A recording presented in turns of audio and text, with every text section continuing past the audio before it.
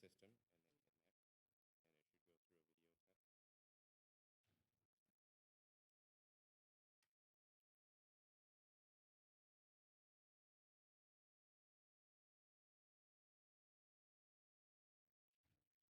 test. Okay. Yes.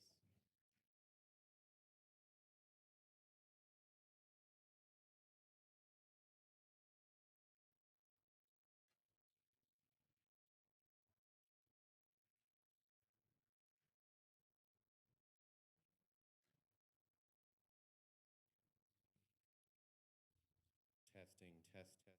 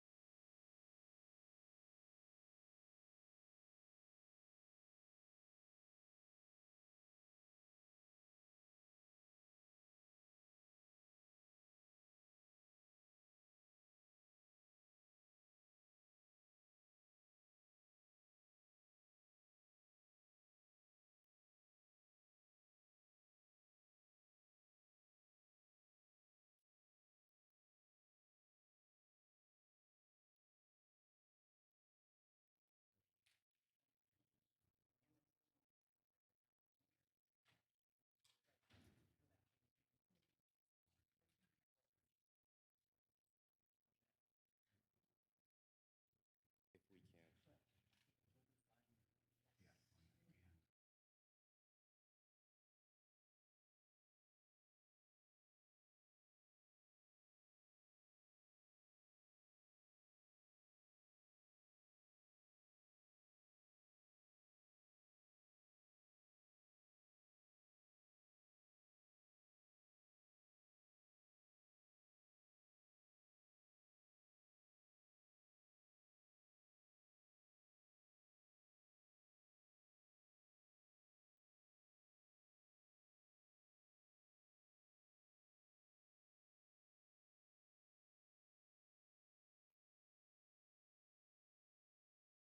Hey, Nick, can you hear me on the system? Excuse me. Councilwoman, can you hear us now? Yes, I can. Perfect. Can Sound you hear check me? complete. Thank you. Thank you.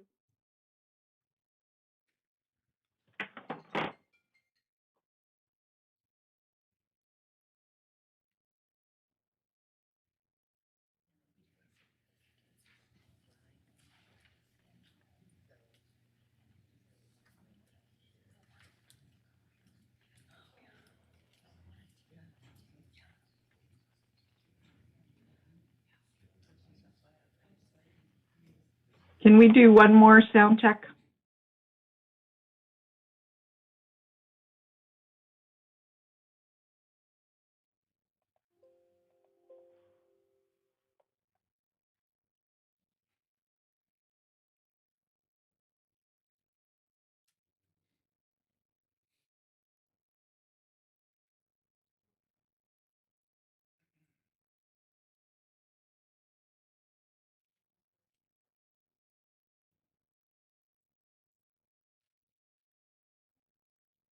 This meeting is being recorded.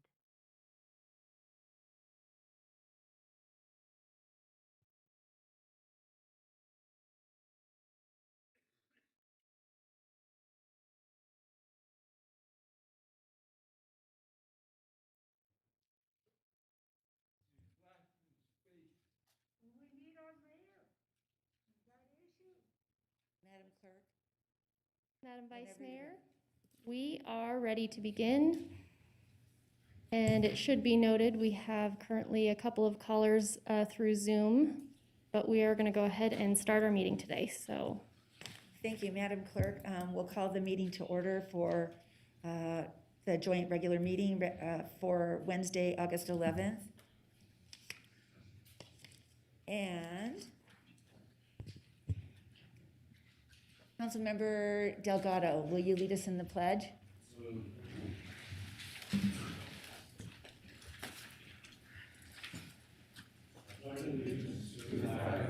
United States of America, and to the republic for which it stands, one nation, under God, indivisible, with liberty and justice for all.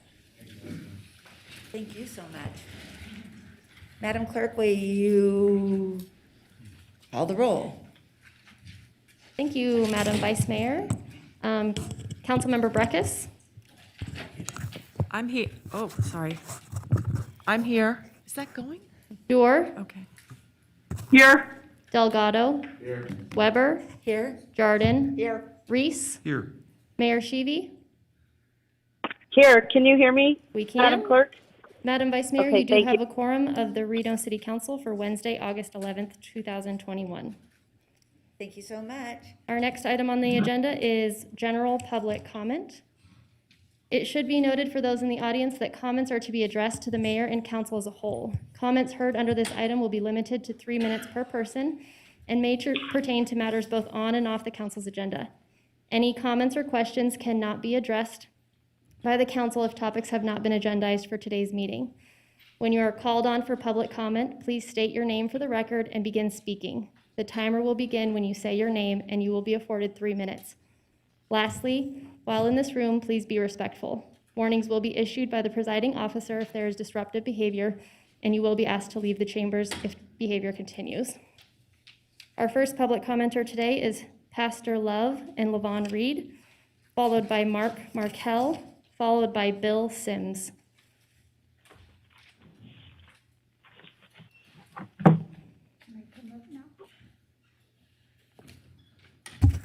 Good morning, Reno Council, and for our mayor who is somewhere. So we want to first commend you for cleaning up our city, and I appreciate that I can walk down the street and they look clean. And now my issue is I'm trying to get the bus drivers up and running because we need to get them negotiating between Kilos and the union and the bus drivers. I've been standing out there picketing with them since last Tuesday, and I've been hearing ugly things. And so I know their 3 issues are reasonable issues.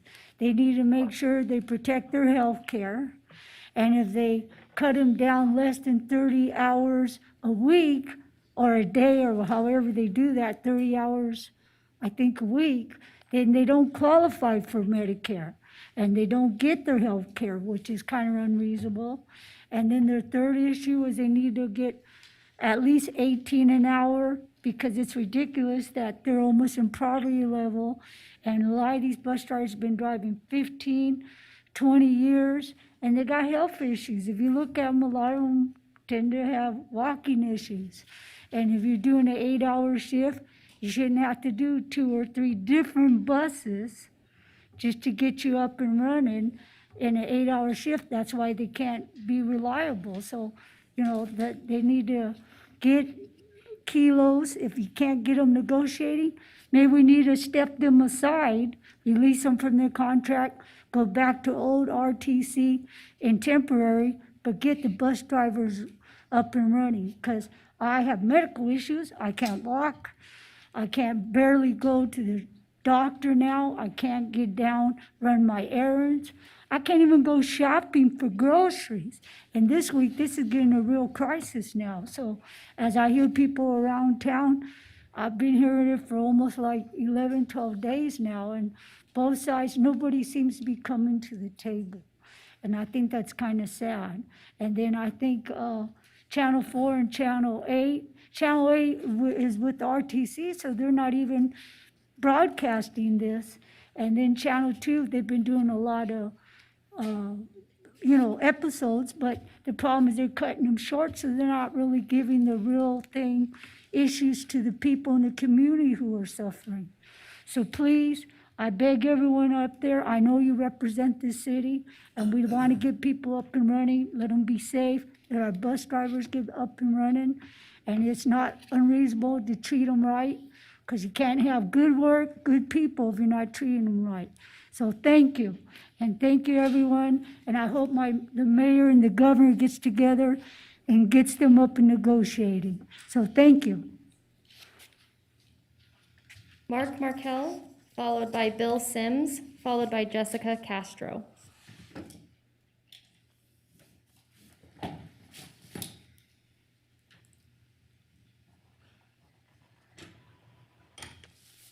Cool. Good morning. Good morning, City Council members, Madam Mayor, and City Manager. My name is Mark Markel. I'm a concerned Reno resident. And I came last time with a walker, but the buses are on strike, so I can't walk it well, and I had to drive this wheelchair. But anyways, I'm here to warn people about getting in the car with a drunk driver. When I was 24, I got in the car with a drunk driver, and we rolled 8 times, and I was ejected, and the car landed on my head, putting me in a coma for a month, and in the hospital for 5.5 months. And I don't have all the answers. I'm just an example of what can happen when you get in the car with the drunk driver. I wish I had the answers, but I don't. I'm very grateful for you people letting me come here and speak, because I don't have the answers. And when I went to school, I had to come up with answers, and I didn't have them. So I just showed what can happen. And I want to do that now to show people what can happen if you get in the car with a drunk driver. And this, okay. And please don't drive with a drunk driver. And please don't drink and drive. And that's all I have to say. Thanks. If you understood me. Bill Sims, followed by Jessica Castro, followed by Terry Brooks.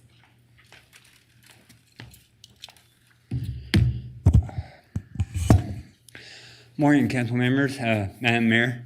Of course, you guys know my name is Bill Sims, and just a little bit of tangent real quick. I just wanted to say that in response to what's going on between RTC drivers and Kialis, fully behind RTC drivers.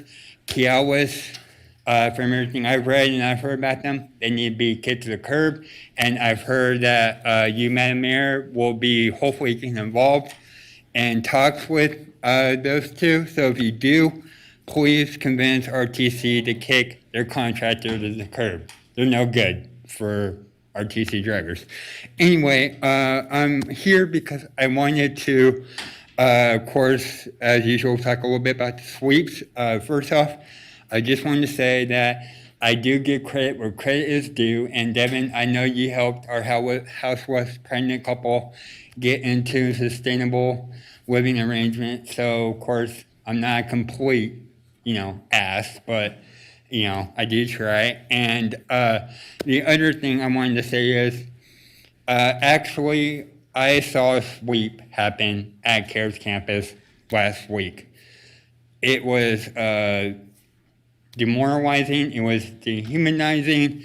It was disgusting. It was just overall a really horrible thing to watch. And even though I was back a little ways because I was handing out waters, I can tell how much it was affecting these people and basically saying, well, you're at CARES campus, but you're not the right part, so you got to pack up and go. That's just, unfathomable unfathomable to me that, we would do that to people. Like, I know everything is about to be turned over to the county, but you guys had the option to not continue the sweeps, and you chose not to. None of you, not one of you, stood up for the houseless community in that sense. And in regards to what Jessica asked you, Madam Mayor, I have yet to still see you come out to help cook for the houseless, to hand out waters. You said you want her phone number to actually come out and help out, and I haven't seen you once. So I think you should hold up your end of the bargain and actually come out and talk to your constituents and hand out water. But that's just me.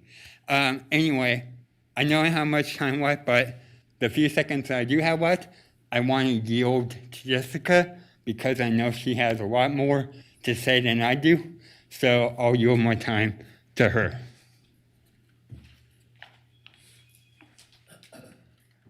Jessica Castro, followed by Terry Brooks, followed by Greg Hall.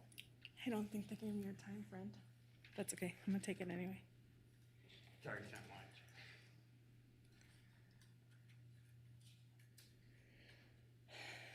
My name is Jessica Castro. The other day I watched another sweep. Another 30 to 40 people further away from food and hydration. The officers walked up with their batons out, instantly harassing people, accusing people of being drug addicts, laughing about it. If that is the case, where was the drug counselor? They were belittling my friend that was passed out dehydrated behind me. And then when I asked for a moment to hydrate my friend as it was very hot as hell, the officer laughed and asked why he should feel bad when he himself had a 7-pound vest on. One of my homeless friends looked dehydrated, so I asked the officer for water or food. If you're here to do a sweep, they're dehydrated. Where's your water or food? They had none. They laughed about being asked if they had food.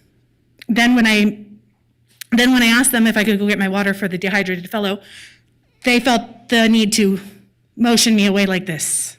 Go. So why are officers showing up in 95-degree plus weather without water, asking people to move all of their belongings in the heat of the day? This was about 12 o'clock in the middle of the day. While on their way to the sweep, also, a couple of friends of mine saw Karma Box screaming at someone at the safe camp. They were telling her that she was the problem. Another friend called on the verge of a mental breakdown due to being forced to throw away her belongings at safe camp. She said, "I'm afraid I'm going to disappear." I asked her to keep in touch with me, at least me and a friend. She said, "No, you don't understand. All of this pressure and stress is going to push me to the edge and I'm going to have a mental blackout if they don't stop. It puts me in danger because I can't control myself." This friend suffers and struggles with severe mental health issues that she gets absolutely zero help for. Nothing has been helped with this lady. Nothing has been done. I showed up to help her with the items because she was that close to a mental breakdown, so I figured I'll just go help.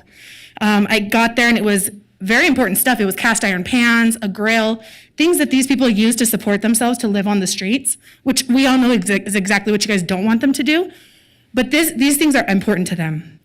I've yet to see this trash versus treasure technique implemented by Karma Box. I've never seen that, and I've been through a lot of sweeps, guys. So the other night, a couple approached me in tears. She has seizures and needed a bottom bunk. Rather than handling it professionally, she was told to F off by the VOA staff. They refused to go back in. I tried to get them to go back in for you guys, but they refused. They walked around the block. They pitched a tent. The exact same thing you don't want them to do is what the VOA staff is encouraging them to do by their behaviors. I also hope you're all aware of the issues presented to Pat Cashel recently, because those are very serious issues. So our city spent $17 million on a shelter, while your staff is actively chasing them away by their harmful and toxic behaviors. This is only one example out of many I have to give you, but yet again, I only have 15 seconds. So yet again, on my journey of advocacy, I have encountered toxic and harmful police, toxic and harmful employees being paid by the city, but I don't see any of you. The people making the decisions that are inflicting harm on my community.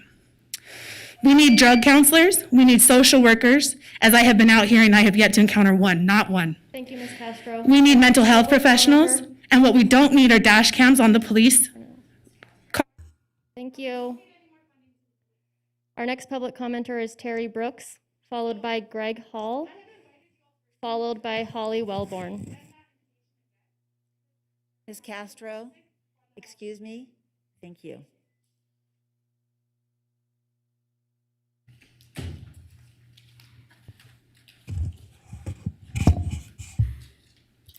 Good morning. It's me, Terry Brooks again. And today I'd like to address the problem of mental health related to homelessness. Being homeless can lead to a state of poor mental health. And when the coronavirus came, it worsened poor mental health. The coronavirus not only caused more people to become homeless, but it led in other ways to more mental illness. When everyone learned that the coronavirus could lead to death, everyone built up a fear of taking their own last breath. The coronavirus led to many problems that caused a lot of stress, especially to a lot of people who are going through homelessness. People not only lost their jobs, some lost their homes too. And if they catch the coronavirus, then what are they going to do? Many people have a fear of losing their own lives as well as the loss of friends and relatives' lives. And when people have their focus on such fearful things, then they tend to lose their focus on other normal things. And in doing so, it's hard to share an expression with each other when they try to explain their depression.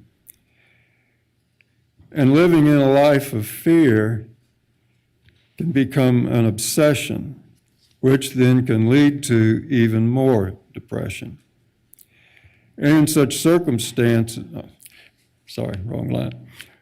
That coronavirus has come to interfere, but the vaccines have come to help us persevere. That coronavirus has come to tire us, but the vaccines have come to inspire us. Again, I want to thank you all for listening to me today, and I look forward to coming back when I have even more to say. Thank you. Thank you. Greg Hall, followed by Holly Wellborn.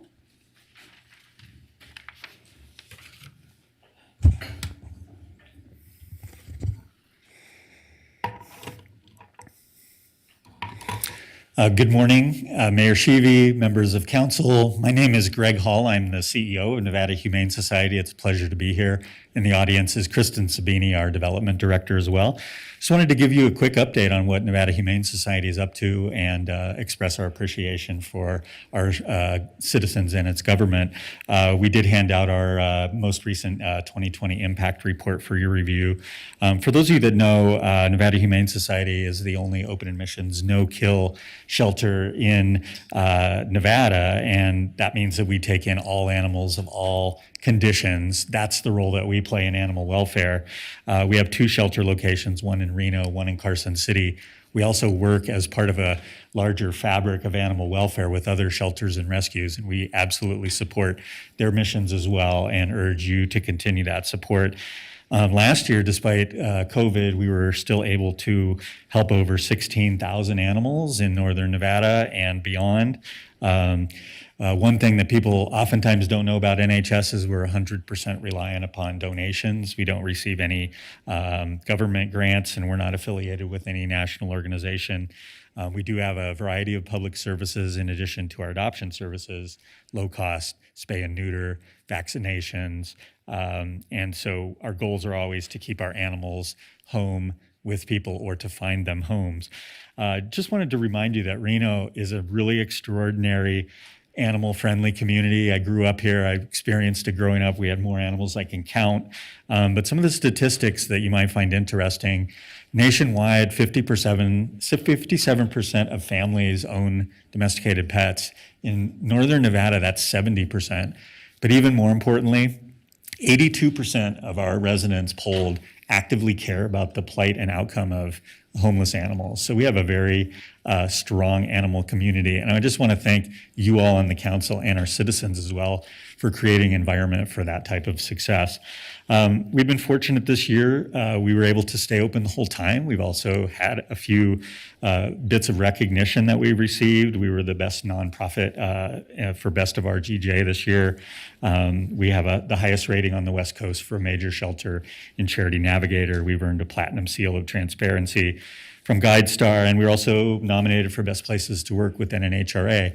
I don't say that to boast, although I do like to recognize our team, but really this is a recognition of our community because our community makes this happen. We're just the conduit to making that happen. How can people help? How can you help? We're, of course, always looking for donations. We have our big fundraiser coming up on September 18th, the Duck Race. Please go to our website if you're interested.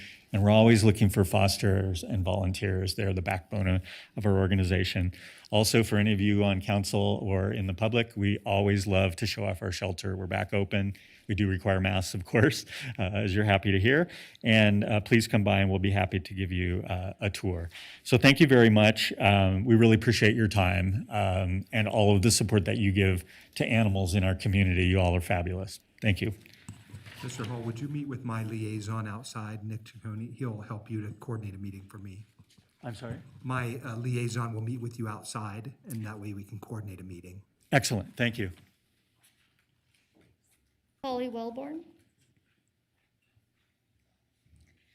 Good morning, Mayor and Council. Am I on? Great. It's a pleasure to be here in person with all of you. I've missed seeing your faces. Is this better? Thank you, council member. I'll take just a few minutes of your time. I just wanted to alert the council to some changes at the ACLU of Nevada. Again, Holly Wellborn, Policy Director for the ACLU of Nevada. We have some staffing changes. I want you all to welcome Lily Barron. I don't believe that she is a stranger to any of you. She's been an advocate in this community for a long time, and we snatched her up. She's working for us now. She'll be interfacing a lot with all of you on issues of homelessness, policing. She'll also be working at the state level on issues like solitary confinement and prison reform. Couldn't be happier to have her on our team, so feel free. I'm always available if you have questions about anything that might impact civil liberties, but Lily is as well, so be sure to reach out to her. She'll be commenting later about some proposals before you, but we're happy to have her on our team and couldn't be happier. Thank you.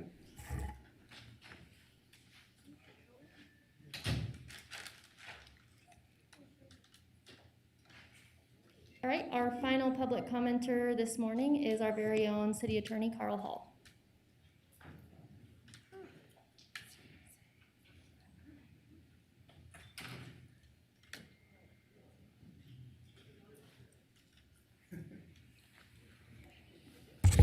Madam Mayor, City Council, Carl Hall for the record. I'd like to introduce the newest member to my team, Ryan McElhaney. Mr. McElhaney brings a wealth of experience. He's been an attorney for almost 11 years. He's been a litigator, and you may be familiar with his dad, Dave McElhaney, who's been an attorney in town for approximately 30 years.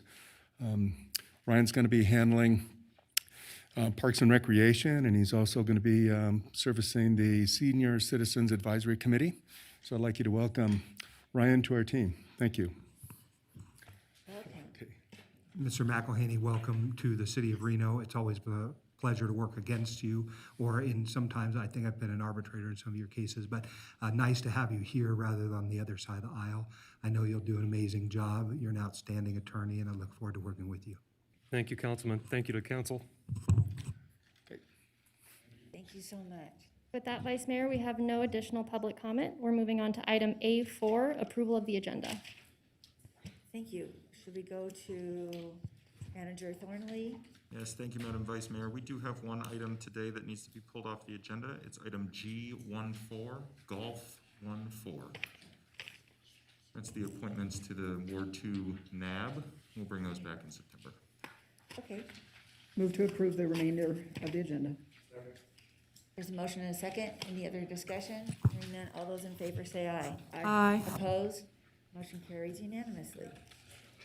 Our next item is A5, approval of minutes for May 26th, 2021 and June 2nd, 2021. I'll second. There's a motion and a second, but I want to make a correction if I could, or at least ask about it. In the minutes of June 2nd, it shows that I arrived, me personally, I'm just saying, arrived at 11:42 a.m. I started the meeting, I was there, but I did leave the dais after Frank Shank spoke regarding mental health issues. So if that could be corrected. And there's a motion and a second. All those in favor say aye. Aye. Opposed? Motion carries unanimously. All right, we're moving on to consent agenda items. So at this time, Madam Vice Mayor, we're looking for items to be pulled. Madam Vice Mayor. Yes, go ahead. Can you hear me? Yes. I don't know if he is in the room, but there was a special recognition for Dr. Ron Ariel. I don't know if Councilman Reese has it, but I wanted to recognize his contribution. It was pretty impressive, so I don't know if Councilman Reese has him there. Madam Mayor, I am here. I have the special recognition that you set up, and Dr. Ariel is here as well. I sort of was hoping that you were going to be here to present it, but I would be happy to. And so why don't I read it first, and then we'll say our thanks. Mr. That Ariel, would be incredible. Dr. Ariel, would you join us at the podium here, if you wouldn't mind? I know you're not much for circumstance or ceremony, but today is a special day. I'm going to just make some remarks, and then I'm going to read the proclamation that the mayor has issued for you. But Dr. Ariel and I have known each other now for a number of years, and your love for the city is pretty incredible. And I'm always humbled by the kind of depth of your interest. And the range of interest is pretty wide-ranging. You and I have met and toured everything from the Amtrak station to understanding the difficulty of this pandemic. So it's pretty exciting to have you here, and I'll be honored to read this proclamation on behalf of the mayor.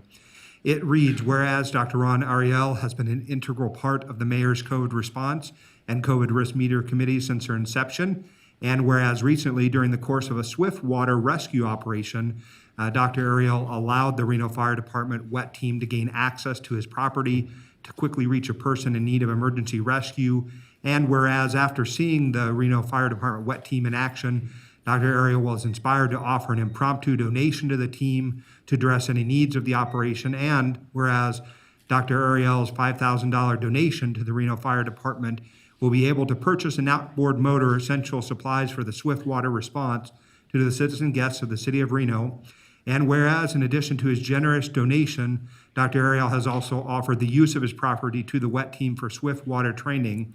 Now, therefore, I, Devin Reese, on behalf of Hillary L. Sheevy, Mayor of the City of Reno, Nevada, do hereby proclaim Friday, July 23rd, 2021 as Dr. Ron Ariel Day in and for the City of Reno. We would like to thank Dr. Ariel for his extreme generosity and support to the Reno Fire Department and our community. Thank you, sir. Appreciate you.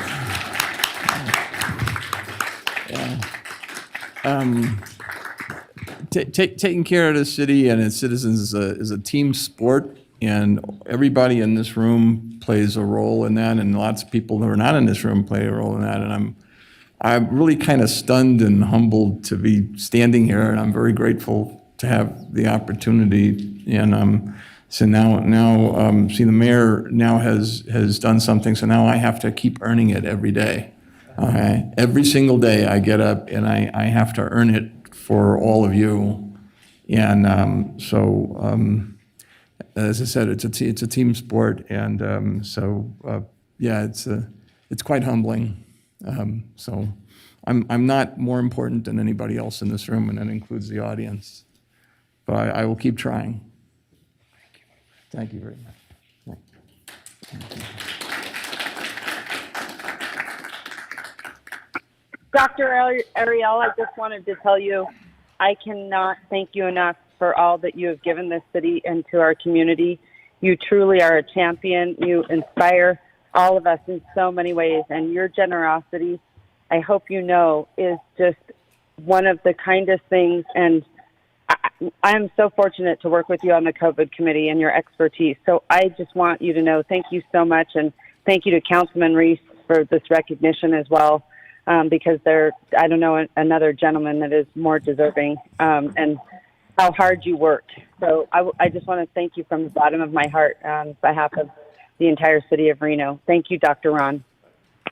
My wife is going to let you know you just gave me a swell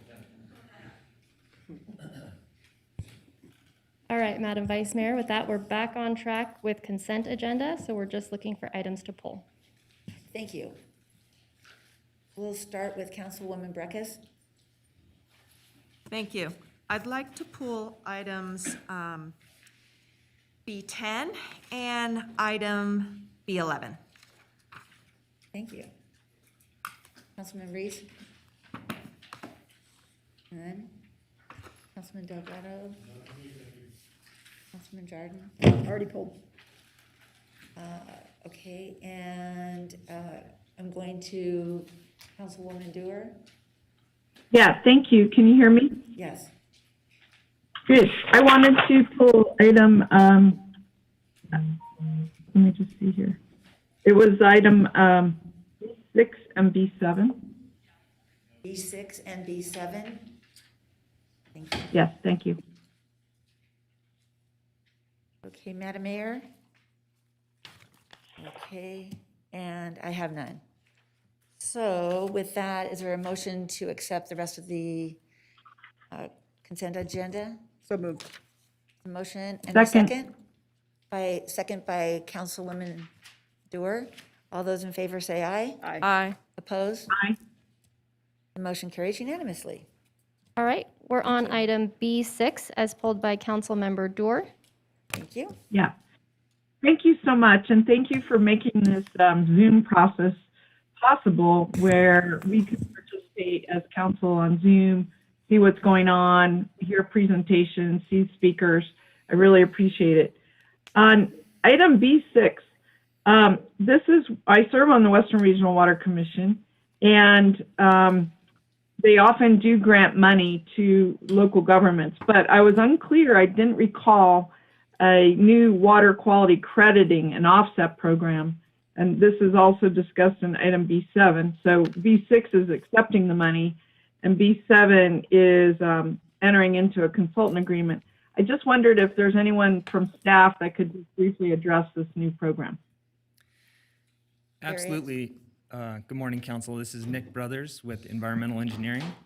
I'll guess a quick overview. The idea has come up from staff that we brought to Stormwater Permit Coordinating Committee and thus on up to WRWC to have a program developed that would provide guidance to regional permittees and partners to develop water quality credits throughout the watershed, which might be transferred between permitted entities to help with meeting permit requirements, specifically the TMDL for nutrients and TDS in the river.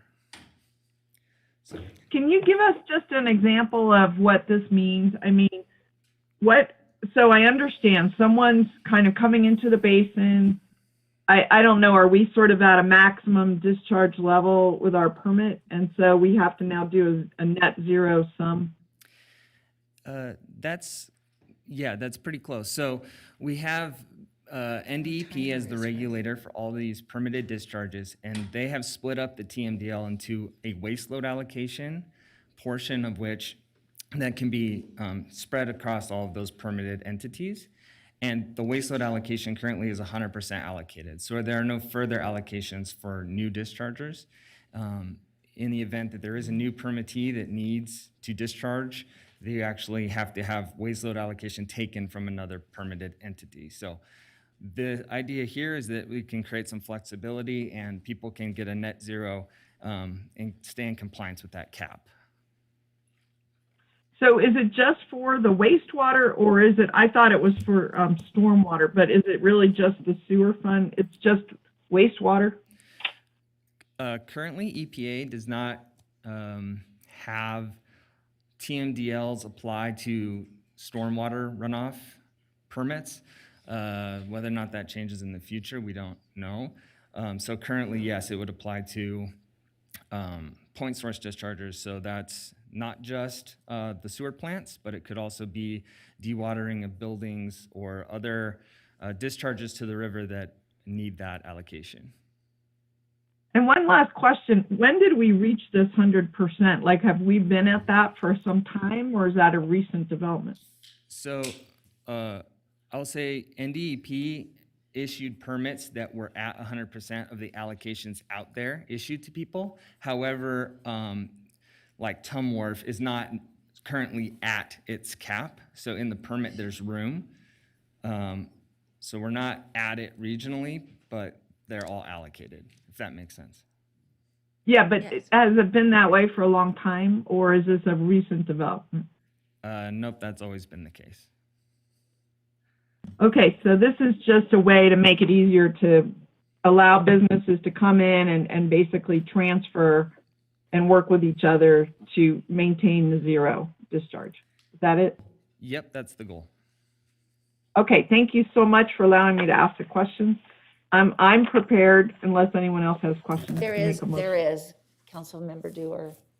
Okay. We'll go next to Councilwoman Breckus. Yeah, thank you, Ms. Stewart, for pulling this. I recall that at Western Regional, you and I both voted against this interlocal or the budget item. And I still continue to have issues with it. I wasn't going to pull it. I was going to be prepared to let it go forward, but I think it's opportunity to bring those up. One was bandwidth. You know, we're doing a large expansion up instead, and I'm seeing a lot not being done to prepare us for that in terms of the sewer utility function, and that is rate setting. And so why does this new novel idea come forward as an initiative priority when other priorities that I thought we had queued up, you know, are not moving forward? And I expressed that to the manager after staff brought this item to the regional water regional plan, or Western Water. The second one is, I'm very nervous in a small geographic area about this pay to pollute concept. It may be that someone gets to pollute and then offset someone else's pollution somewhere else, but in a neighborhood setting, in a geographic setting of a city, that doesn't, you know, if you're next to someone who's paying to pollute and gets to pollute, why shouldn't they be held to that standard? So I'm very concerned about this concept. I get it in other ways, like across the United States with, you know, cap and trade and those sorts of things, but I'm very concerned about how this is going to work in our setting. And the only model that's been brought up is at like Tahoe and their erosion, and I get that. The third one, and this is really a hinger, something that's my vote is hinging on, is Task 5 under the scope of engagement says you're going to meet with stakeholders. So I think the word is consulted stakeholders. I'm at the point, and I made this point to the manager, and I made it before, where when we go into these technical studies, it may seem that it just needs to be the right people in the room. But the right people in the room with this technical expertise and stakeholders need to be in a room that is publicly available for others to see what's going on. And Nevada's public meetings law is very favorable. If the appointment is made by us here of this stakeholder group, then their meetings have agendas, their meetings are open to the public, and their meetings have minutes. And we seem to be on this trend of forming at the executive level these groups that then go closed door and no one has any ability to know what is going on and how things are transpiring. The regional effluent study is my number one example there. And I'm also very concerned that a stakeholder group is being convened on the Lear Theater, and that needs to be appointed, in my view, here by us to have an open meeting process. So I would like to support this, but I need Task 5 to be revised, that this consulted stakeholder group will be appointed by the council and subject to the open meetings law. Thank you. And with that amendment, I would support a motion.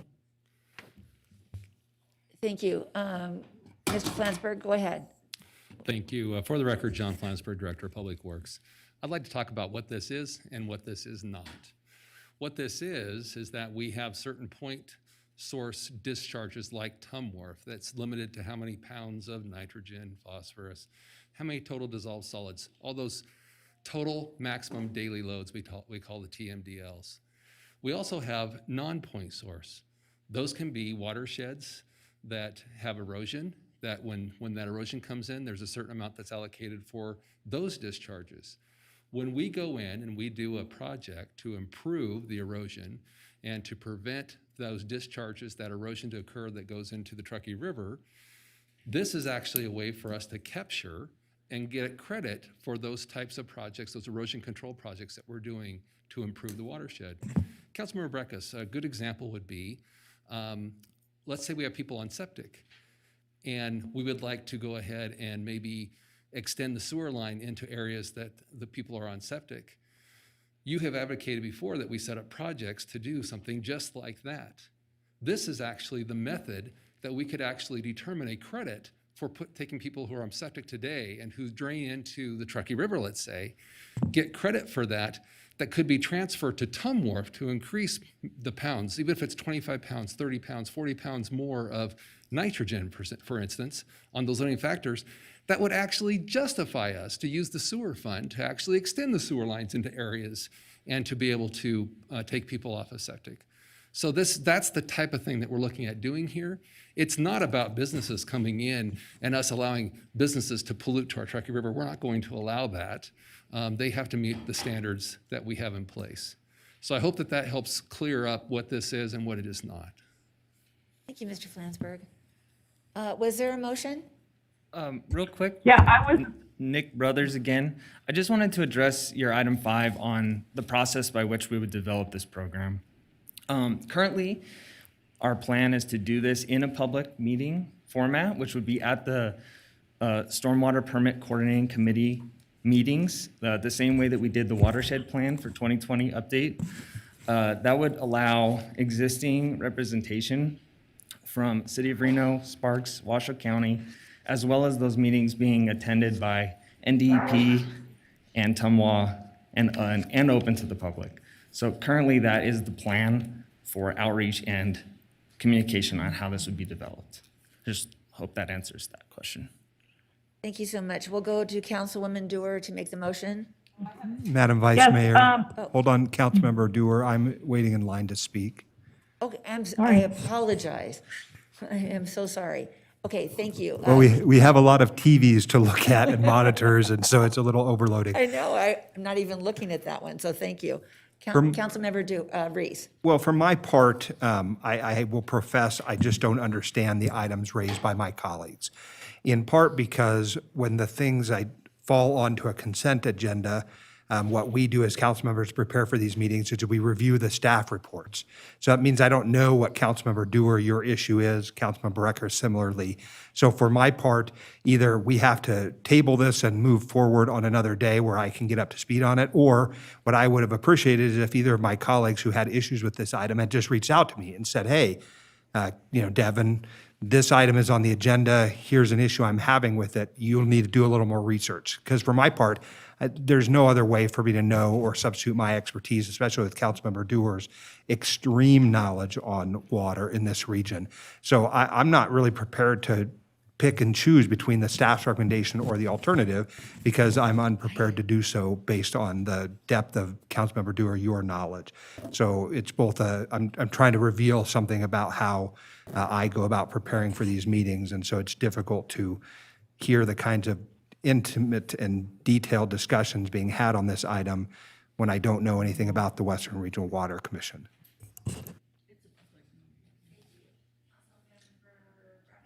Yeah, I appreciate Mr. Reese's comments, and as our newest member, I want to say, we have to be careful about serial meetings, and so, that's a problem. Some of the times that all communication on these matters should go through the manager, and it's up to him before the meeting to pull an item if he thinks there are enough outstanding questions. I did go over with him Task 5, in particular, the subsection, they're bulleted, that says consultants, stakeholders. And so I appreciate, well, first of all, Mr. Flansburgh's comments like what this is and what is not, to me speaks to the need for a lot of transparency on what this is as it goes forward. But I'm not seeing that in the scope, and I brought this into the very specific sentence. A relatively small group of invited and consistently engaged staff from selected agency or NGOs who provide relevant and valued perspectives. So to me, that speaks to a working group, not just a bunch of public stakeholder meetings, but a working group. I would like technical working groups to be appointed by this council, so everyone who has an interest in the matter is aware that there are agendas, there are open meetings, and there are minutes. I think we saw that on that affluent regional plan. I'm very concerned about the Lear process, and I am asking that that sentence be amended with this consistently engaged group will be appointed by the council and subject to the open meetings law. Thank you. That is not on the agenda, so we will move forward. We can make an amendment to a scope of services at this table, I believe. If I may. Mr. Flansburgh. The Stormwater Committee, which will be the group that oversees this, is a public meeting. It is noticed like any public meeting. Individuals have the opportunity to attend, and there are minutes kept. So they're the group contemplated in this sub-bullet? Correct. Okay, then maybe it could have said, or the manager could have got back to me, this consistently engaged group of stakeholders and NGOs is equal and the same as the Stormwater Committee. Thank you. Thanks so much. Councilmember Dewar, for a motion? Yeah, thank you. I have a motion, but I first just want to address a comment by my colleague. First of all, we voted on a huge number of items at the Western Regional Water Commission, and we weren't able, with the time limitations, to get into every detail of every project. It wasn't really presented this way as a crediting and offset program that I remember. It was more grants to local governments to deal with water quality. So until we got to the agenda item. Number two, I happened to be out of the country, so I didn't have my usual amount of time to go over with our manager. So until I prepared for this meeting, I didn't realize this was on here. And number three, I got my questions answered, which is the point of pulling an item off the agenda. And I'm ready to move forward with the staff recommendation. Councilmember Dewar, I am so sorry to interrupt you. There were two speakers that wanted to speak. So we'll go to. Well, let me just finish my comment and I'll hold on the motion. Okay. And so I got my questions answered. And I'm ready to move forward, especially with it being put on the record that it is the Stormwater Working Group that will be making the recommendation. So I'm done. Thank you. Okay, perfect. Thank you so much. Councilmember Reese. Thank you, Madam Vice Mayor. I guess my question is for Mr. Hall, and I apologize for inquiring, but Councilmember Breckus points out that I'm the most recent member on the body, although I'll remind my colleague that I'm also a lawyer who's practiced 21 years of open meeting law defense for small government entities. So is there any problem with a council member who calls a colleague to ask a question about an item on the agenda? No. Okay, and so each council member is able to have those discussions with each other council member as long as it's not a serial or walking meeting or for the purposes of a deliberation collecting votes along the way? Right. Okay, and so I guess my point is, and I want to make sure the audience understands it, is we as council members have the opportunity to communicate with one another. Councilmember Dewar, I'm not doubting at all that you have a depth of knowledge that I do not possess on this item. My point was to say so that the public understands, because oftentimes they're watching and they don't understand the mechanics of what's happening up here. But some council members do not engage in what they've termed as transactional politics, meaning they don't want to communicate with their colleagues. You and I don't have that same issue. We communicate with some frequency about all measure of things. I'm just saying, as to this issue, if I had known it was a bigger issue, I could have done more research to prepare for it or understood what the concern was. But you're right. I agree that sometimes it's asking the questions and getting the answers, which allows us to move forward, which we are sounding like we have been able to do here today. which means that I don't have to worry then that you haven't gotten your questions answered and that we can move forward. But again, I want the public to understand something. Yes, we have some incredible constraints as elected officials on our time and our communication with one another.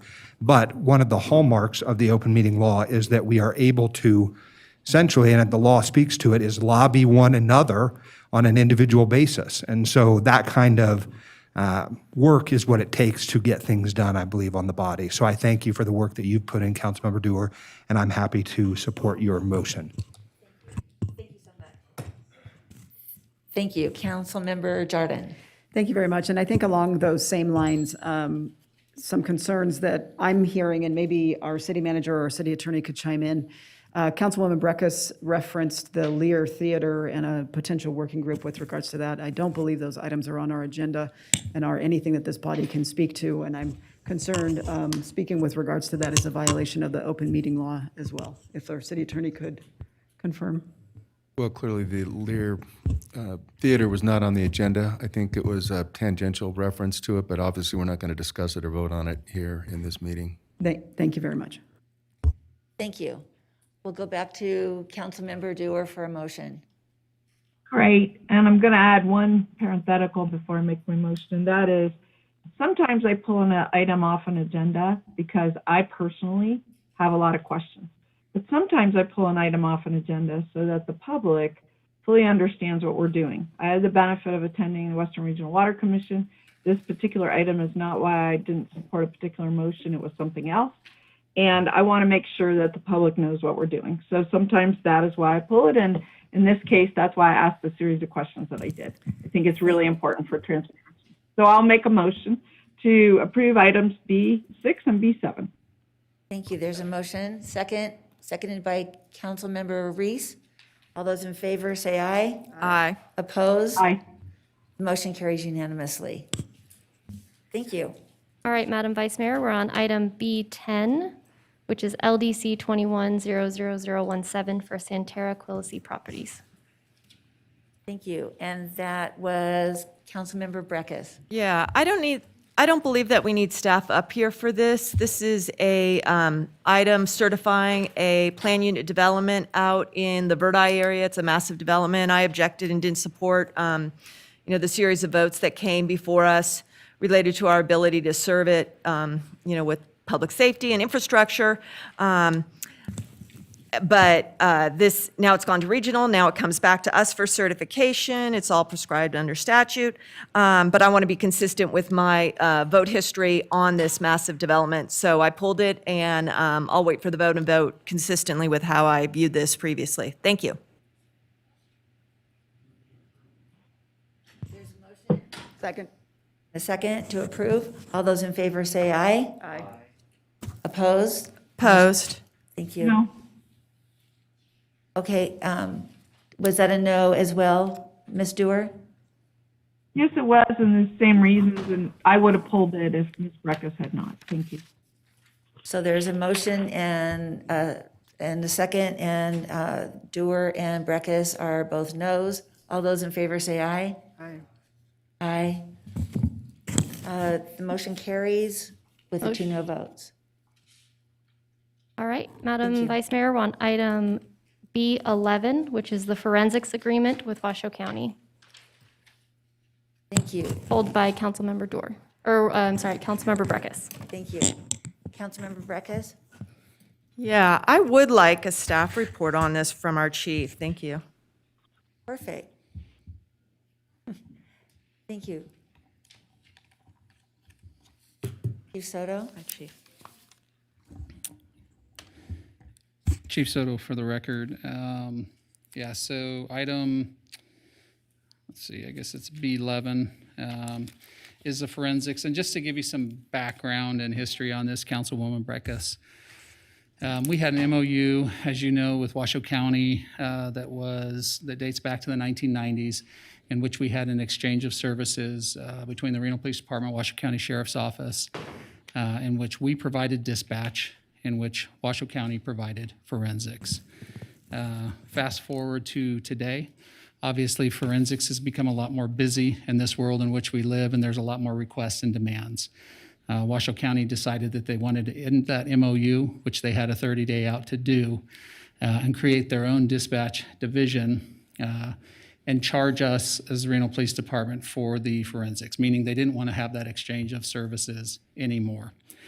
So we started working on this about 2 years ago because based off of some of your actual requests in the past at looking at this MOU and being prepared for a day where we might have to dissolve this type of MOU. So we did it in part. What you see before you today is in part. And what we're doing now as the Reno Police Department is we obviously dispatch for our own agency. Washoe County has their own dispatchers. So dispatch is out of the question now. So now what's left is forensics. Washoe County came to us with a bill of about $1.6 to $1.7 million to provide a full forensics throughout the course of a fiscal year.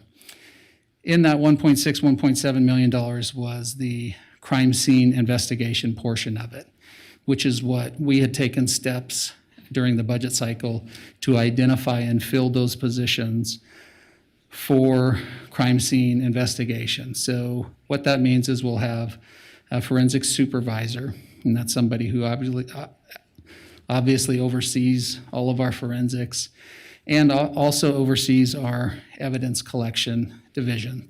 So he or she will have multiple responsibilities. We're very close to filling that position. And then we have our 2 criminalists, which are the experts in crime scene investigation. And they have to meet certain criteria, obviously, to be put in those positions. And they're going through the process right now to where we're hiring our 2 criminalists. In addition to that, we have our community service officers who are already employed with us, who can do what I would call not advanced crime scene investigation, but certainly intermediate. So they'll take things like photos. If we have an officer involved shooting, they'll take pictures of the countdown and of the weapon and of evidence that's collected and gathered on scene. And then we also have our officers who can do basic crime scene investigation, like dusting for prints and things like that. So what we have in front of you today is we've created that portion within your Reno Police Department to where when there's a crime that occurs that requires forensics, we'll be able to gather, collect, reconstruct crime scenes. That's the start of it.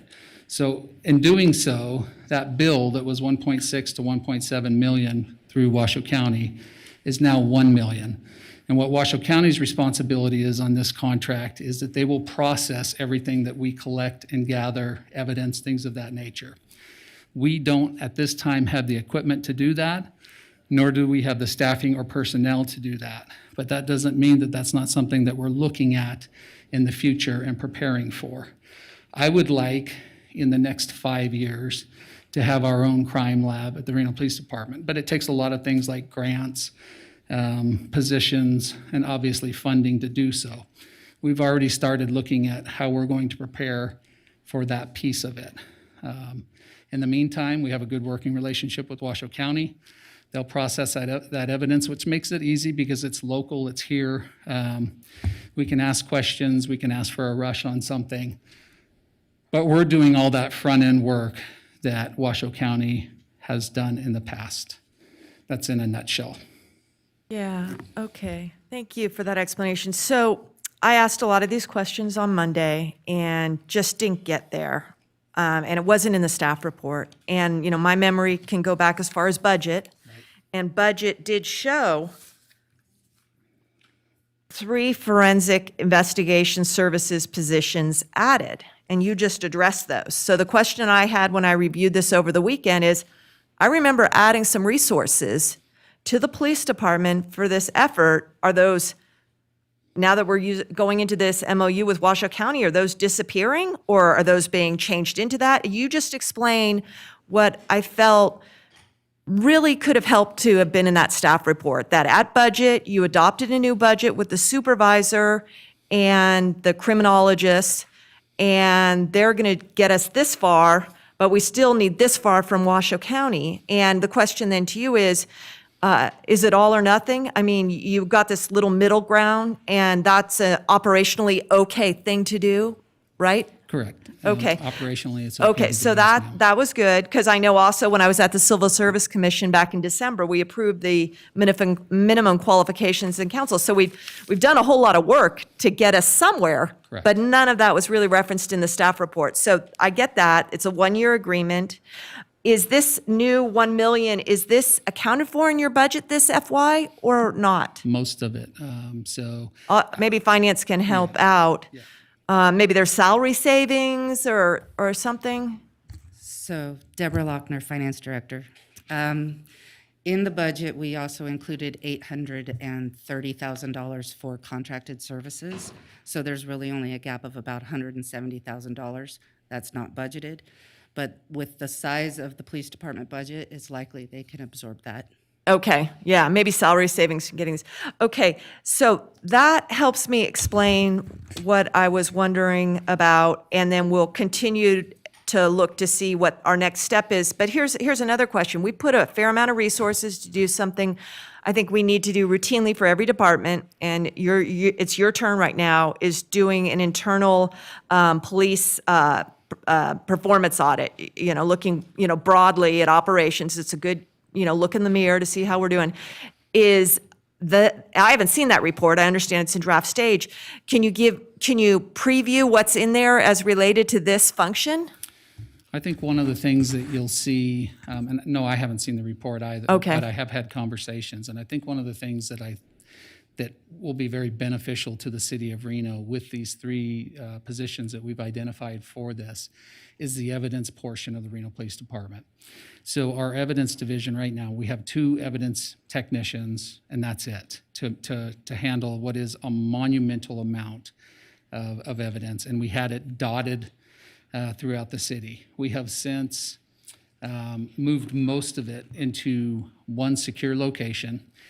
So we've made some huge efforts there in evidence, but now we have a supervisor to oversee that, to prioritize that, and to give some direction to these 2 employees. It's a very difficult thing to do when you're trying to work in a field that you don't have, management experts in. So we've done the best we could, but I think you're going to see some much more smooth, streamlined results in terms of the management of that, because evidence is a big piece of forensics. And it's all of that collection that we're talking about.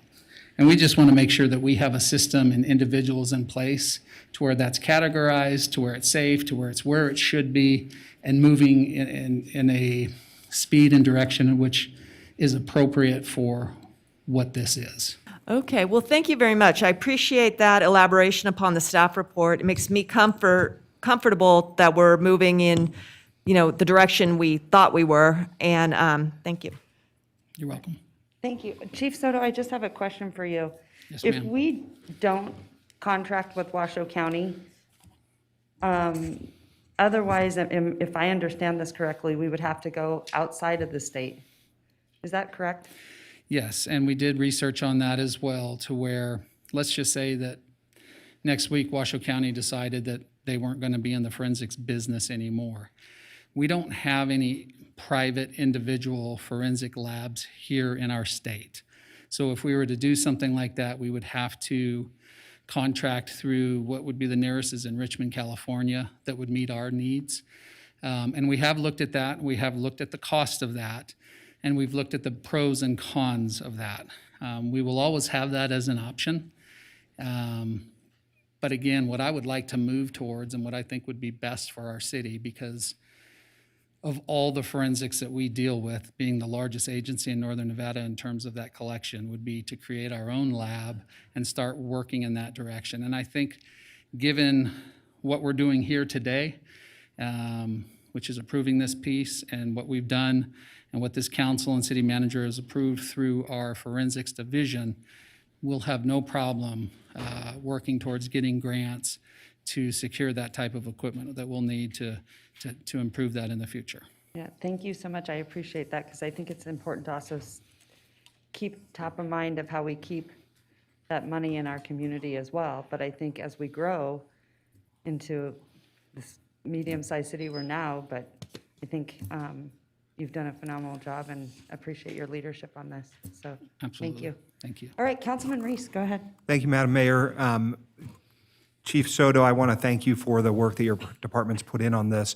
I've had the opportunity to meet with Commander Garlock a number of times over the last 6 months on this issue. And so it sounds like, especially from your comments, that there is some evolving thought about who we want to be in terms of forensic science as we, grow into a larger city. Is that a fair statement?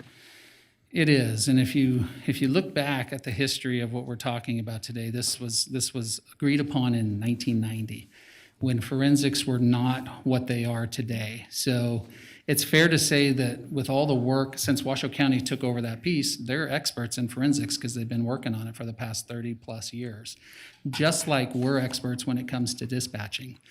When it comes to dispatching, we have the best dispatchers in the world, in my opinion, and we're able to handle things like unforeseen challenges within our dispatch structure because we've been working on it for 30 years. We've built up our staff. We have incredible professionals there.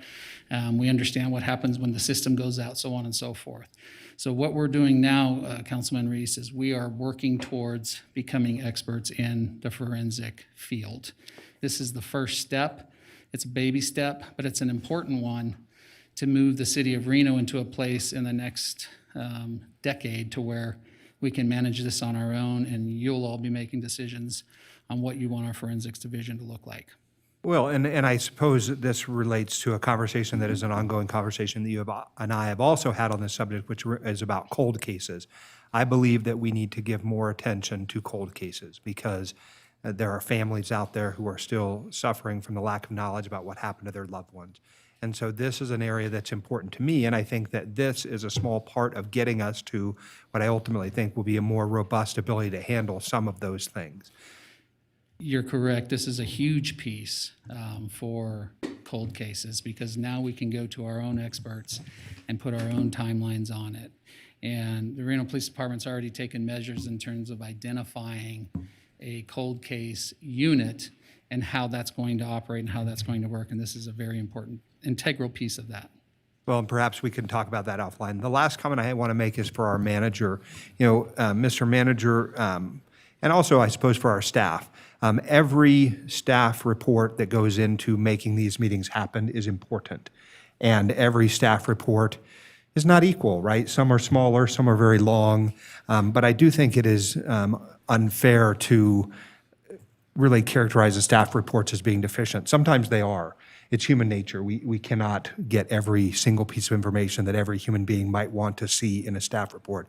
But what I want our staff to know is that our goal is for them to be able to get better, not for us to criticize the work that they're doing, because our staff, I think, is working under some extreme deadlines, quite frankly, when we have turnaround of every 2 weeks having meetings. And so for my part, I think too, at least one of my colleagues has suggested that, they've raised questions with you, but they have not gotten answers. Look, you answer my questions every day, 12 times a day, 30 times a day, hours, noon and night. I just want to thank the staff for the work that they put into putting these together, because at the end of the day, our most important resource as a city is our staff who are working hard. And I don't want them to watch these meetings and not understand the appreciation I have for the work that they're doing. And again, sometimes you don't get every single detail in there, or sometimes there's a question that's unanswered. And occasionally, I think I'm the most junior member of the body, so I can say this, I think, that there are staff reports that are not complete. And we get to the point where we're like, well, it's not baked. And they come off the agenda, right? So it happens. Thank you for the staff for the hard work that they're doing. And to you also, Mr. Manager, for the hard work that you're doing. Vice Mayor Weber. Thank you. I didn't really, I tried to take away my comments, but thank you so much for the discussion and the presentation again. And I think it was really a good presentation, and I didn't need to speak, and I just did. All right, well, then we'll move on. Thank you. Okay, that being said, may I have a motion, Vice Mayor? Yes, motion to approve. Thank you. I have a motion? I'll I second. have a second. All those in favor say aye. Aye. All those opposed? Motion carries unanimously. All right, Madam Clerk, going to send it back to you for item C1. All right, Madam Mayor, welcome. It's nice to see you. Nice to I see need you to too. correct for the record on item A3, general public comment. We did receive written correspondence from Justin Owen, Philip Buckhart, Robin, Pam Jensen, Christopher Rip, Shoshana Zender, Janelle Dye, Deanne Shapiro Landman, Judith Carter, Ashley Henry, Raina Wood Jimenez, Becky Johnston, anonymous commenter, Florence, Stephanie, Shelley, Donald Schmidt, Albert Bolshazy, Michael Jackson, Heather Brigatti, Pedro, Gabriel Martinez, Spence Wharton, Michael Dudek, Nicole Hewitt, Mon Bertolucci, Bruce Etchberger, Oscar Williams, Kevin Gassel, Wendy Clark, these names, Gilgore Tashkovich, Robert Tilson, Timothy Pfluger, Randy Andrews, Casey Birchby, Jason Stern, Christopher Daniels on behalf of Good Luck Macbeth Theater Company, Kevin Kogan, Vicky Holberg, Ellie Boydston, Alicia Hansel Gladstone, Karen Johnson, Philip Inskip, Ellie Boydston, Molly Donahue, Sean Sullivan, Ray Ratui, Charlene Frank, R. Crump, Mona Garrison, Lana Liparelli, Lorraine Scholler, Diane Knorr, Richard Treviso, David Waldron, Lindy Hildbrandt, G. Marrer, Justin Maximenko, Alan Brimma, Josh Marino, an anonymous commenter, Janet Brown, Jim Navarro, and Marilee Crowder. 6 were in support, 12 were in opposition, and 48 comments of concern were submitted to our office and have been distributed to council. We are on item C1. Thank you for your patience on that, which is LDC 21-00031 zoning map amendment. All right, thank you. At this time, let the record reflect that I am now opening the public hearing. Madam Clerk, was proper notice given, any correspondence received? Proper notice was given, correspondence was received, 2 letters of support and 6 letters of opposition. And in addition, we do have a member in the audience who would like to make a comment. Okay, thank you. Walt Voigt. Hey, Madam Mayor, before we get going on this, I'm going to go ahead and read it if I Sure, may. go right ahead. I'm going to send it to the famous Carl Hall. Go right ahead. Thank you, Madam Mayor. Ordinance Introduction Bill Number 7179, case number LDC 21-00031, Logistics Center, I-80, West Phase 2 zoning map amendment. Ordinance to amend Title 18, Chapter 18.02 of the Reno Municipal Code entitled Zoning, Rezoning of plus or minus 3.16 acres of arterial commercial and plus or minus 22.77 acres of hotel casino to mixed-use suburban on plus or minus 25.93 acres. The project site includes 2 parcels totaling plus or minus 26.9 acres and is generally located north of Interstate 80, south of Boomtown Garson Road, plus or minus 950 feet west of its intersection with Cabela Drive. The site is within the Mortensen-Garson Overlay District zone and has a master plan land use designation of suburban mixed use, Ward 5. All right, thank you so much. At this time, I'm going to ask council members, do you have any disclosures at this time? Seeing that there are none, we are. Madam Mayor. Oh, go right ahead. Yeah, I don't have a disclosure, but I have a question about what the clerk said. And she listed about, I don't know, 30 or 40 people that she said had written in, 6 yes, 12 no, 48. But then when asked if there were comments on the specific project, said there were 2 for, 6 opposed, and 1 in the audience. So I think I don't understand her first list of people that commented and her second list of people that commented. Councilmember Dorr, sorry for that. I just needed to provide clarification for the record. Those initial numbers were A3 commenters that had written in that I just did not state on the record previously. Oh. Okay, so for this item, there's just the 2 for, 6 opposed, and 1 in audience. For this one specifically, there are 2 in support and 6 in opposition. Right. Okay, thank you so much. Okay. Walt Voigt, if you'd like to make your comment. What is going on?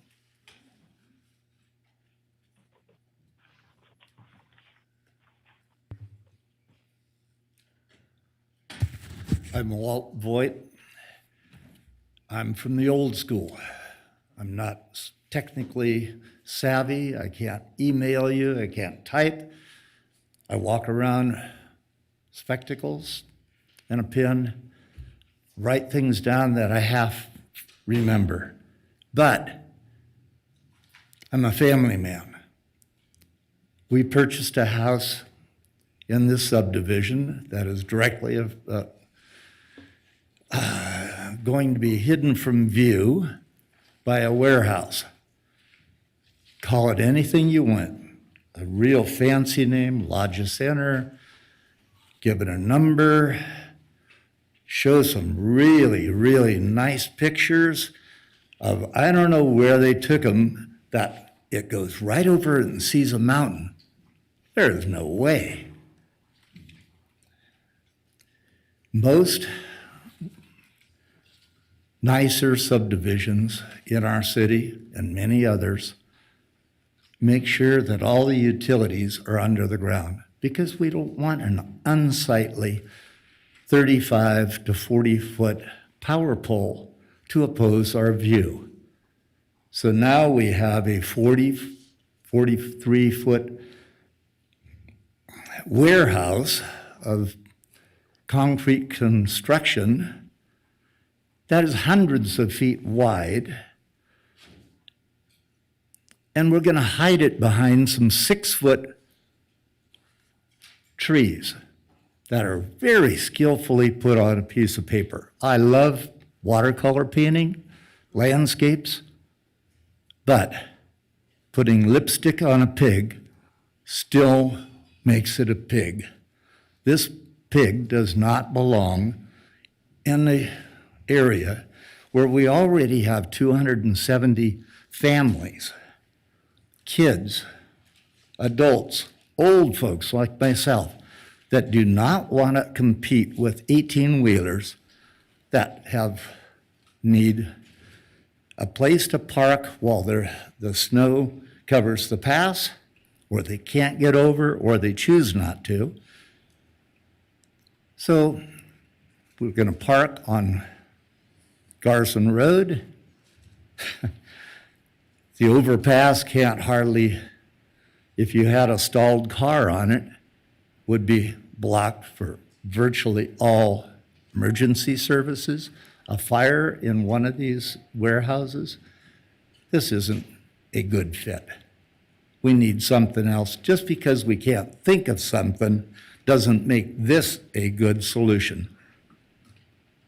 Thank you. All right, thank you. Madam Mayor, we have no further public comment. Okay, thank you. At this time, I will have staff presentation. Thank you, Madam Mayor. Council members, for the record, Nathan Gilbert, Associate Planner. Do you have just a brief PowerPoint to give a project overview?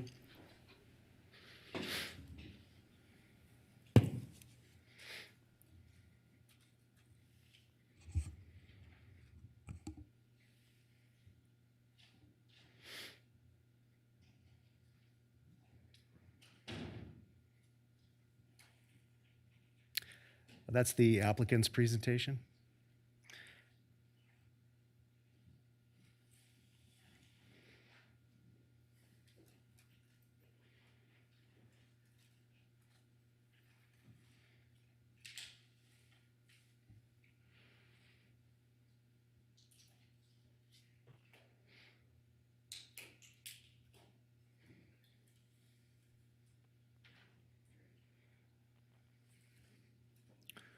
All right, thank you for your patience. Again, Nathan Gilbert, Associate Planner, City of Reno.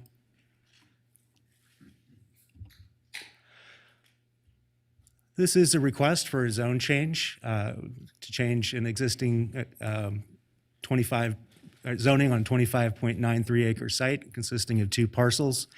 Current zoning is 22.77 acres of hotel casino zoning and 3.16 acres of arterial commercial zoning. The entire site area is within Mortenson Garson Overlay District, Planning Area 2. The proposed zone change would change the site, 25.93 acres, to mixed-use suburban, still within the Mortenson Garson Overlay Zoning District, and the site has a suburban mixed-use master plan land use designation. This map illustrates the existing master plan designations. The subject site, oh, I thought I'd have a cursor. The subject site includes the kind of salmon color suburban mixed use zoning designation, which goes from Boomtown all the way to the subject site. North of Boomtown Garson Road is existing warehouse and distribution center with the master plan of mixed employment and single-family neighborhood designations in large lot to the west. This map outlines a zoning comparison of existing zoning. The subject site is the HC, the hotel casino, and a small portion of that arterial commercial zone. Again, industrial commercial to the north and various single-family designations to the northwest and west. The entire site is proposed to go to mixed-use suburban. So a little bit of background information. The hotel casino zone is non-conforming outside of the MGOD overlay. It is a legacy, and this is the only area within the city that still has the hotel casino designation, which was intended for destination hotel casino high-rise type of land uses primarily. Both the existing arterial commercial and mixed-use suburban zones facilitate auto-oriented commercial service and residential uses. The mixed-use suburban zone district does have enhanced design and compatibility standards, and it also allows for a broader range of allowed land uses, including the potential for warehouse and distribution, which is with an associated case on appeal this evening. The residential capacity of the MGOD Planning Area 2 is reached. We've heard several public comments, well, why not housing? You can't do housing in Planning Area 2. It's full per the existing MGOD standards. Future non-residential development triggers residential adjacency review in both the existing zoning districts and the proposed mixed-use suburban district. Any non-residential use on the site would require further discretionary review. Planning Commission recommendation. Planning Commission recommends to approve the zone change on a 6-to-1 vote. Their discussion focused on the allowed uses in the mixed-use suburban zone, the comparative traffic impacts between the hotel casino zone and the proposed MS district, the cap on new residential units in the planning area, similarities between allowed uses and current and proposed zoning, and again, those triggers for discretionary review, which would occur for any non-residential development on the site. That concludes staff's presentation. We're available for any questions at the appropriate time. Okay, thank you so much, Nathan. All right. At this time, we should probably hear from the applicant.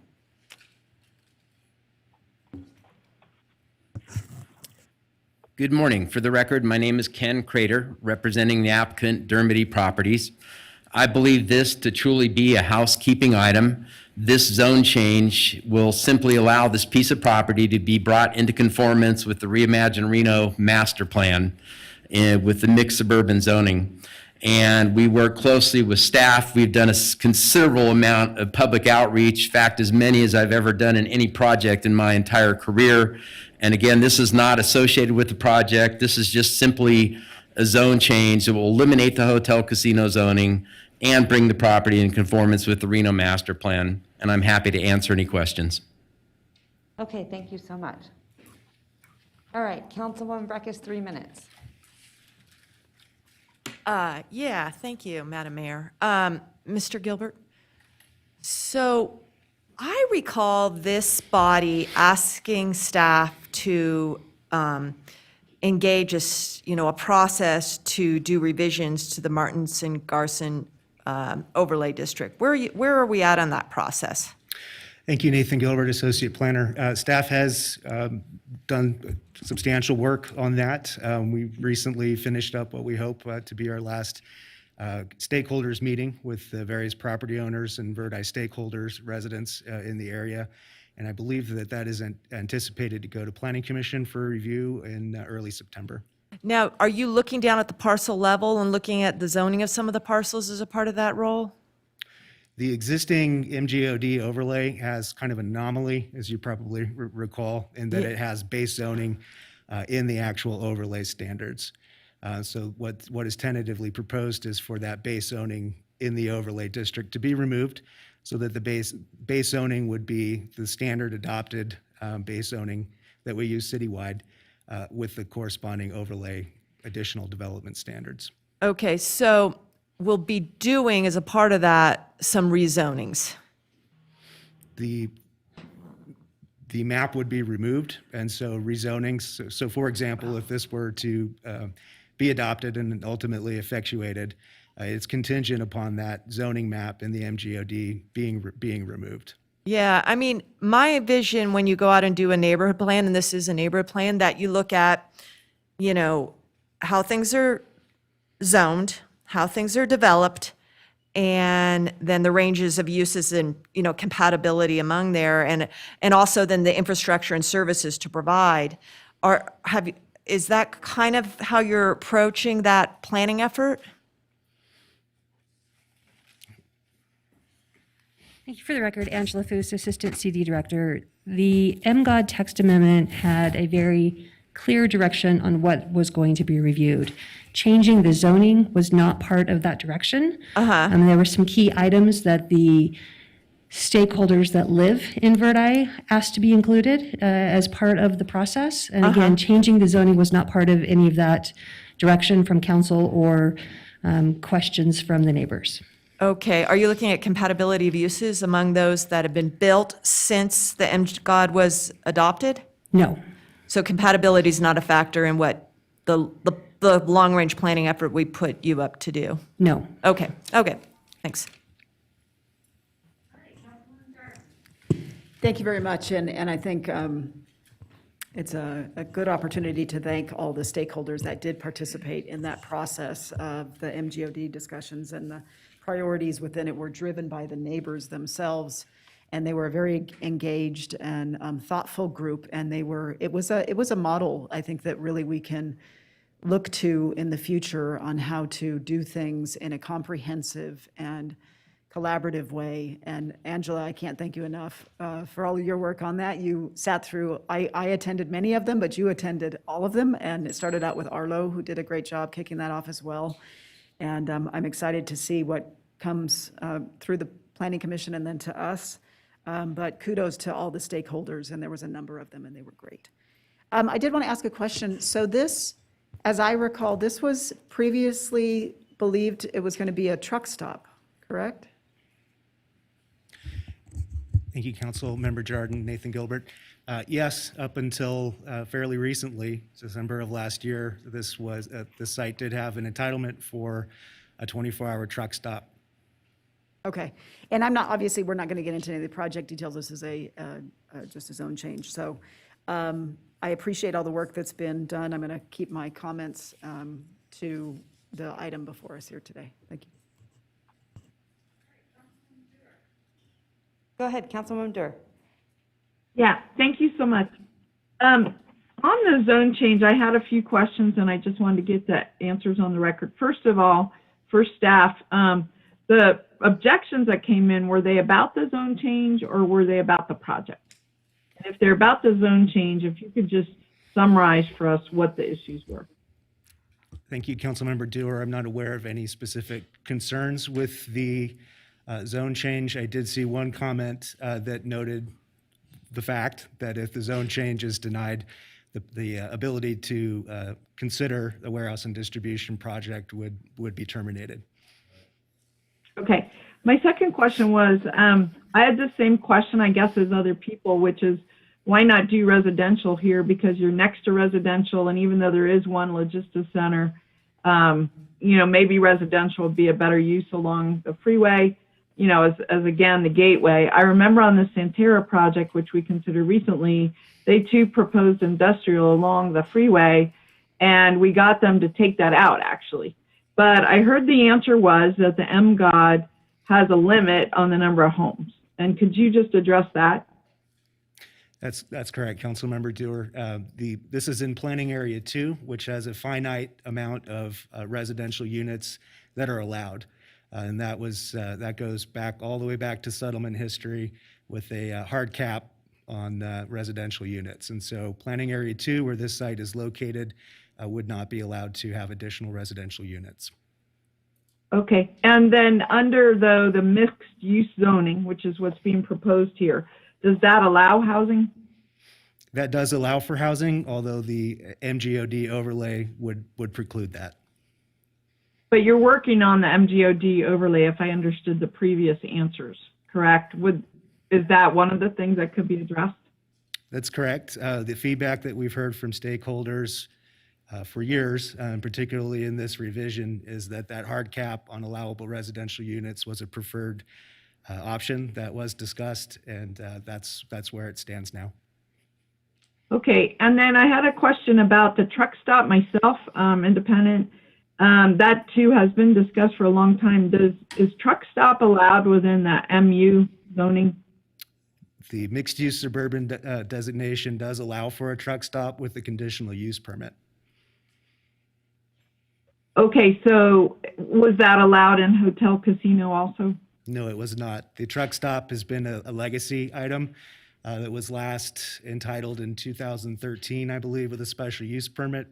But that 24-hour truck stop has been envisioned on the site since it was in unincorporated Washoe County. Right, we've heard many comments over the last 7 years about this truck stop and the concern. So I just wanted to understand, it wasn't allowed under the hotel casino, but it would be now allowed, and I used the wrong term, mixed use, it should be mixed use suburban, MS. Now it would be allowed, is that right? It could, but with a screen of some kind? It could be potentially allowed. I think the two strongest uses that are allowed in the mixed-use suburban zone are warehouse and distribution, and that truck stop use. Both require a conditional use permit to establish and also to evaluate residential adjacency. Okay, thank you. Okay, last Councilwoman, I'm going to cut you off. We're going to go to Councilwoman Breckus, and then we'll come back to you. I think you've only had one round of 3 minutes. Go ahead, Councilwoman Breckus. Yeah, so this zoning dis change, by all, logical conclusions, is to advance a warehouse distribution facility, and that's what's appealed tonight. And I advocated when we redesigned the zoning code to narrow our zoning districts and have one special to these logistics centers because they're so impactful. And we took a pass on that. And I am at the point where I am not able to put a zoning district adjacent to residential. I think that, and we had a speaker, I think she was a doctor the other day, talking about diesel emissions. Under those current transportation conditions that those operate, they are absolutely, definitively not appropriate adjacent to residential. And I would, urge all you to find new subdivisions being built next to logistics centers in any western state around. But I want to pivot to understanding what this area is going to look like, because we're giving up some tourist commercial, we're giving up some arterial commercial, and from my land use brain, which I was hoping was going to kind of, be examined during this rework of the master plan, I want to know where Verdi is going to have commercial services, because we're getting rid of a zoning district here on a property that had an opportunity for commercial services. I'm talking about the grocery store. I'm talking about, the beauty salon. I'm talking about the neighborhood supporting community services and even areas supporting community services, because I recall a rezoning that we took some commercial land on the south side out of commission. And so could you put up the Mortons and Garson and show me where the commercial services are in this area? Because we're giving up that with this zoning district to another warehouse. And so Verdi people, in my view, are not going to have a commercial center unless you can point to me where that commercial center is going to be. So unfortunately, we do not have the ability to pull up hard copies at this point. We can bring up a presentation, but it does not show you the full MGOD boundary. Well, I have the whole MGOD boundary here, and you can pull it up, and you can show me, you can't bring anything up? There is nothing here. Okay, well, maybe we could do it through someone's iPad, mine, and we could see where we're going to have commercial, I'm just curious where commercial land is going to be in this region. So here's my iPad. All right, so off of memory, for those of you that can't see the iPad, the mixed-use suburban does allow for commercial. The hotel casino does allow for commercial. The majority of the non-residential development in the Mortensen-Garson Overlay District is generally north of I-80. There are pockets of non-residential development south of I-80 as well. That was incorporated as part of the Santerra development. So there are neighborhood commercial areas, but for the bulk of, I think what you're talking about, future grocery stores, those would be located either in these general commercial or mixed-use suburban type zoning districts. Okay. Thanks, Angela. I appreciate it. Okay, we're going to head back over to Councilwoman Dewar. Yeah, just following up, thank you so much. Ms. Foose, if you could just come back up, because this is exactly where my next question was. On mixed-use suburban, could you just go over, I don't have the whole master plan zoning table in front of me, just what is allowed? You started to address some of it, and that's what I wanted to understand. Yeah, I'm going to defer to Nathan. Do you have the list? Maybe we can go through the comparison list. One moment.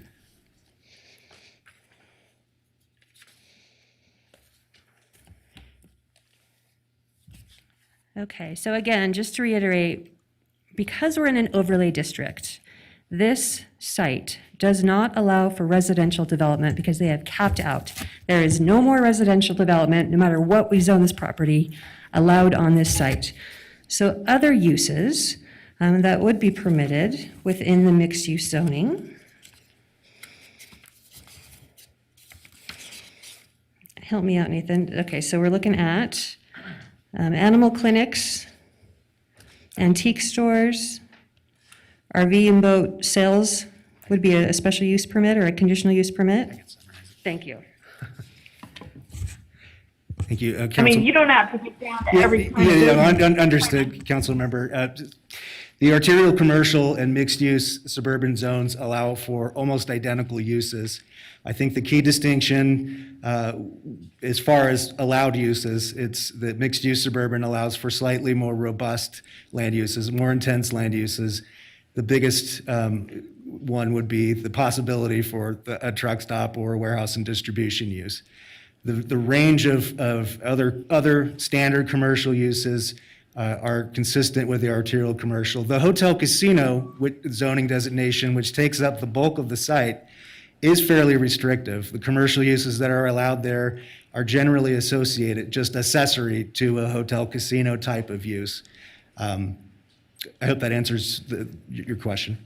So just to be clear, it would allow residential, but the overlay doesn't allow residential, and it would allow commercial, like the arterial commercial, various grocery stores or 7-Eleven or whatever, excuse me to use that term, but it would also allow now industrial is in that category, and it would allow a truck stop. But what you're saying, I think I heard, was for industrial, near residential, and for a truck stop, period, it sounded like, you would need a special use permit. Is that right? That's correct. You need a conditional use permit for those higher intensity uses. And the mixed use suburban zone allows for a variety of commercial uses, including the possibility for a grocery store and neighborhood retail and that. Okay, I really appreciate this detail, and I think our protection here is special use permit or conditional use permit in the new terminology. And I just want to, though, be clear that truck stop becomes allowed, but it would have to get a conditional use permit. And that itself will go to Planning Commission and could be appealed here as well. That is correct. Is that right? Okay, thank you. I'm ready to make a motion. All right, I'm going to send it over to Councilwoman Darden. It's your ward. Go ahead. Thank you very much, and I want to thank the Planning Commission, in watching, they too had many of the same questions, and I thought they did a noble job of trying to get to what is allowed, what's not allowed, and I think the main component in driving this down to what the zone change is that this can't be housing in this area, and the working group was adamant about that cap and no flexibilities within it, so I appreciate everybody's work on this, and I would, Madam Mayor, make a motion to uphold the Planning Commission decision. Okay, thank you. So I have a motion from Councilwoman Jordan. I have a second from Councilwoman Weber. Any discussion? Councilwoman Breckes. Yeah, I mean, I'm hearing, I'm not going to support because it allows a zoning district, it allows a mega logistics center adjacent to residential, which I am very, very concerned about that here and in the North Valleys, and now on the southeast side of the valley. But this concept that we can't allow residential here, we certainly could. And I thought that everything could be, if this body wanted it to be, on the table through the MGOD neighborhood planning process. There is no restrictions on us to plan and design for compatible uses for an area that we see. So I really do disagree with that. I think this is a premature request. And I need to state again, there comes times when you're out in a planning area where you start to look at an area, you're thinking things are lost, things are missing. And I absolutely believe that this maybe is the last piece of property that should be held back for a commercial center. The property owner might not like it. Wow, I don't think I can get a grocer or tenant out here.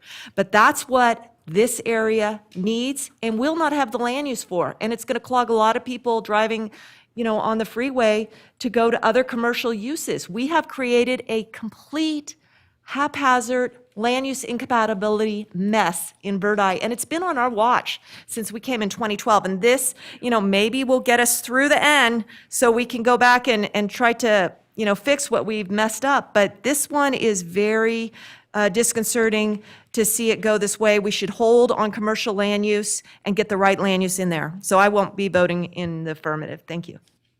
Okay, Councilwoman Jordan. Thank you very much. I think it's important to correct for the record what the judicial ruling was. If someone can say that had the 3,000 residential unit cap, and that is not something that we, the MGOD working group of a bunch of dedicated community members understood that to be the cap, and they advocated for that. That's not something that's flexible for us, correct? Not at this point, no. There is a text amendment in review. Again, with working with that stakeholder group over the last 18 months, they've made it very clear that they do not want to exceed the 3,000 unit residential cap. Yeah. And that 3,000 unit residential cap is currently allocated. On the north side, yes. Correct. And the commercial uses within the Meridian project are identified. Correct. The locations. Okay, so there is commercial. Now, by not doing this zone change, we remove any possibility of there being a grocery or other commercial uses. Other than a hotel, casino, truck stop. You would still, commercial uses would still be allowed. It would convert to a general commercial zoning or a hotel commercial zoning, which is going away, but the general commercial zoning would still allow commercial uses. Okay, but it would be the hotel casino zoning portion of it that would go away. Correct. Okay, all right, thank you. I just wanted to correct for the record what was allowed, isn't allowed, and what the judicial ruling was. My motion to approve Planning Commission decision still stands. All right, thank you. And I think it's important I would never want to see a casino out there. Sorry. Okay, so I have a motion and a second. All those in favor say aye. Aye. All those opposed? Aye. I oppose. Motion carries. Okay, we are actually going to jump around. We have some guests with us here today that need to catch a plane. I'm going to send it back to our city manager, Doug Thornley, to get that item started. Yeah, could we have D1 go next? Are we going to take a lunch break? I know we've been here for 2 hours. We can do that after, so. After D1? Because we've Okay. got to get these gentlemen to their Okay. destination on time. So let's go with this, and then we can visit it after. Hi, Deborah. Debbie. So, good morning, Mayor and council members. I guess it's afternoon. What we have in front of you today is 3 agreements for banking services. So overall, as we discussed this in the past, we talked about local banks.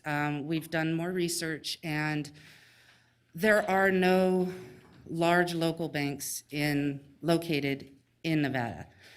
But I'll discuss that in a minute as well. There's another program that we want to institute. So the only 2 local banks really are Meadows Bank and the Farm Bureau Bank, and they're very small and really don't have the assets to tie up for our business. So, like I said, those 2 banks are very small. compared to the national banks. Our NRS requires that any public money exceeding the FDIC insurance levels, which is $250,000, they are required to tie up their assets at 102% of the money we have in the bank. And they have to hold that in collateral with a third party. So it really does, with the smaller banks, take a lot of their assets and tie it up in one investment. And they really do look to diversify their holdings to be like we do in our investment portfolio. We would like it to be diversified. So the other thing that the smaller banks really don't have, while everybody has invested in fraud protection and the likes, they don't have the larger systems that have the really robust fraud prevention. They don't have a lot of the electronic processes that really make us more efficient and allow us to do the banking services that we do on a daily basis. So overall, when we did our RFP, and I will tell you, it was the last meeting we had before we were all sent home, that we discussed with the banks, and they gave us their, kind of went into detail about the services they could provide. So as you recall, we already approved the purchasing card program. We don't have a lot of buy-in on that program, but we're still working on it. In addition to that, we had listed out 6 different services, and we had the banks propose on each one so that we could actually be more nimble in our banking services on a go-forward basis. So for general banking, lockbox, and merchant card processing, the selection team selected Wells Fargo. That's 2 different contracts because the general banking contract is separate from the merchant card processing. And we also selected, so US Bank already has our corporate trust services, so we maintain that service with them. And then we also, for our P card, our purchasing cards, which is what we use to buy things on the fly under the parameters that we provide, we selected JP Morgan. So the benefits with JP Morgan is we get increased rebate. So that is more money that comes back to the city. Essentially, we get to spend it twice. So anytime we get to do that, we like those programs. There is a planned process to grow the program and increase that rebate. And they also have an integrated solution, so we can directly pay some of our vendors, and that again is more efficient for us. And then there's also allows us to customize and be able to send some emails and remind people of things. And they have very, very robust data security. In response to Guns Down America, and I'm not going to read JP Morgan's statement, but this was a statement that they provided me in response. And essentially, they were saying that the information's outdated and it didn't take into consideration a lot of the things that they have done. So, and what we did want to point out is that JP Morgan has really been investing in our local economy. They've opened several new branches. They did not have a local banking presence here before they started going for our service, and then they started opening branches and really have invested in, in the community. The benefits of Wells Fargo, again, it's combines our general banking and lockbox services, better technology. It allows us to really be more efficient. And that's really what we're looking at in the finance department. We spend a lot of time doing banking, and anything that can save us 5 minutes here or there is huge for us. For the merchant card processing, the cost went down 80% based on their bid. They are also the bank that the state of Nevada banks with Wells Fargo. And there is additional savings that has been provided with their bid with us. So Wells Fargo does have a commitment to the local community as well.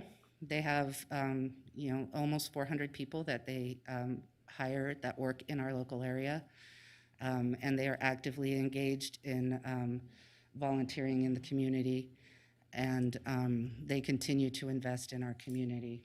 And that's an important thing for the bank, is really to get their employees involved in the local community. So what I talked about earlier about the local banks. So there is not a local bank necessarily headquartered in Nevada. However, there are opportunities for us to invest some of our funds with the smaller local banks. So there is a way that we can, with the credit union, for example, we could invest and purchase a CD up to the $250,000 that's insured by the FDIC. And then they can come to the council on an annual basis, tell you what they're doing in the community, how they've invested in the community, in which case then we can renew their CD. And so what we would like to institute such a program, and that's an expansion of our investment policy. We will include this local bank investment program. And what we would want to understand is, first of all, if the council likes the concept, and then if there is any kind of particular direction you'd like to give us as to which banks can participate. Either way, we will come up with something and we will bring it back for your consideration. But if there is some direction you wanted to give us today on that, we would be happy to do that. And so that is the end of my presentation.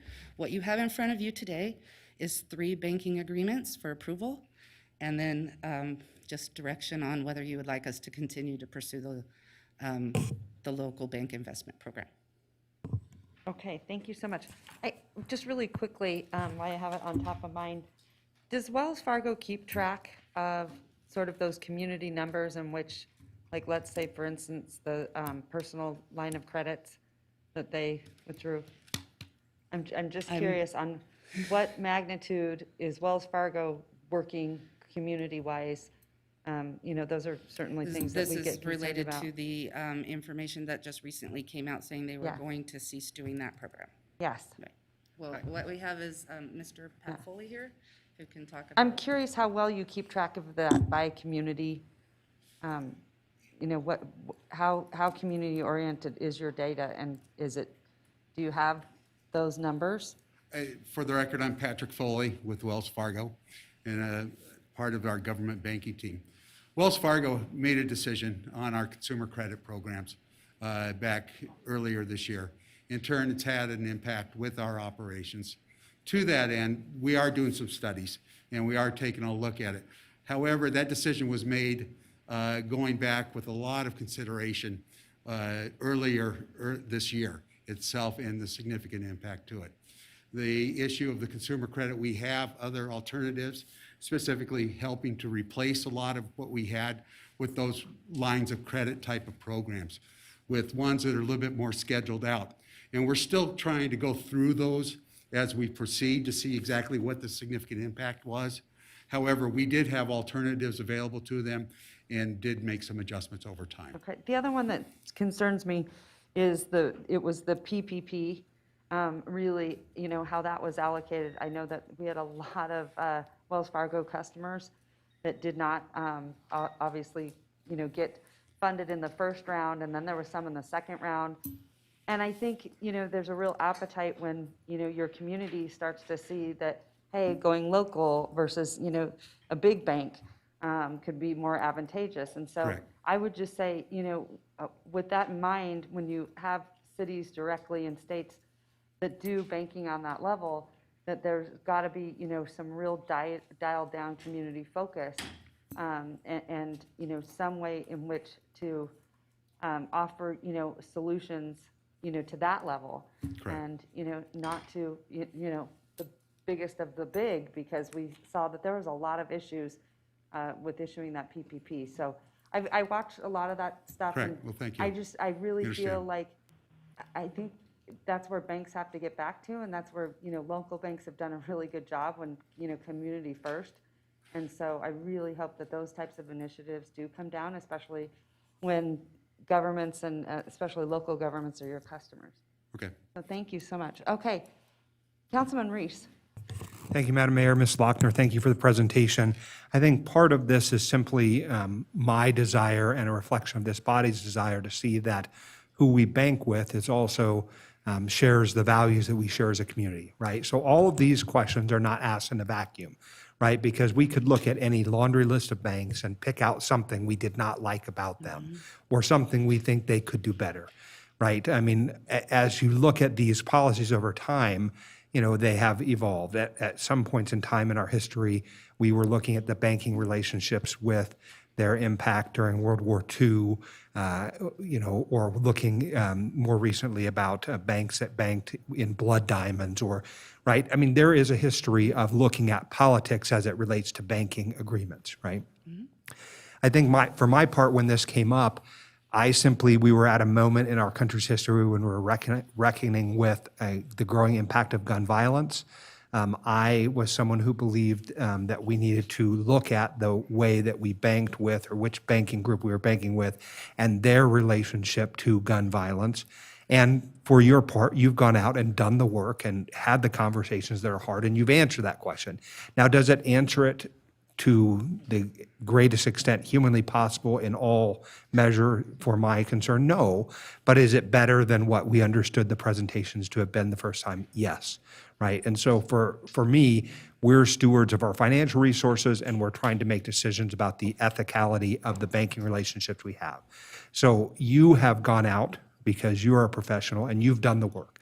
And now you've brought them back to us, and I can happily support staff's recommendations at this point.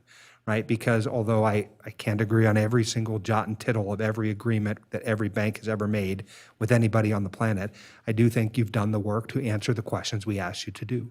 So I appreciate that. At the end of the day, we may not have the ability to pick between you know, local banks because of the way in which our finances are. I think some of the things that you presented about whether we would invest in or work with local banks could be a topic for another day. It could be discussion in staff direction, but I'm not sure that they inform my choice about how we move forward with the banking agreements as you've presented them.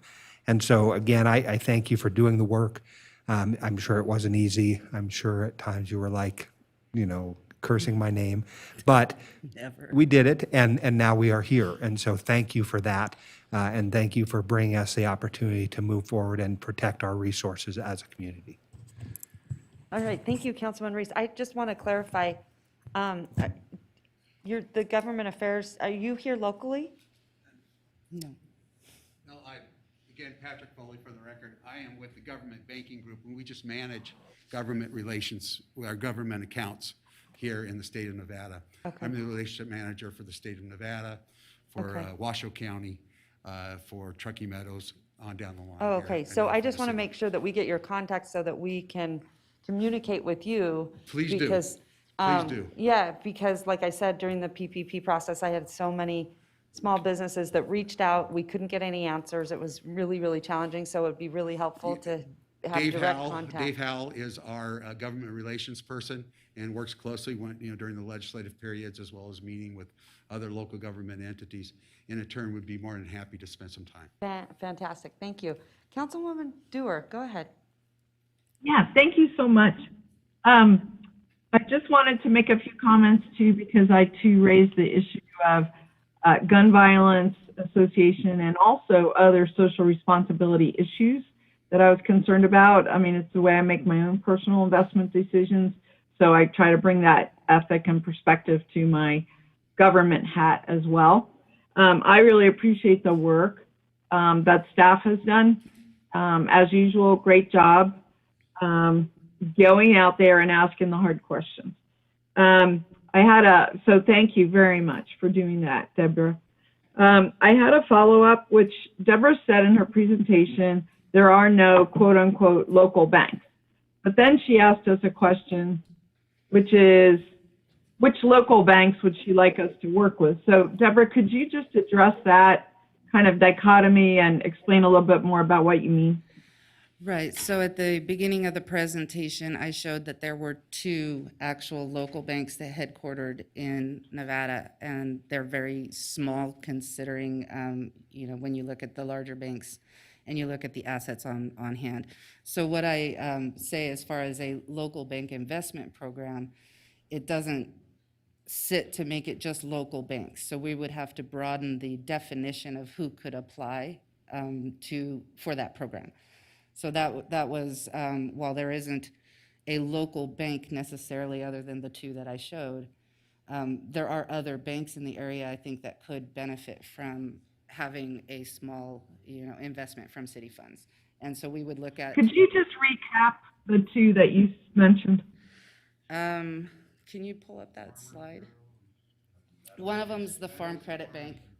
And Debbie, can you speak into the microphone? Yeah, one of them's the Farm Bureau, and the other one's Meadows Bank. So Farm Bureau Bank. Okay. And then the other one's Meadows Banks. Those actually are local.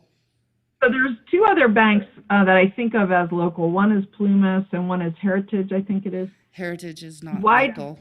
It's, Okay. I believe, in Utah. Okay, and then Plumas Bank. Plumas Bank is California. Okay, so they're on adjoining states, but they're not headquartered in Nevada. Correct. What you're saying. Okay, and then my next question was just, you distinguish between the P card, purchasing card that our staff use to buy things, and the merchant card. What is the merchant card? How does that? So merchant card is not a card, it's services. Merchant services is the processing of our credit card transactions, that the money we take in. The P card Okay. is the money, So is what we use to buy things. Right. So my question on this one is just this. Over the years, we've gotten commentary that the city of Reno has not kept up with, I guess I would use the term digital online payment opportunities for a variety of services. Years ago, it was parks related, more recently other things. I think we even got a letter this meeting about it. So what I'm wondering is, citywide, will any of these banking agreements give us the better ability to engage in online digital services so that our citizens, can buy things, not just permits and licenses, which we've done excellently, but other services within the city? Well, welcome to my evil plans, Councilmember Dewar. One of the things that I have once we get these contracts in place and we're able to implement, one of the things I want to do is put remote pay stations throughout the city. And that just takes a little bit more work. But that is the next step, is to allow for people to be able to pay our bills elsewhere throughout the city and not have to come to City Hall. In addition, there are some additional online platforms that will be available to us through these services. Like you could do it, maybe ACH transfer or something, or? We already have the ability to do ACH transfers. So what they mostly complain about is not being able to just pay online with their credit card. And I hope we could get there. That's the intention. Okay, that would be great. Bring us into the 20th century. Thank you so much for your work on this issue. Yes. All right, any other questions? Seeing that there are none. All right, I have a motion. I have a second. All those in Second. favor say aye. Aye. All those opposed? Aye. Motion carries. All right, thank you, Deborah. Thanks, you guys, appreciate it. Okay, I'm going to send it now to our city manager. Yeah, before we break for lunch, I want to take a moment to acknowledge and recognize the hard work of Brian Holland and Mickey Huntsman, who worked tirelessly over the last few weeks to set up this hybrid option for today, that at the risk of jinxing it, seems to be working flawlessly. So Yeah. thank you both for that. I know many members of the body appreciate it. Just really quickly, so Yeah, and if you had 2 council members on there, or 3 or 4, I mean, could you get all council members on there? Great, that's And- fantastic, Mickey. And Good job. can Councilmember Dewar see us? Yeah, can you see us? So you can see the secondary screen down there. That's what Councilmember Dewar is seeing right now. Oh, she sees the audience, not us. Correct. Okay. Can you change So that?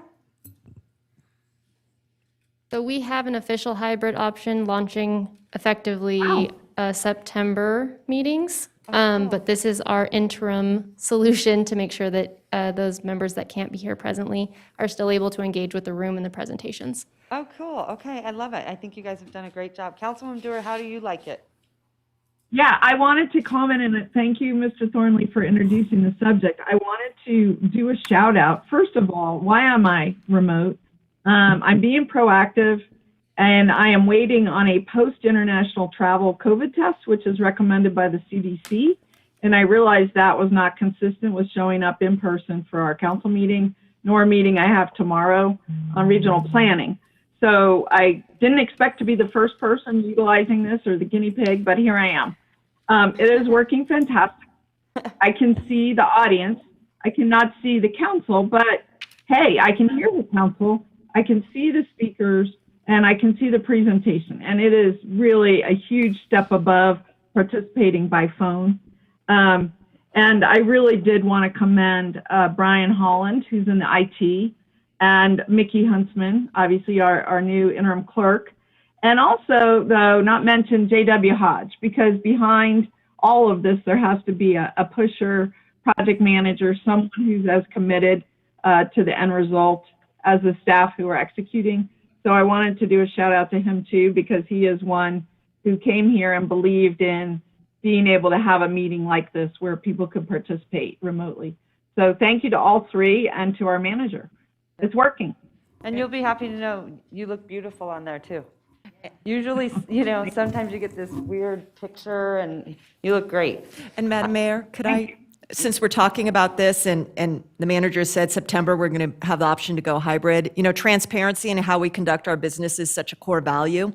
And while the statute allows us to participate remotely, even all of us, if we could, wanted to, I think there's jurisdictions and laws in other places that require disclosure and posting of where you are. And I think that's a really good step that we could throw into our council rules. So I'll be asking for that debate or discussion on how we want to do that. I think the public should know where we are and who we're with when we're going to do this option. The charter only requires us to do two things as a body: meet twice a month. And I think the public has an expectation to know where we are and who we're with when we're not here doing that. Thank you. I also want to point out, here's the deal. I want to keep chambers as safe as possible. And so we're going to continue to work on initiatives that are going to do that. So things might change. We will continue to follow what the guidelines are brought in by the legislature. So we know those, but I want people to understand. And I also want this council to know that this is also an option. And because right now we are at some of the highest levels, and that is particularly very, very frightening. I don't want people to feel like if they can't be here in person, that they're not being able to participate or get the work done. But I also want everyone to be incredibly safe, and we will have ways in which the public can weigh in. I believe they can come down here to a location, but also at the same time, I want council members to have that option, because you have no idea. I just found out that people on immunosuppressants, that the vaccines may not produce antibodies for them. And so therefore, many of them are walking around extremely high risk. Why we're at this point where we know these numbers are spiking, and if you're seeing across the country, many hospitals are in big trouble. Austin, Texas now has barely any ICU beds left. It has become at a critical point. And so I don't want anyone shaming anyone for whether they're here in person or not in person. I think that's really important, because all of us have to watch out for our health as well as our community's health, and respect what those decisions are. So I want to make that very clear, that it's important that we all be able to participate in some way or another, but in a safe fashion, because right now we are at that level. So I want everyone to keep that in mind. Yes, go ahead. And Madam Mayor, Thank you very much. And last night at the Ward 5 NAB meeting was the first sort of dry run of this new hybrid model. And there was a couple of hiccups right at the beginning, but it really worked out really well. And I was on a conference call or a Zoom this morning where I heard from a number of people who said they very much appreciated going forward, having the opportunity to, due to different limitations of physical or otherwise, to get physically down here, that they appreciated that they had another option. So it worked out well last night, and I'm glad to see it seems to be Yeah, there's working some well very today. high-risk groups that have still had the vaccine that are, incredibly wary of being in public spaces. So I want everyone to remember, because it's easy to forget, that it's very much an issue right now. So, Councilwoman Dewar, go ahead. Yeah, just a final comment for me. I planned my international travel so I would actually be back in time to participate in the meeting physically, be there present, and I was looking forward to seeing everyone. But the day I traveled, the place I had been, that was determined by the State Department and nationally to now be in the red zone, where it hadn't prior to that. And so since that had happened, and also Washoe County on our COVID meter just went to red, it seemed prudent for me to not come in person, even though I was looking forward to it. So I think, everybody, as you say, has to make their decisions. I just decided, my desires to be there were overcome by my desires to keep everyone safe until I get my return COVID test done. And So thank lastly, you. I'm glad you mentioned that, Councilwoman Dewar, but I'm just going to ask everyone here, including our staff and council members, if you, do not feel well, or I even know people that have thought they had allergies and they actually had the Delta. I would ask that you please do not come to work or come to a council meeting and possibly expose others. It's not worth it for you, it's not worth it for them, and all of us have to do our part in helping combat COVID-19. So thank you so much, Councilwoman Dewar, good points. All right, that being said, we're Yeah, going to and go by to the way, I lunch. feel terrific. Okay. I don't feel sick at all.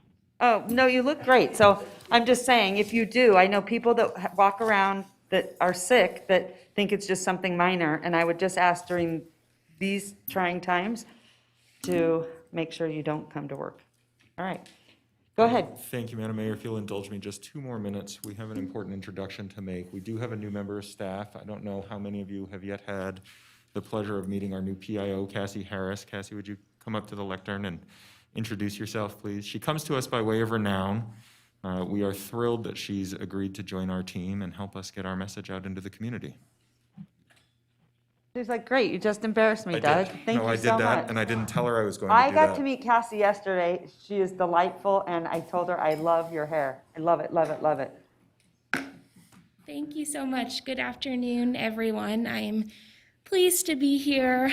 As Mr. Thornley mentioned, I did come from Renown, so kept my finger close on the COVID radar and really want to do everything I can to help keep our community safe and protected. And I'm happy to be here and assist and make sure that our community is well informed and in the loop, and that everybody feels like their voice is heard and has a seat at the table here. So thank you for having We're me. excited to work with you, and we've had a few people from Renown, and they've done a great job recruiting. We're just lucky to have you guys. We're competitive, so I'd like to just take all of you guys. So thank you so much. I think you're going to do a fantastic job here. You really are. Thank you. So Thanks thank so you. much. Thanks, Cassie. All right, you guys, let's take a lunch break, and let's time go should- for till 1:30, what did you say? Okay. an hour? Yes, will we're going to go to reconvene 1:30, At 1:30. and I'll see everyone back here.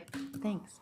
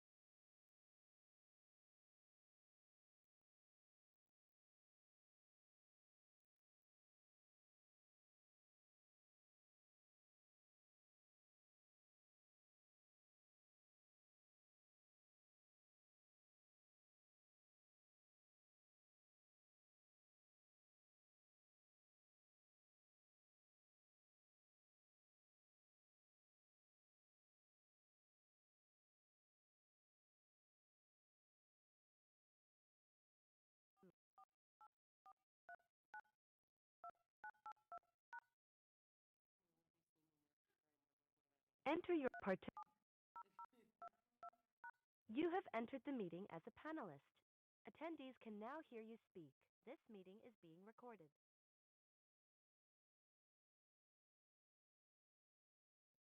All right, Madam Mayor. Welcome back, Madam Clerk.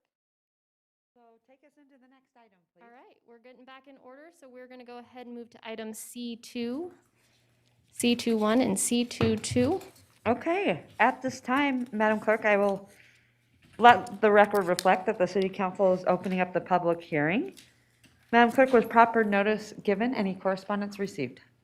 Proper notice was given and no correspondence was received. However, we do have one public commenter in the audience. Okay, fantastic. And then after public comment, then I'm going to send it to the famous Mr. Carl Hall. All right, Lily Barron.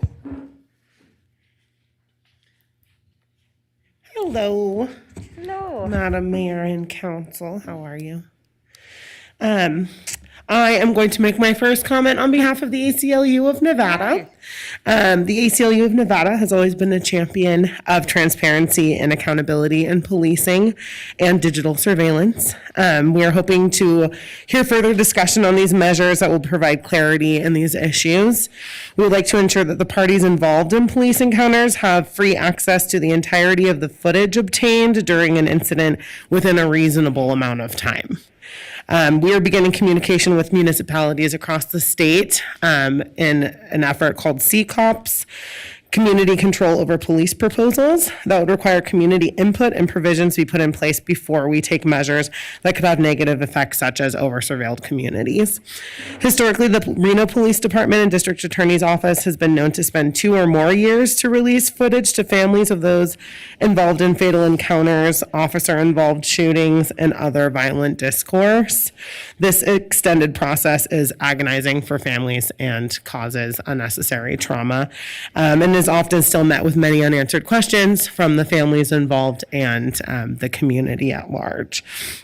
We look forward to learning how the footage is going to be used, how long it is going to be stored, and hope that a statute be put in place such as a community control over police proposals, because the public trust and public has a right to know about the details of this usage intended for this high quality equipment in the amount of $1.5 million.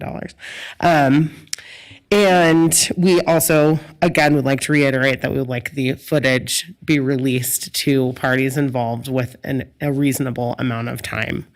I guess I will use the remainder of, or at least part of the remainder of my time to advise that in other cities, that amount of time looks like 72 hours. Sometimes it's 5 days. And that is the ACLU's affiliate recommendation. Thank you very much. All right, thanks. Madam Mayor, we have no further public comment. Okay, thank you so much. So at this time, I am going to ask any council members if you have any disclosures. Seeing that there are none, I'm going to send it over to our city attorney, Carl Hall. Go ahead, please. I don't have to read this one. Oh, you Madam Mayor. don't? Nope. Well, you don't want to? Thank you, though. So is that what you're saying? You don't want to? All right. I think we have Chief Soto. It's all you. Everyone's like, Okay. Good afternoon. For the record, Reno Police Chief Jason Soto. And before you today, let's see, let me get to the right item here. I apologize. Item C22, you have in front of you a staff report for dash cams for, and do we want to go with this one, City Manager, first? Well, hold on, do you want to go back up? Let's be clear, right? So we have a couple of things going on here. So we do have the contract that the chief is referencing with respect to purchasing the cameras for the dashboards of the vehicles. The companion item is how these things get paid for. And there are some technical aspects to that, and that's why the finance director is here to explain why it's a medium-term obligation.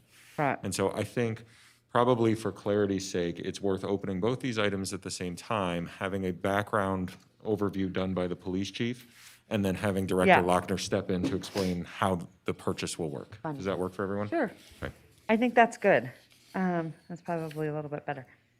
Okay, with that being said, then, Madam Clerk, I would also ask that we open item C22. And do I have to take a motion on that? No? Nope, everything's still the same. Perfect. Thank you. Thank you, Madam Mayor and City Manager. So just as a little bit of background on this, in 2017, Senate Bill 176, which required uniformed police officers and law enforcement who are in routine contact with the public to wear body-worn cameras. We were successful in launching before that law was put into place. This is in furtherance of continuing that transparency and trust with our community, and what we're looking at is dash cams for our marked patrol vehicles. And essentially, in short, what it is that it is camera footage of when an officer responds to a call for service. He or she will enact that camera, or that camera will be enacted once they're en route to that call. We have the ability to do that when they start the call and when they end the call. And those cameras are mounted to the dashboard of the patrol vehicles. It is through Axon Enterprises, who we've used for our body-worn cameras.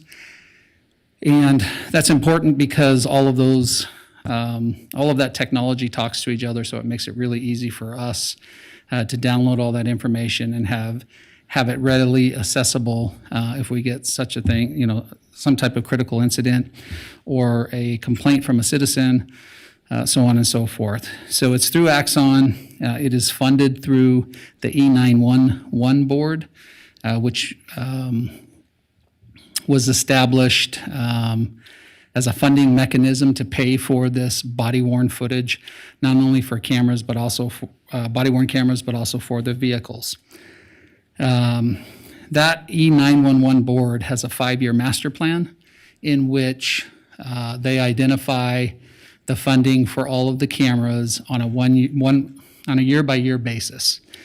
In that 5-year master plan, it does state that they're going to visit it every year. So I know that there were some questions on whether we could just do a 5-year deal, sort of, but it's on a year-by-year basis. And that's kind of important when you're talking about technology because it changes so often, and oftentimes there are differences, some improvements that we can add that make it easier for us to have access to this footage. And let's see, we anticipate having these in our vehicles by the end of this year, or very close to that.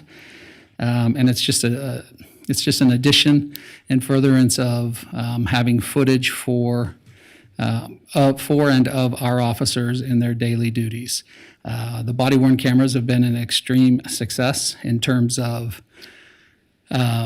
building that transparency and trust within our community and with the public.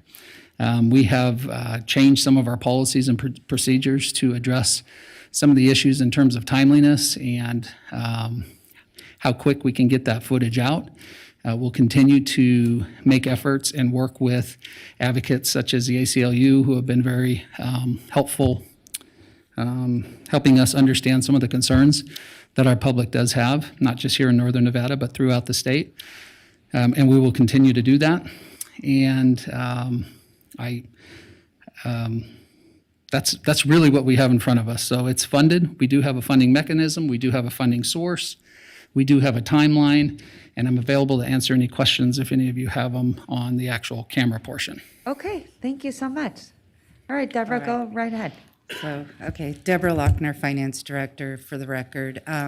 So for the first item is a medium-term obligation, and that is because of the nature of the purchase. It's a multi-year purchase, which under Nevada law makes it a medium-term obligation and requires us to submit that to the Department of Taxation for approval. So this is, the public hearing is the first step of issuing that medium-term obligation and reporting it to the state.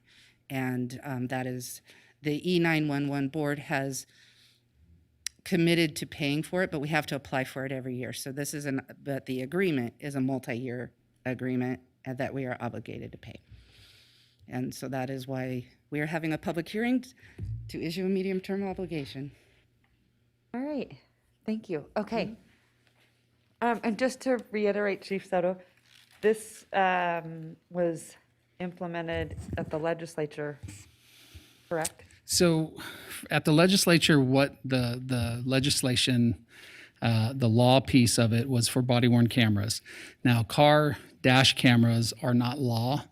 However, we feel that we have been able to identify a funding source, and we think it's a good measure and a good token of continuing that transparency here in Northern Nevada and extending that to all of our vehicles. Plus, it helps.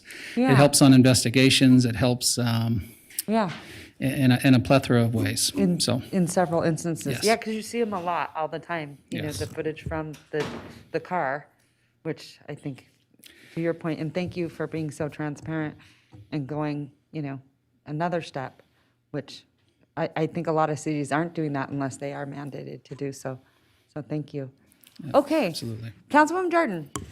Thank you very much, and thank you, Chief, for your work on this issue. I know that this is a top priority for you, and you've always worked diligently on it, so thank you for your work in this. I think it was important to maybe address the public commenters' questions about some of the procedural stuff, and that since we're not agendized, this is simply a financing agenda item with regards to the purchase of this, so we are not agendized to discuss operations here today. Just wanted to get that on the record. Thank you. Okay, Councilman Reese. Well, I guess I'd like to know from Mr. Hall, I mean, there were some questions. Is it that we can't ask them today, or we're just here solely to talk about the financing of it? Well, I think the questions that Councilmember Jordan was referring to is how quickly are we going to give out the camera footage on a public records request, and that's all, covered by the public records law, which is typically 5 days. So typically we have 5 days unless or if it's privileged information, then we can't give it out. It just depends if it's an ongoing investigation, whatever. So there's different circumstances that cover the release of that information, but typically we try to be very responsive, and we give it out as soon as we can. So. Okay, I guess I'll accept that as the answer about public records, just generally speaking. I suppose what I'm trying to understand, though, is, Chief Soto, you have made this something that is going beyond what state law requires. Because state law requires body-worn cameras, and that's something that you supported in the legislature and as a police chief. So you're just saying for our part and our role, you want to expand that to include the in-car dash cams? That's correct, yes. Okay. And for your purposes, let me just ask, are there ongoing maintenance costs to doing that? I mean, once we have the cameras, I assume they need an IT person to make them work, and obviously officers have to turn them on.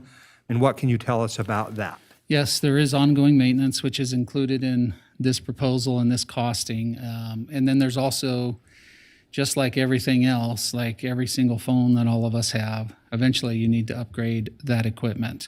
In working with Axon, we've been with them for a while now. They've been very customer service friendly, very eager to help. And it is something that's going to be a continual cost. And as I stated earlier, right now we have the funding mechanism to address that cost. And we haven't had any issues with the equipment because it's all brand new for the most part. And once purchased, meaning once we make the commitment financially to purchase it, our officers have to go through training to be able to use the system, or they already are now familiar with it because they use body worn? Yeah. And what will we do to ensure that the cameras are used? Right. They're turned on when they're supposed to be, they're not inadvertently left off, that sort of thing? Thank you for the question. So we do have policy and procedure in place for the body-worn cameras and when they're turned on and how they're turned off, or when they're to be turned off and when they can't be turned off and when they have to be turned on, so on and so forth. For the dash cameras, it's a little bit different in where we have as the administrators or the executives of the agencies, we have a little bit more control, meaning it's become so advanced now that if an officer is dispatched to a call, He or she has their car assigned to them. If they're dispatched to a call, that will automatically turn on the camera for the officer responding to that call. But they obviously have the ability to do that. They have the training to do that. They already have the training to do that. This will be an additional piece of policy in terms of the vehicle part of it. But I will say that the vehicle piece of body-worn camera footage is the easy piece. The more difficult piece, obviously, is the one that's on the persons. And we had a lot of different concerns, and we had to take a lot of time and bring in a lot of people in order to create that policy. So yes, they have and will be trained for that. Councilwoman Dewar.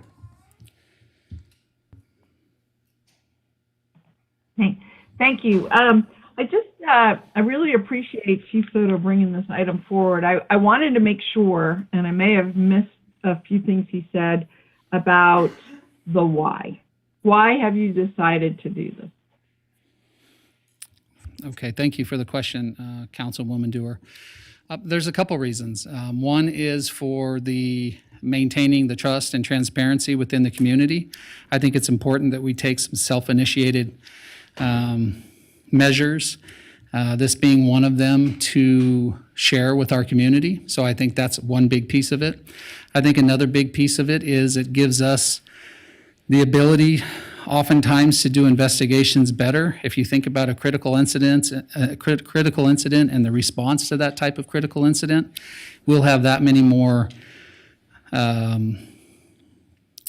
much more footage that we can dig into when we need to for some type of investigation. So I think it'll help out our investigations. And I just think they're good measures for our profession in general. You know, when body cameras were first introduced, there was a lot of push and a lot of angst amongst the men and women in this profession. And that has gone away with cameras, because what we have learned is it's a device in which I think the public feels more comfortable having one of those in play. And I think it's a device in which the officers feel more comfortable having it being recorded as well. So I just think it's a nice calming measure that helps us do what we do. Okay. So a question is, does the dash cam look out, in, or does it have both? That's a good question. It looks out. So you would see what a driver would see, essentially, in a car. Correct.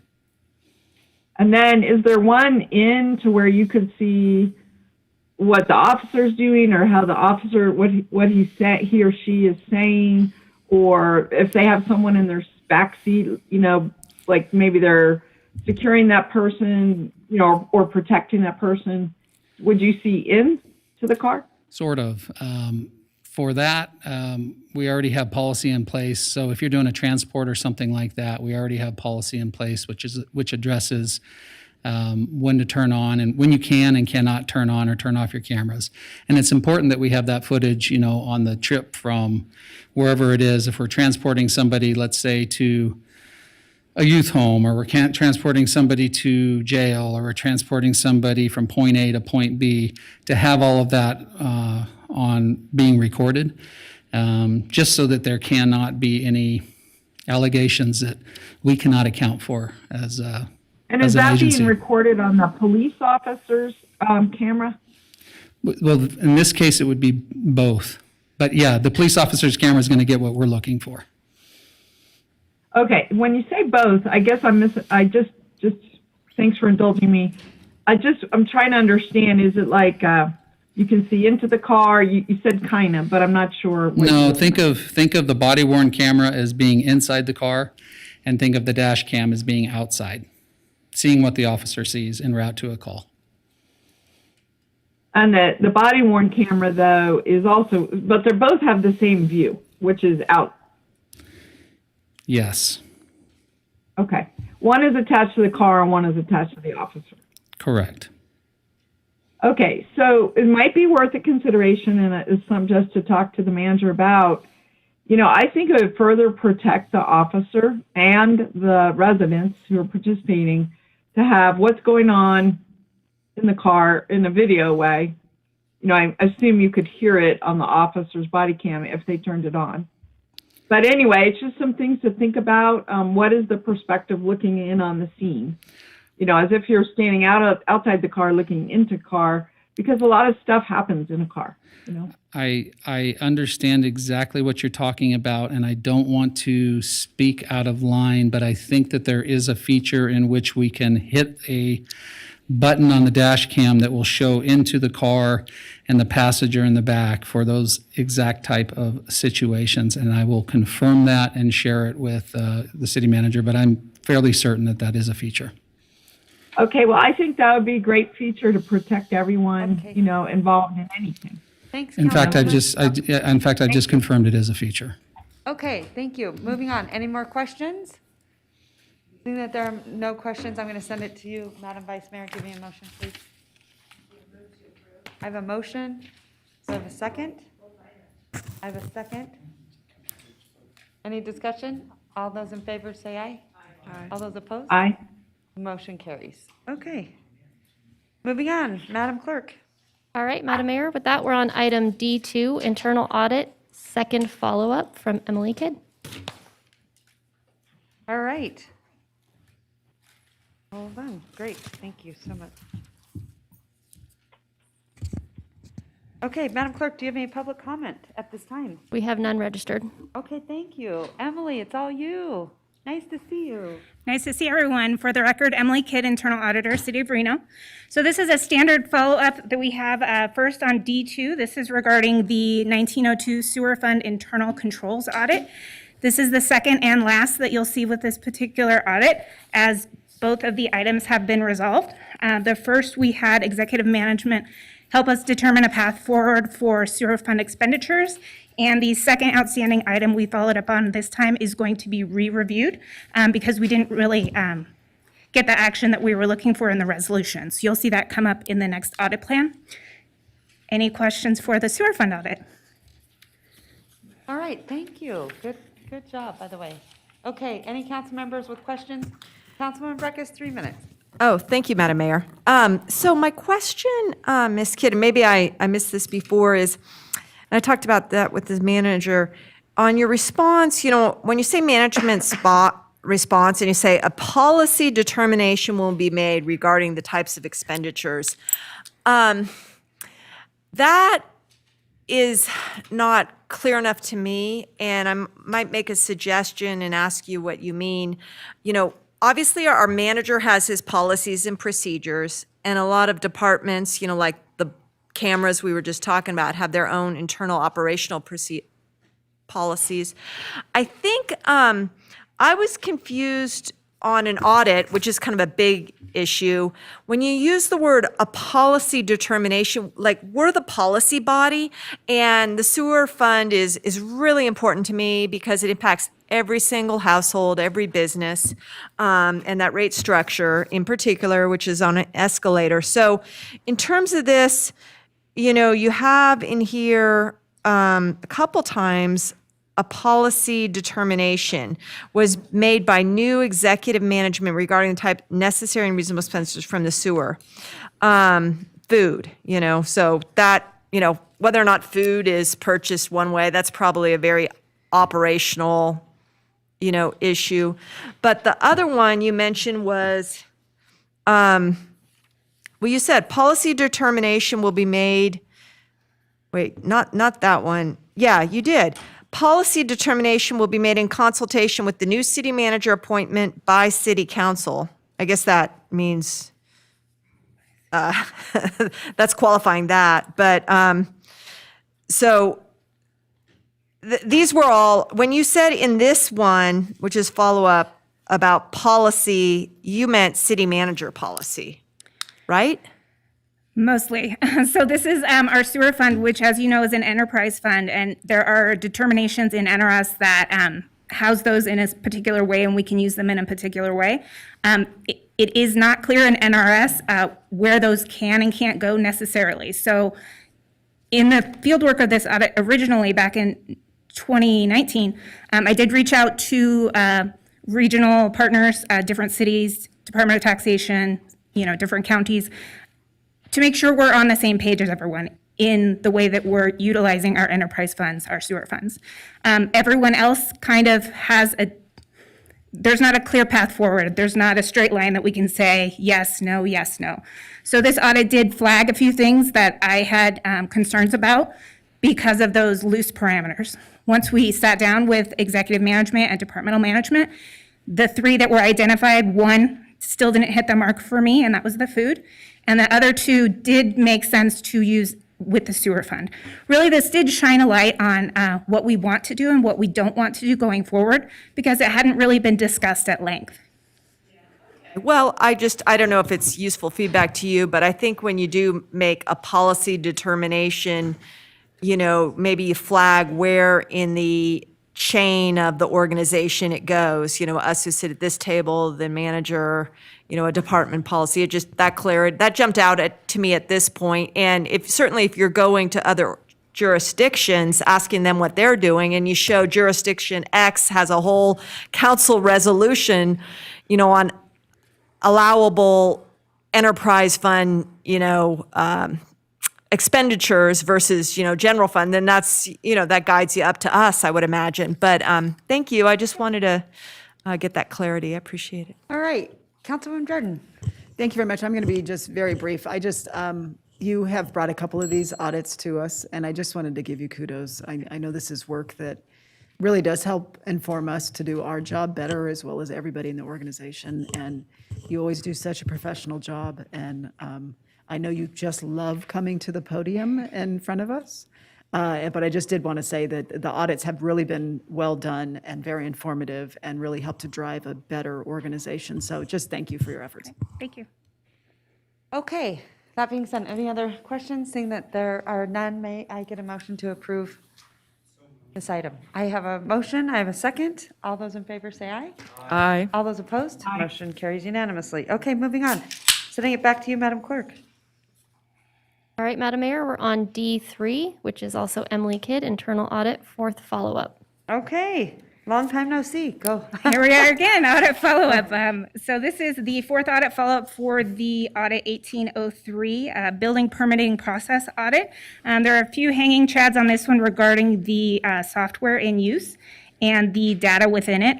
There are a couple improvements, I believe, that are in process. There's a working group that, again, executive management has put together and is moving this forward in a way that didn't happen last year. I know we were all a little bit iffy last year for different things, and this one did kind of fall by the wayside. So I am thankful that this is moving forward, and I expect to see a resolution at the next final, hopefully, fifth follow-up for this audit. Okay, all right. Councilman Breckus, 3 minutes. Thank you, Madam Mayor. So, as we've been doing these, it seems like on most, as you bring them forward iteratively, it's the same issue. But it seems like on this one, maybe I wasn't as closely attuned to it last time. It's gone a little deeper, and maybe that's because the responses come forward, and then it's takes you to a whole nother place. But what I interpreted on this one, and I think it's very significant actually with huge ramifications, is the basis for which we are calculating growth, development, demand, supply is so compromised that we're throwing it out. And that was striking to me because it seems to me that we make a lot of policy decisions upon some of these things. Was this a new thing that happened? I'm not quite sure what you mean by throwing it out. What this audit found originally was that the reports that we run from the system tend to have manual adjustments that cannot be shored up. So from an audit perspective, I cannot run a report one day and have the report be the same 30 days later because there are manual adjustments in the system. What we understand now that we're asking more questions about this system is there are workarounds and patches that we maybe didn't access in the past. With the building fund, enterprise fund, we do have funds to help that process along. So to your point, the data decisions that are driven from our reports could be more verifiable, and that's what this is working to resolve. I guess, and Madam Mayor, if I could, I guess I do have a few more a minute more. Yep. Is, now you're bringing this one forward again. And I don't know if these updates to us are, feedback for you when we're in one. But to me, if we have this data producing product process that's not working, when I use that data and when I see that data, I rely upon it. And now we have a reliance issue on some fundamentals that we all operate under, to different degrees. Are you able to explore that and come back to us on the next one and say, here's the implications of losing this data? Because it's longitudinal, right? So I think I understand your question. I think that might be best responded to by departmental management once they do determine the path forward with this software. I flagged this years ago and said, please, can we make this better? And it's out of my hands at this point. I don't know what they're working on in terms of the through process. But as I stated earlier, the working group does have deadlines and dates that we can update you once it's moving forward. My timeline is a 6-month review process. So I'll circle back with departmental management at that time and say, hey, how are we doing on these projects? It looks like we should be at this point, and we'll keep this audit open until it's resolved. Okay. Well, I'll look forward to that. It just seems to me if we've got a data set that we've used for a number of years and it's all in question now and we've thrown it out, how are we thinking forward? But thank you very much, and I appreciate it. All right, Madam Vice Mayor, give me a motion, or Mr. Devin Reese. Thank you. I have a motion and a second. All those in favor say aye. Aye. All those opposed, motion carries unanimously. Okay, moving on, Madam Clerk. Madam Mayor, we're on item F1, LDC 21-00061, Bridge Church rezoning, ordinance adoption. I'm going to go ahead and read this one, Go Madam right Mayor. ahead. Now you go ahead. Oh, thank you. Ordinance adoption, ordinance number 6599, case number LDC 21-00061, Bridge Church rezoning, ordinance to amend Title 18, Chapter 18.02 of the Reno Municipal Code entitled Zoning, Rezoning, a plus or minus 3.89 site for multifamily 14 units per acre to public facility. Site is located plus or minus 170 feet east of the intersection of Foster Drive and Hunter Lake Drive. Subject site has a master plan land use designation of public, quasi-public, Ward 1. All right, thank you. I have a motion and a second. I'll send it to Councilwoman Breckus. Yeah, I'm just going to pull up our rules because I do want to touchstone on that. I thought that we do defer on these sort of ordinances to the representing ward member, and that was not followed. And I was just, and I won't belabor the point. We can all check it on our own. But I was going to defer and not make a motion and defer to the at-large. But I just wanted to make sure that we are, even if we think the ward representative is not in the majority, that we follow that procedure and not discriminately, I use wasn't that. looking at whose word it was in, but what does it say on the rules? Well, Sorry, I can't see it. let's see, what does it say on the rules? As to a point of order, Rule 17.1 allows the presiding officer to forego presentation and move items where it may be unnecessary. Yeah, So yeah. simply put, it's a second reading. If it had been a first reading, I might not have made the motion. Okay, so that's why you jumped in. Okay. All right, thank you. So, but I want to make a point before I do defer to Mr. Reese and the motion maker that jumped in, is, and I wasn't going to go through with it because second readings rarely change unless other evidence comes forward. But something has come forward in between the last meeting and the introduction. I want to call it to the council's attention. We received a memo the other day about a variance proceeding for the Public Safety Center. The Public Safety Center is one of our largest public facility that we own, and it's not zoned public facility. And I based my objection, I re-articulated today after a site visit right after our meeting, on putting a church with a lot of development potential, small, tiny property, public facility in a neighborhood setting. I have said time and time again, our public facility zoning needs to go hand in hand with the special use permit for the use, not for adjacency, for the use. We did not do that in the code. I think we're creating conflict potential because anything can go on the remainder of this parcel. The public safety center could go in over there, but our public safety center is not zone public facility. And we just have really odd ways that we've been dealing with public facility. And that's why I won't support this. Churches are allowed in residential zones, and I think this should have been in a residential zone. And I don't see the need for a zoning change. Thank you.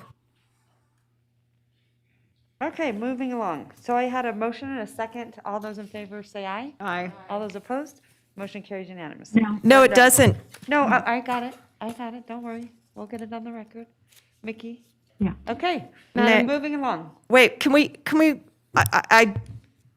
call the vote? Councilwoman, hold on one second, please. Councilwoman Dewar, I'm so sorry.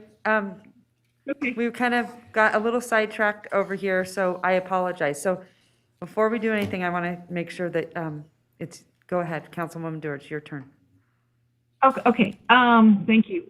At our last meeting, we discussed this, or the last time we discussed this, we talked about the broad nature of public facility zoning, how many categories are in there, everything from schools to prisons to public safety centers. And I too am confused or concerned, I'll just put it that way. I did not support this last time because I believe that the church could expand in another zoning. I'm very confused why we picked public facility. So I'm going to just stick with my objection, but I just wanted the council to understand why. I do think it's an area that we need for cleanup. I'm not opposed to the church. I'm not opposed to them expanding, but I think they could do it in a way that doesn't sort of open up this can of worms. So I'll just leave it at that. Okay, thanks so much. Appreciate it. Thank you. Okay, where are we at, Madam Clerk? I believe we took a motion and a second. We're moving on. We just took a vote. Madam Mayor, do you want to do a roll call vote? No, I think Okay. we're fine. Okay, go ahead. Next item. Thank you. All right, we're on item F2, which is an ordinance adoption for authorizing the issuance of special assessment bonds. Okay, thank you so much. At this time, I'm going to ask you, Madam Clerk, do you have any public comment? No public comment registered. Okay, thank you so much. So then we'll get a staff presentation. This is ordinance adoption, so I'm just going Oh, to go ahead and read this, sorry. Madam Mayor. So, Go right ahead. all righty, thank you. This is ordinance number 6600. Ordinance authorizing the issuance and sale by the city of Reno of its 2021 Special Assessment District Number 2, Stonegate 1, Local Improvement Bonds, Series 2021, approving the form of certain documents with respect to such bonds, ratifying action taken by city officers toward the issuance of such bonds, and providing other matters related thereto. Thank you. I have a motion. I have a second. All those in favor say aye. Aye. All those opposed? Aye. Okay, motion carries. Okay, moving right along. Madam Clerk. Do you record that as 6-1? All right, Madam Mayor, we're on item G11, which is a council appointment to the Human Rights Commission. All right, fantastic. I believe, whose appointment is this? Is this one? Madam We Mayor. have 3 appointments available on this council item today. We have one from Ward 1, we have one from Ward 5, and in addition, we have the at-large appointment open. Okay, thank you. I'm going to send it. Councilwoman Breckus, can you give me a name for Ward 1? You know, I cannot at this point. I'm sorry, I didn't see that I had an opening. And I thought I had replaced that, but I will let others know that Bridget Spear-Loring, I believe, was appointed to the Ward 1 NAB last week, so I don't know if someone circled back with her to see if she wanted to be on 2. Boards? Yeah, and she was unable, not in attendance at our, and that's not an indicator of anyone's interest, but I Okay, well, haven't then had any we'll- contact with her. Okay, then we'll bring it back in another meeting, and you can make your selection then. Okay, Councilman Reese. Well, I will just say, Bridget, it was the first night of school for Bridget, who's a school teacher. And so I know her well, and I know that she intended to be there, but couldn't be there last night. I'm going to make an appointment of Hagan Sandoval. All right, I have a motion and a second. All those in favor say aye. Aye. All those opposed? Aye. Motion carries unanimously. Good choice. Go ahead, Councilwoman Jordan. Thank you very much. I, too, would like to table this for the next meeting, so I can have a better idea of all the applicants. So Well, and I see some people that reached out, but I don't see their names on here, so. That's kind of why. So I just think maybe you. Yeah. Wait, okay, perfect. So a table for me. All right, sending it back to you, Madam Clerk. Was there any public comment, sorry, on that item at all? There was none registered. None? Okay, thank you. And, no, we're fine. Sending right. it back to you, Madam Clerk. G12, which is the appointment to the Washoe County Home Consortium. All right. Madam Clerk, do you have any public comment? We have none registered. Okay. Discussion and potential to reappoint Chuck Reno. Can I get a motion, Madam Vice Mayor? I have a motion. I have a second. All those in favor say aye. All those opposed? Aye. Motion carries. All right, item G13, which is the appointment to the E911 Advisory Board. All right, fantastic. All right, I'm going to send it to you, Mr. Devin Reese.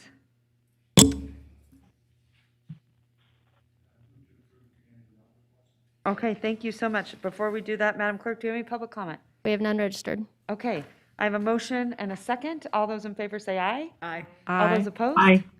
Motion carries. Okay, moving along to item, I believe, G14. G14 Sorry. was withdrawn, so Oh, we are 4 on got pulled, item sorry. G15, which is the appointment to Ward 4 Neighborhood Advisory Board. Okay. Go ahead, Vice Mayor. Madam Mayor, I'd like to appoint Richard Simmons and Mark Miranda, and I'd like this to come back again. if I Okay. could. All right, so I have a motion. Second. I have a second. All those in favor say aye. Aye. All those opposed? Motion carries. All right, item G21, which is, at our last meeting, Councilmember Delgado resigned from the Community Homeless Advisory Board. And so this is back on our agenda today for an appointment of another board member to that board as his replacement. Okay, thank you so much. Madam Clerk, do you have any public comment? We have none registered. Okay, at this time, may I get a motion? Move to appoint Councilmember Devin Reese to the Community Homeless Advisory Board. Okay. Second. We have a motion and a second, and then I was just wondering, do you have an alternate? Is there an alternate on that board? Madam Mayor, you are the alternate. I am? I would Yes. like, we don't have it agendized, but can we make it Vice Mayor? I can bring it back to, Perfect. if you'd like to resign on I H1. know the then we Vice can- Mayor had shared that she is interested. I know it's not agendized, but thank you for. But we can do Bring it it back. later. Okay, so I We'll have a bring it back. motion and a second. All those in favor Wait, say could we aye. have some discussion on the motion? Sure, go right ahead. Thank you, Madam Mayor. So I'm not going to support the motion, and it would not have mattered who was appointed. I don't support the board, and I'd like the council to reconsider the board. I think the last year has really shown that the board is not working. In November of 19, Manager Newby sent a memo to the council saying, we're interested in the Governor's Bowl. We're talking to NDOT about the Governor's Bowl. And what's this about? Why? What? And the C-Hab that I started tuning into about the spring seemed to be moving and moving forward with what ultimately became known as the Super Shelter and then the CARES Campus. And it was well far along in formation before it actually came to a vote of the council in November 18. And all of that work was done at the advisory board, and by the time it was going, contracts were in place, and I think construction had even started to some degree. And I felt, and I continue to feel, that an advisory board that can take on such a role for the city that we then, have been the operator. We put a lot of our ARPA money into it. Our insurance rates just were raised because of this. But this was never discussed in the early preliminary stages by this body. And I think that, I support regional cooperation, but I think this body really needs to be retuned and reconsidered and maybe gotten rid of, because it has kept issues from this table where the accountability is. And I hear all the time from constituents, what are your homeless services? What is going on? And I just say, look, there was a whole year of discussion on what our priority was, where we were investing, how we were doing it, and it never came before this council meeting. This body never demanded that it be here. And I was very troubled by that. I continue to see it troubled by that. And I don't think this board should be making decisions outside of this table. This table should be making those decisions. So I won't support any appointments to this board. Thank you very much, Madam Mayor. Thank you, I appreciate that. I would just say, one of the reasons that I remember early on that this was set up in this manner is because all of us said that everyone needed to be at the table from each jurisdiction. And that was really, really critical, so that it's not just this body making those decisions for everyone else, that it was a collaboration between all entities. And I also think that now more than ever, even though people say, oh yes, it's only Washoe County that should be dealing with Health and Human Services, I think the problem is so much larger that everyone has to be working together and lifting up this entire issue. And so I would say, more than anything, every jurisdiction has to be at the table on this. So I think you guys have had a really, it's one of the most complex issues that you can deal with in a city. It's really hard, really challenging. So I think you can sit back and be a Monday morning quarterback, but I honestly, I commend you guys, because it's not easy. And there's been a lot of community partners that have also had to help. And, it's really easy to point the finger, but I gotta say, it's tough work. And it seems like it doesn't matter what you do, that people are unhappy, but it's, the work that you guys are putting in it and doing it all together, whether it's the outcomes that you want or you don't want. But I'm grateful that everyone is at the table and doing the tough work. So I appreciate it. Councilwoman Jordan, go ahead. Thank you very much. Most of the time, I don't justify some of these denigration comments that my colleague continues to throw out about every board in which she doesn't sit, about regional cooperation that was, by the way, a 16-1 vote. So I'm going to speak up more often about these assertions that she makes against other individuals doing the real work. And I believe this to be a violation of 6.1.5. City council members shall confine their questions to the particular matters before the city council. This agenda item nowhere speaks to the formation of the CHAB or the dissolution thereof. Please note for the record. All right, thank you so much. I have a motion and a second. All those in favor say aye. Aye. All those opposed? I'm opposed. Motion carries. Mr. Reese, I think you will do a fantastic job because you have so much passion and heart. So thank you. Great job. Okay, moving along. Madam Clerk. All right, Madam Mayor, we are on item H1, City Council comments. All right, any comments from the council? Seeing that there are none. Madam Clerk, I'm going to send it back to you because I think we are ready. Yeah. Well, at this point, we can open the Redevelopment Agency Board.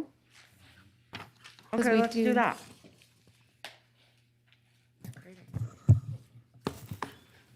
You want to open it later? Yeah? Yeah,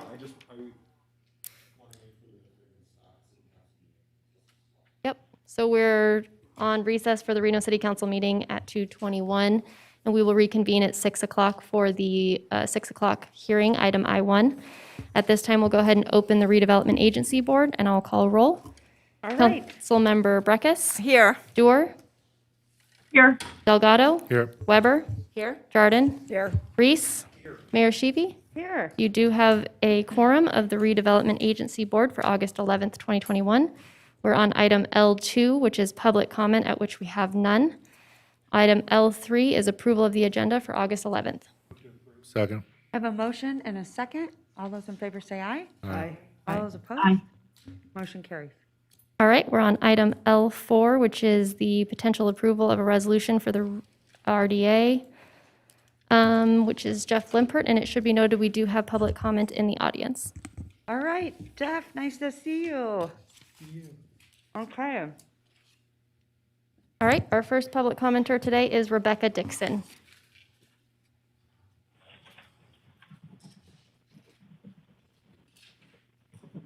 meeting Jeff in person.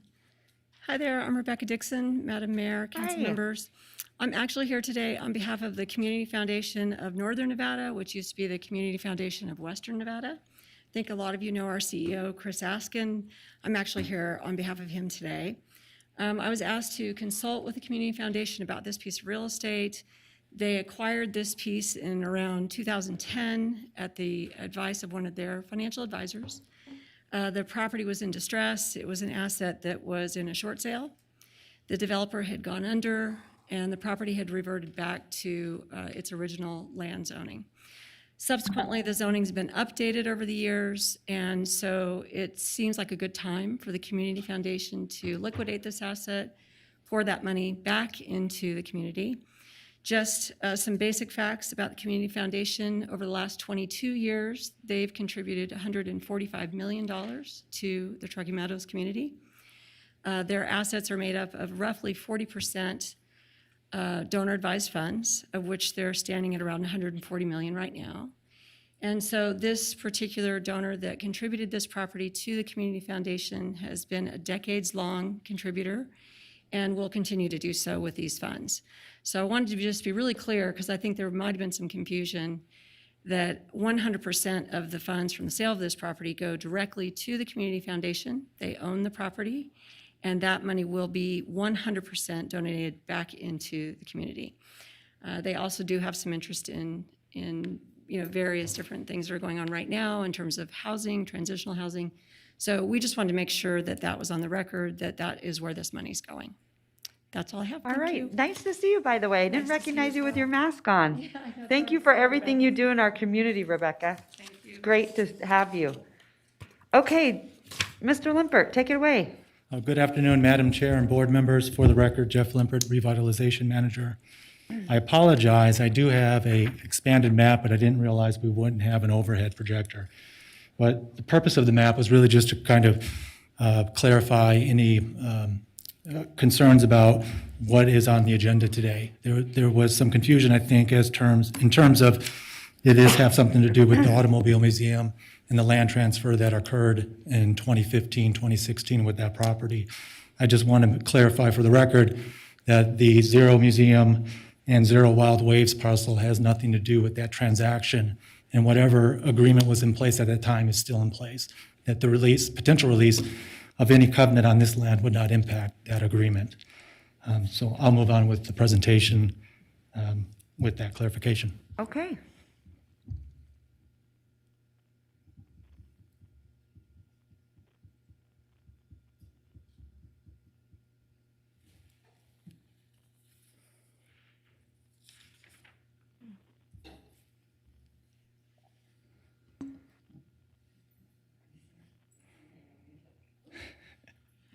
There we go.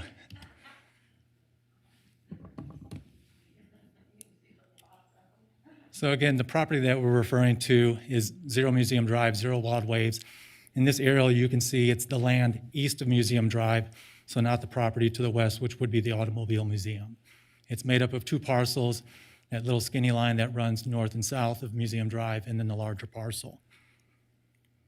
So, Mr. Limpert, could you point out before you leave the things, does your mouse work? Thank you. someone's got it. It'll work here, okay.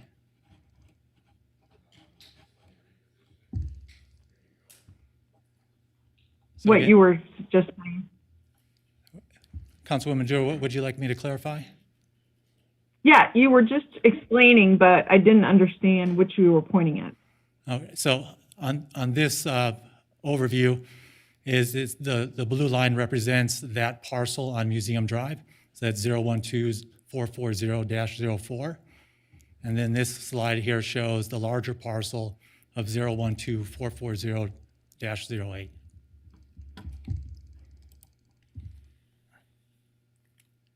And so, okay. Go on. I was unclear on the second photo. Can you show parcel 1 where it is relative to parcel 2?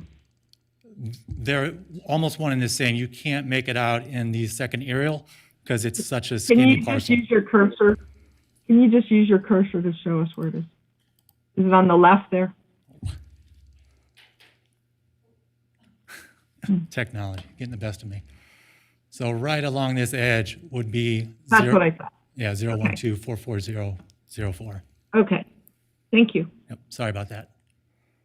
So as part of their due diligence, the Community Foundation approached the city of Reno about a restrictive covenant that was on the land.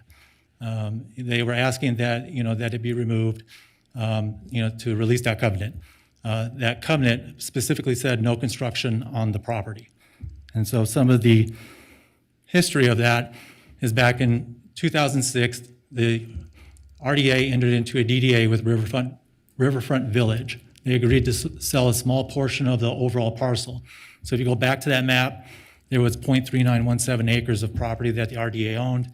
As part of an assemblage, the RDA agreed to sell that property to Riverfront Village to do a 150-unit townhouse development. As part of that, they entered into a DDA with the RDA. So in 2006, in the summer, they acquired that parcel for $400,000 based on an appraisal that was obtained by the RDA. And then in addition, they also agreed to contribute $100,000 to the kayak takeout that the city of Reno agreed to build.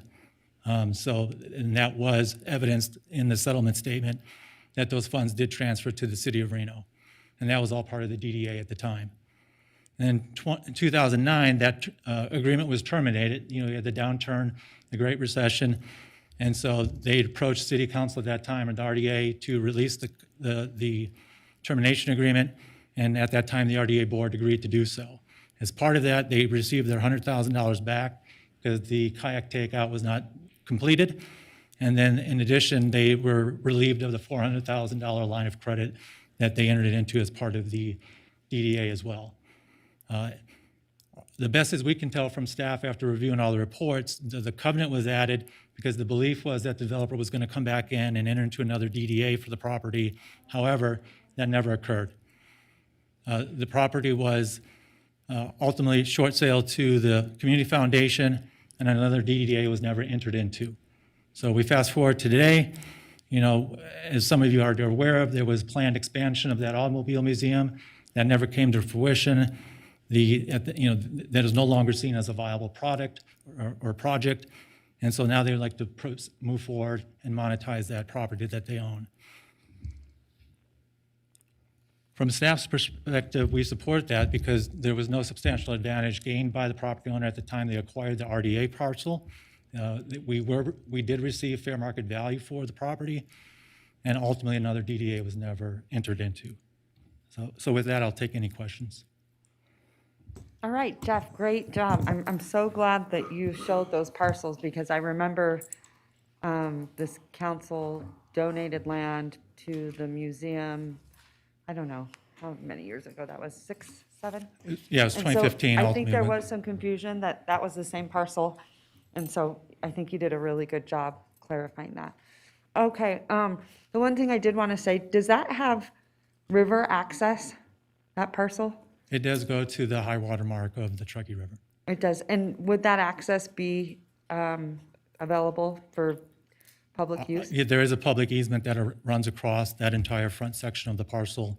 So there is a 50-foot Okay. public pedestrian easement across. Okay, good. And That's that where our does- bikeway is well. And that, okay, and I just want to make sure it stays. It does. Okay, perfect. Councilwoman Breckus, 3 minutes. Thank you, Madam Mayor.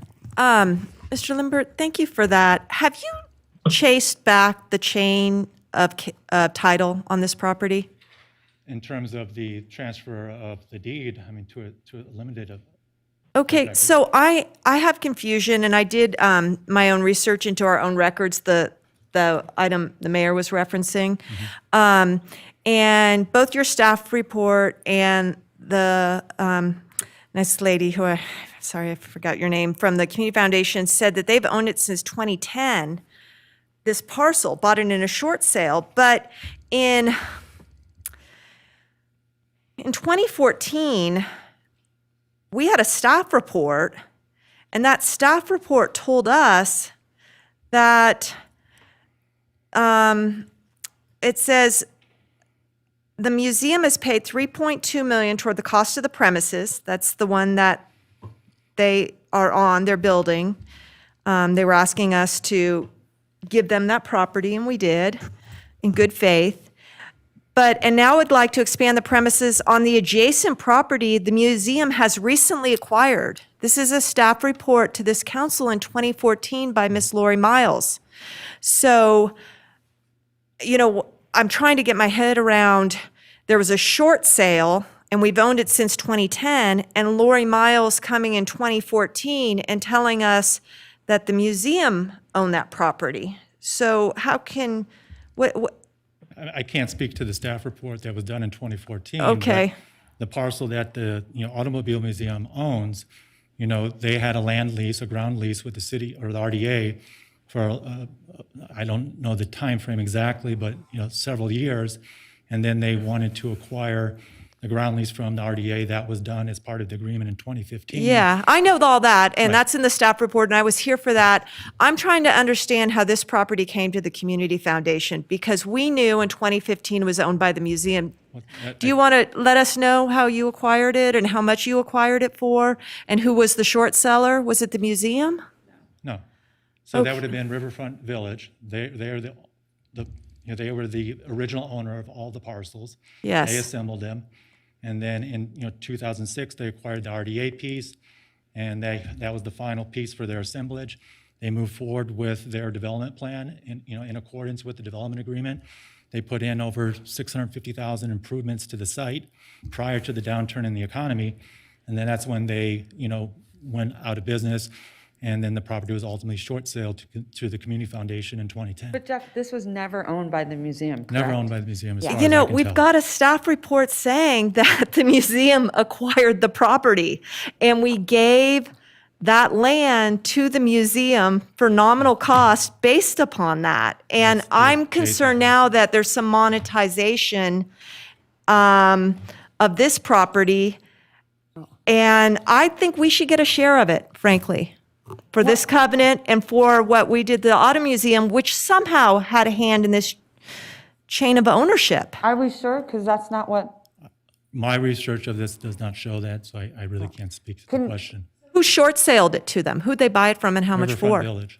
Huh? And who are the principals of that? I can't speak to that. I don't know who they are. Are they the original people who were in on the DDA in 2006? That's correct. And Mr. Pawnee, do you want to come up? Would that be helpful? I think you represent the Community Foundation. Can you pull up title and show, I would imagine? Because I don't believe they did. I did the same research because I was concerned for the same reason. Because the land that we gave them is worth a considerable amount of money today. Michael So, Pawnee, and for it's the not the record. same. So- It's a different parcel. Respectfully, I don't know what your staff report said or didn't say, but there's clearly some confusion. We're talking about a completely different parcel. It was acquired December 23rd, 2010 by my client, the foundation. It's a different parcel. It's across the street. So whatever concerns or issues you have with the museum parcel have nothing to do with us. Yeah. the staff's report says, expand the premises on the adjacent property the museum is acquired. I mean, that's where they were going to move. Did the Community Foundation, did they have a relationship with the museum? What I will say is this: I represent the owner of the parcel. They are the only owner of the parcel. They have owned it since December 23rd, 2010. The parcel you're referring to is a different entity, a different piece of land. So you can take my word for it or not. The research I did showed that. So, because I was very concerned, because the council just, with that other parcel, because they still have not built on that. And, so I was very concerned, so I did my own research. So thank you so much, Mr. Pawnee. All right, with that being said, Councilman Jordan, go ahead. The city manager Thornley had his finger on the did you? button.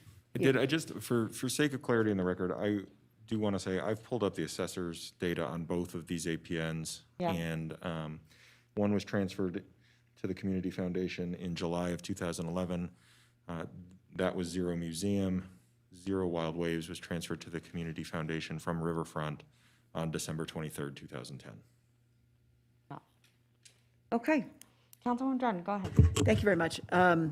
I guess my question is with regards to the proceeds going to the community foundation, do we have any say or suggestion as to maybe where some of those funds could go? I mean, it's such an incredible organization that gives to our community in a million different ways.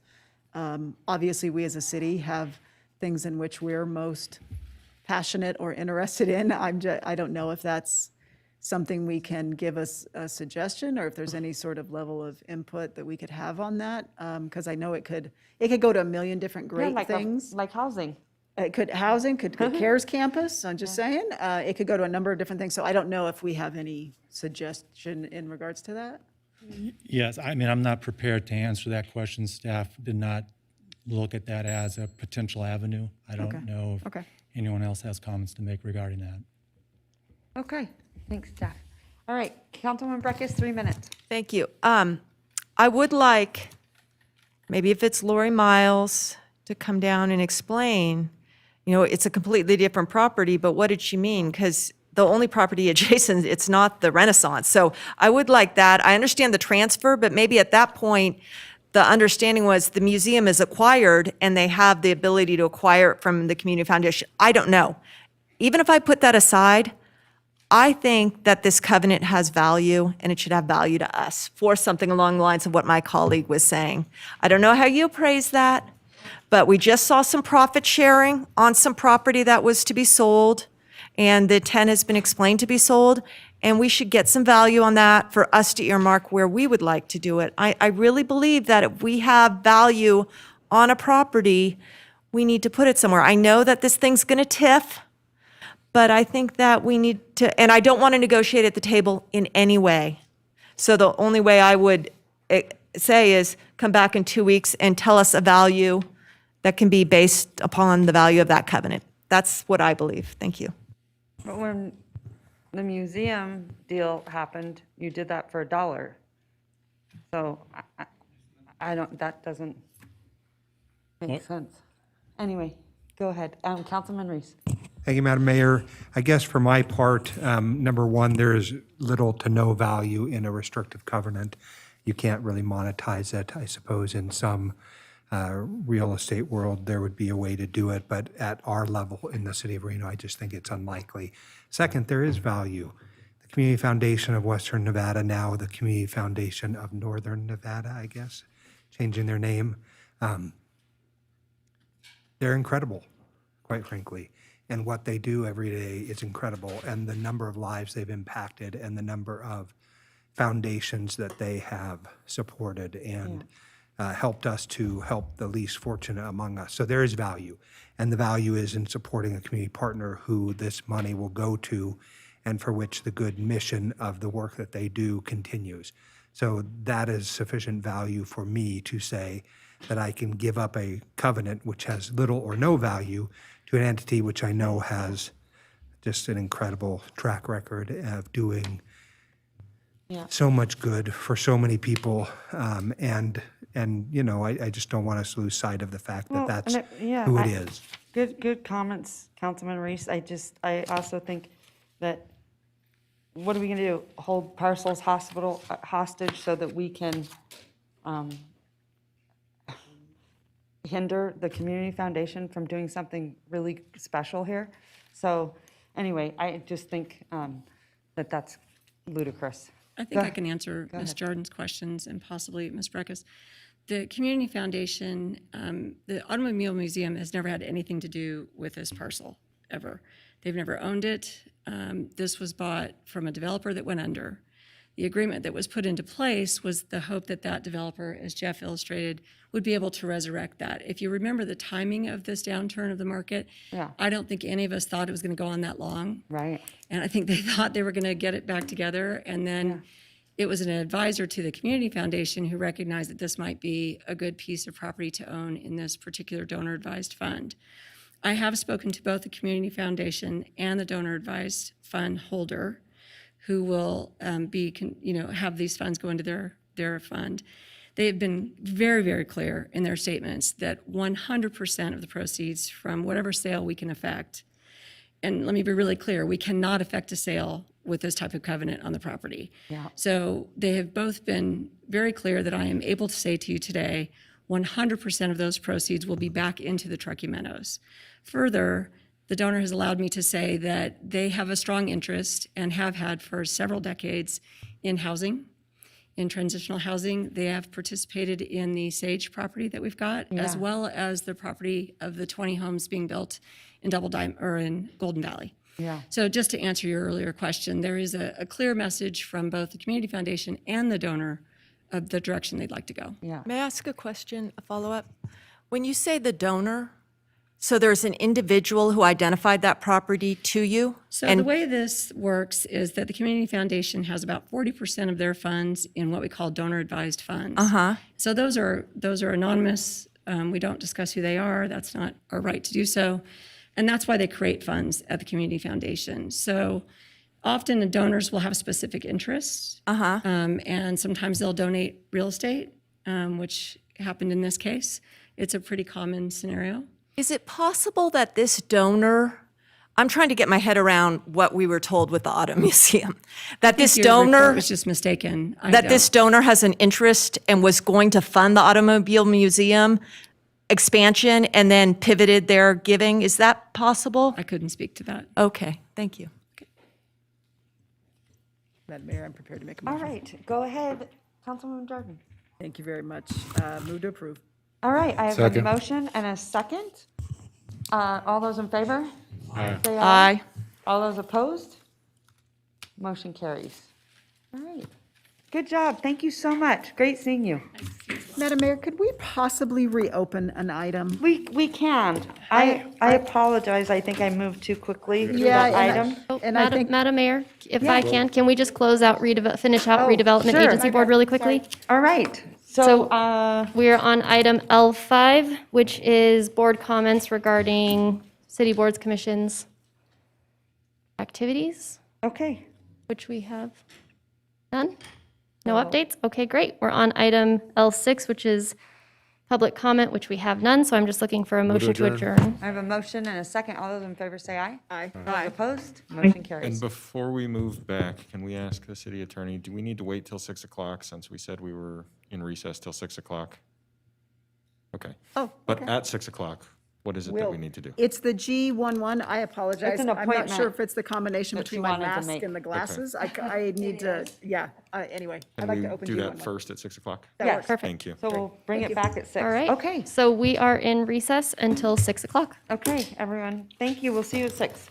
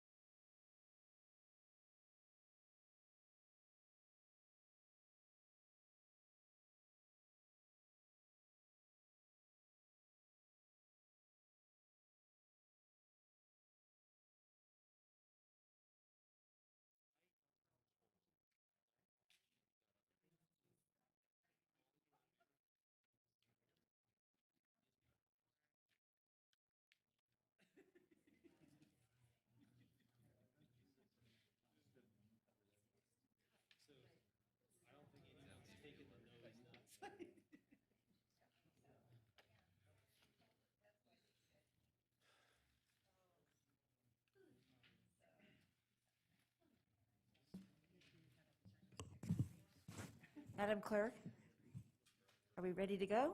Hello, Madam Vice Mayor. I think we're just getting Madam Mayor over into the Zoom call. So if you'll give us just a minute, then we'll be ready to go. Madam Mayor, can you hear me?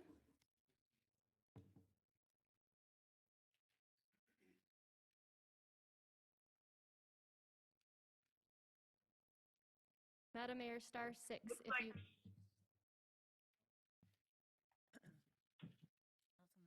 Can you hear me, Ashley? Yes. I mean, Mickey. Yep, yes, we Sorry. can hear you. Thank you. I think she's still on mute, it looks like. There she is. Hi, Madam Clerk, can you hear me? Awesome, we can hear you. Thank you so much. Madam Vice Mayor, we are ready to reconvene the Reno City Council for August 11th. Thank you. And we're on item I1. However, we did, before we went on break, have a request to reopen item G11, the Human Rights Commission. So I'd just be looking for a motion to reopen. Second. There's a motion and a second to reopen that item. All those in favor say aye. Aye. Opposed? Aye. The motion carries unanimously. Would you like some water? I do. Why don't you? You want me? Yes, please. Okay, thank you very much. At this time, we'll move on to item G11, and this is a citizen appointment to boards and commissions. This was, I believe, Madam Clerk, this was my appointment. I would like to make a motion to appoint Deborah Whitlock-Lax. We have a motion and a second. All those in favor say aye. Aye. Aye. Any Aye. opposed? Hearing none, motion carries unanimously. Thank you Madam Clerk. so much. All right, Madam now Vice we're Mayor, going to. are you ready? You want me to keep going? You good? Okay. Matt, may I ask a question? Did we have to reconsider, or you just didn't appoint before, I think? I did not appoint before. Thank you. All right, Madam Vice Mayor, we are on item I1, which is an appeal for LDC 21-00057 Logistics Center, I-80 Phase 2.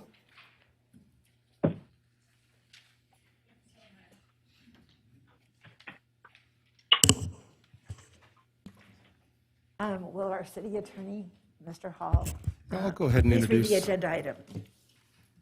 Yes, thank you, Madam Vice Mayor. This is case number LDC 21-00057, Logistics Center, I-80 Phase 2, appeal of the Planning Commission's decision to deny, 1, a conditional use permit to allow A, development of an industrial facility within 150 feet of residential zoning, and B, business operations between 11 p.m. and 6 a.m., and 2, alternative equivalent compliance to vary from ground floor building transparency standards. The plus or minus 26.9 acre site includes 2 parcels and is generally located north of Interstate 80, south of Boomtown Garson Road, plus or minus 950 feet west of its intersection with Cabela Drive. Site is currently zoned arterial commercial, hotel casino, and single-family residential, 600 square feet, and is within the Mortenson-Garson Overlay District. Zone. A concurrent request for mixed-use suburban zoning is in process. I think that was approved earlier, as a side note. The site has a master plan land use designation of suburban mixed use. The appeal was filed by Ken Crater on behalf of Dermody Properties. The City Council may affirm, reverse, or modify the decision of the Planning Commission. The item was continued from July 28th, 2021, City Council meeting. Thank you.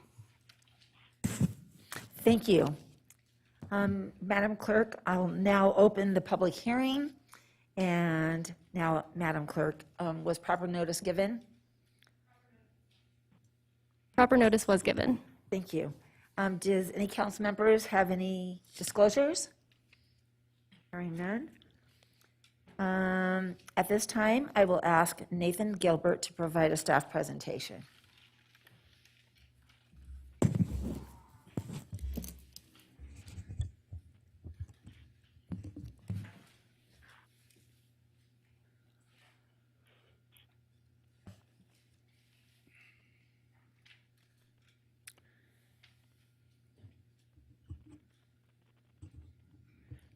That's the applicant's presentation.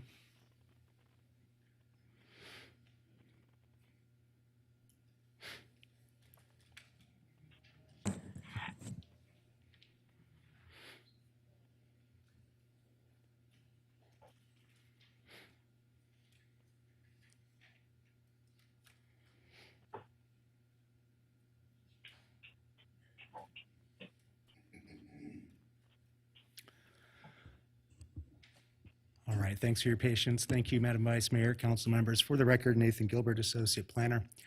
This is an appeal of the Planning Commission's denial for conditional use permits to allow development of an industrial facility within 150 feet of residential zoning, business operations between 11 p.m. and 6 a.m., as well as a request for alternative equivalent compliance to vary the ground floor building transparency with an alternate design. The site's located on a 26.9 acre site, and as of decision earlier, it's anticipated to be zoned mixed use suburban. The site has a master plan designation of suburban mixed use. A little bit of background on the site. Of course, in 2003, the Mortenson-Garson Overlay Zoning District was adopted in Planning Area 2, the area north of I-80, incorporated a variety of zoning and land uses varying from hotel, casino, single-family residential, and industrial types of uses. In 2013, a special use permit for a 24-hour truck stop and casino was approved. That's a longstanding entitlement that was a carryover from Washoe County and has moved around the general area, but was last established on this site in 2013. That entitlement expired in December of 2020. In 2015, the Boomtown Industrial Park was approved, which is the industrial facilities located just north of the subject site. And in 2016, the Meridian 120 North tentative map was approved. That's the subdivision immediately west of the subject site. The proposal is a 444,500 square foot total building area compiled into buildings 1 and 2. They have a north-south building orientation with sealed truck bays internal and east towards the Cabela site. The site features a comprehensive amenitized trail network around the site and connects through pedestrian connections under the freeway into Planning Area 3. The building design is vertical and horizontal articulation on all sides. The maximum building height for Building 1 of 42 feet, Building 2 at 45 feet. For reference, the maximum height allowed in the mixed-use suburban zone is 55 feet and 65 feet in the previous AC and hotel casino designations. And again, the alternative design was requested to provide 25% transparency through clear story windows at the top of the building rather than on the ground floor. Compatibility design features, Building 1 is set back 195 feet to 410 feet from the western residential property line. It's buffered by a 6-foot berm with 4-foot rock walls to the west. Existing subdivision was conditioned to have a sound wall in anticipation of the truck stop, and that is also there on site. There's a landscape berm in front of Building 2. Westernmost access is emergency only and screened, and no trucks are allowed on that side of the site. Sound walls and screening of internal truck bays are provided to screen from Boomtown Garson Road. There are conditions to provide enhanced landscaping in the NDOT right-of-way. And of course, with all development in the Mortenson-Garson, they'll have to demonstrate that the project impacts will maintain a level of service C or better.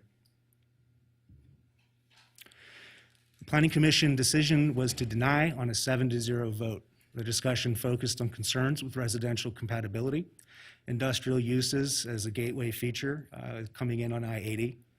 There was discussion on the qualitative impacts of truck traffic in relation to residential uses, and concerns with the visual impacts of large buildings compared to other possible commercial uses and building designs on the site.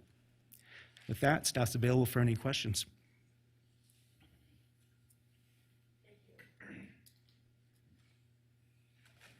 Are there council members that have questions? You want to hear from the Um, other side first? Yes. Thank you. Mr. Gilbert? Councilmember Breckes. Oh, I'm sorry, was I identified? No. I didn't know if we were hearing the other presentations first, or do we? Excuse me, I'm sorry, I'm not hearing. I'm sorry. Yes, go ahead. What's your Okay, question? thank you. Mr. Gilbert, what were the sizes of those 2 buildings again? There's a cumulative total of a little over 444,000 square feet. So, okay, so they're about 200 each? Roughly. Okay, and the site is 25 acres? A little over 27, almost 27. Okay, let me ask you this. We put up about 16 million square feet to my calculation, and I think I have as good a calculation as anyone because we don't have that in a data repository at the city. And I've seen them come in from 1 million square feet, sites down to something 400, some 250. Is there some standard of building size to site size that we've been working on, operating on, or that we know about, No, there's or tracked? There's nothing in code with a minimum or maximum floor area ratio for warehouse and distribution uses. No, from a pattern of practice of building permit issuance and approvals and knowing what our community is building, is there some understanding that staff has maybe looked at to see the ratio of coverage, you would call it, I guess, in terms of these? Are you referring to past entitlements? Yeah, of the 16 million square feet, is there a square foot of building to site size ratio that you can? There's no metric, there's no white paper, it's not a master plan or adopted code standard. Okay, I'm just trying to understand how tight some of these are because, the buffering and the circulation and all that. Let me ask you, stormwater. Where does stormwater in this location go to? What facilities do we have out there? I'd have to look. Okay. Because I know on the south side of the freeway, we basically had free-flowing open ditches that would then just go into down the hill of the cut of the freeway and to the river, I guess. Do we have something a little more formal to convey water on these sites? I could say that the project site detention is, expected to be low-impact development. As far as the detention, I'd probably refer to the project engineer for specifics. Okay, I can ask that. It's just a warm-up to that question when that person comes up, because I know they have to hold back water, and this is in the river area, so, it's not a big issue where we have, the dry lakes up there. But I'm just wondering what facilities we have to take that water down to the river, presumably where it goes. So, okay, thank you.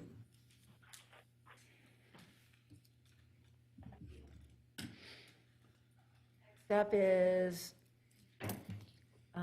Member Dewar. Councilmember Dewar. Thank you. Thank you. Thank you. I just have a few questions. First of all, Nathan, the conditions that you read out, are those the same conditions that the Planning Commission considered? The conditions that I listed was sort of a summary. The Planning Commission recommended conditions of approval are in the Planning Commission staff report. So my presentation was a general summary of some of the key conditions of approval. Right, but what I'm saying is, have you changed them all at all from the time the Planning Commission considered it? No, the council is reviewing the Planning Commission's, Planning Commission made a decision to deny it, and the council is considering an appeal. Right. So a few questions on the staff report. I was a little bit confused by the discussion of the signs. I don't know what internally illuminated tenant wall signs are. I don't know if those are digital. I don't know. It said, well, you can't do this, so they're doing this other thing. Could you just explain that? Sure, they're not digital signs. A flashing and animated sign would not be allowed here. An internally illuminated sign is typically your standard commercial channel letter sign, typically what you'd see in most commercial applications.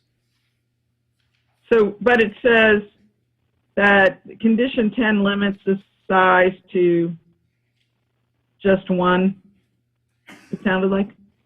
Yes, there was recommended conditions if the project was approved to limit the overall sign area and the allowable signs from what would otherwise be allowed, to really tighten it up to what the proposal is rather than the maximum that the zoning would allow. It would also preclude any signage facing residential and limit the hours of illumination for signs facing Boomtown Garson Road. Okay, and then you mentioned clerestory or solo story windows, but I didn't see those on the diagram that was shown. It seemed like they were fairly standard. So is the diagram the same as what is proposed? Yeah, so one of the enhanced design standards for development in the mixed-use suburban zone is some of the carryover design concepts from our old transit-oriented development corridors. And some of that is a standard requirement for a certain amount of building level transparency on the ground floor. For several reasons that didn't appear to work here very well, the industrial type of use, but also with the berming, you really wouldn't see it. The intent for pedestrian and vehicle, views of clear windows on the buildings wouldn't be achieved. And so what was requested by the applicant was an alternative equivalent compliance to take that same amount of building transparency and allow it at the top of the building, which would allow for daylighting opportunities and still provide building transparency. All right, Madam Vice Mayor, I don't know where I am my time, but I have to imagine it's up, so just advise me, please, if you will. Okay, you're over right now, so we'll move on to the next. Okay, one and do so it we'll next come round. back. Yes, yes. Thank you. Councilwoman Jordan. Thank you very much. To start with the questions, can we give, one of the main things in watching the Planning Commission was the residential adjacency with regards to this warehouse. Can you talk a little bit about the history of what this can and can't be historically, what has been proposed, and on looking forward, what can and can't be constructed here as it relates to residential in particular? Can I ask for a little bit of clarification on that? When you say a little bit of history, are you talking about the previous entitlements? Yes, the previous entitlements and particularly with regards to the MGOD guidelines that override some of our standard guidance that we would normally use on this. Could you just, I know you said some of it earlier. I'm just asking because there's some new faces here in the crowd, if you Yeah, wouldn't so mind summarizing. this truck stop was entitled, that's a carryover from Washoe County before the city was even out there. That truck stop was a hotel, had a casino, 24-hour operations, and has been floating around. In 2013, the city of Reno they adopted a special use permit to allow the 24-hour truck stop site on this subject site. So it was a relocation for a 24-hour casino and truck stop on most of this 27-acre site. Okay, so as it relates to residential, does the MGOD allow for residential on this site? The MGOD does not have any more residential capacity on the subject site. There's a residential cap of 3,000 units within the entire MGOD plan area, and even more specifically, residential caps in planning area 2, where this is located. Residential uses under the existing standards would not be allowed. Okay, so residents can't go on this subject site. Okay, that's it. I'll reserve for the next round. Thank you. Thank you. Councilmember Reese. Thank you, Madam Vice Mayor. Mr. Gilbert, thank you for the presentation. My question is somewhat similar, but I believe I have to ask it in a different way, so bear with me. I've been out to the subject site. I met some of the homeowners there, grew up in the area, so I know it well. The history is important, though, because it helps us to understand the issues about compatibility, and both compatibility is different than residential adjacency, right? It asks a question about what should be there. My question really is about the history as you've portrayed it. You started with the MGOD, you then talked about the now expired truck stop use, and it came all the way to December of 2020, which is when the truck stop use, I think, expired. Is that right? In December of 2020. So from a pure planning standpoint, this piece of dirt, or the two pieces of dirt, were always intended for some industrial or commercial or, something more than a park or residential. Is that correct? Yes, and I would add the original MGOD anticipated the majority of the subject site for destination resort hotel casino use. In 2013, that truck stop use was entitled on the site. So since that expired with the existing zoning that's there, it would be, yes, a hotel casino or industrial type of use. But the history left out, I think, an important component, which is when the homes were approved for being built there. So I assume that those homes were approved there, knowing that something would be built there, which Yes. would not be homes. No, that's correct, and that was a staff concern at the time. The Meridian 120 North subdivision had specific conditions of approval to provide, to require notice to residents when they signed their papers that a 24-hour truck stop casino was currently entitled on that site, and that 24-hour warehouse and distribution uses, which were approved and ultimately built just north of Boomtown, would also be anticipated. Why wasn't that discussion had at the Planning Commission? I mean, I watched the Planning Commission hearing, as I do to prepare for these, and there did not seem to be a discussion about that. That element was missing for me. So in your history may be fine as you've recounted it, I'm not sure, but it just seems odd to me that that was not discussed by the Planning Commissioners. I think Commissioner Taylor asked briefly, but we did not go into detail. I mean, for my part, it is, as the lawyer in me, we think a lot about the way in which, and the tort concept is called coming to the nuisance, and maybe I'll ask our lawyers at some point in time in the evening about that. But the idea is that it's hard to be the last person into the neighborhood and complain about the thing that pre-existed.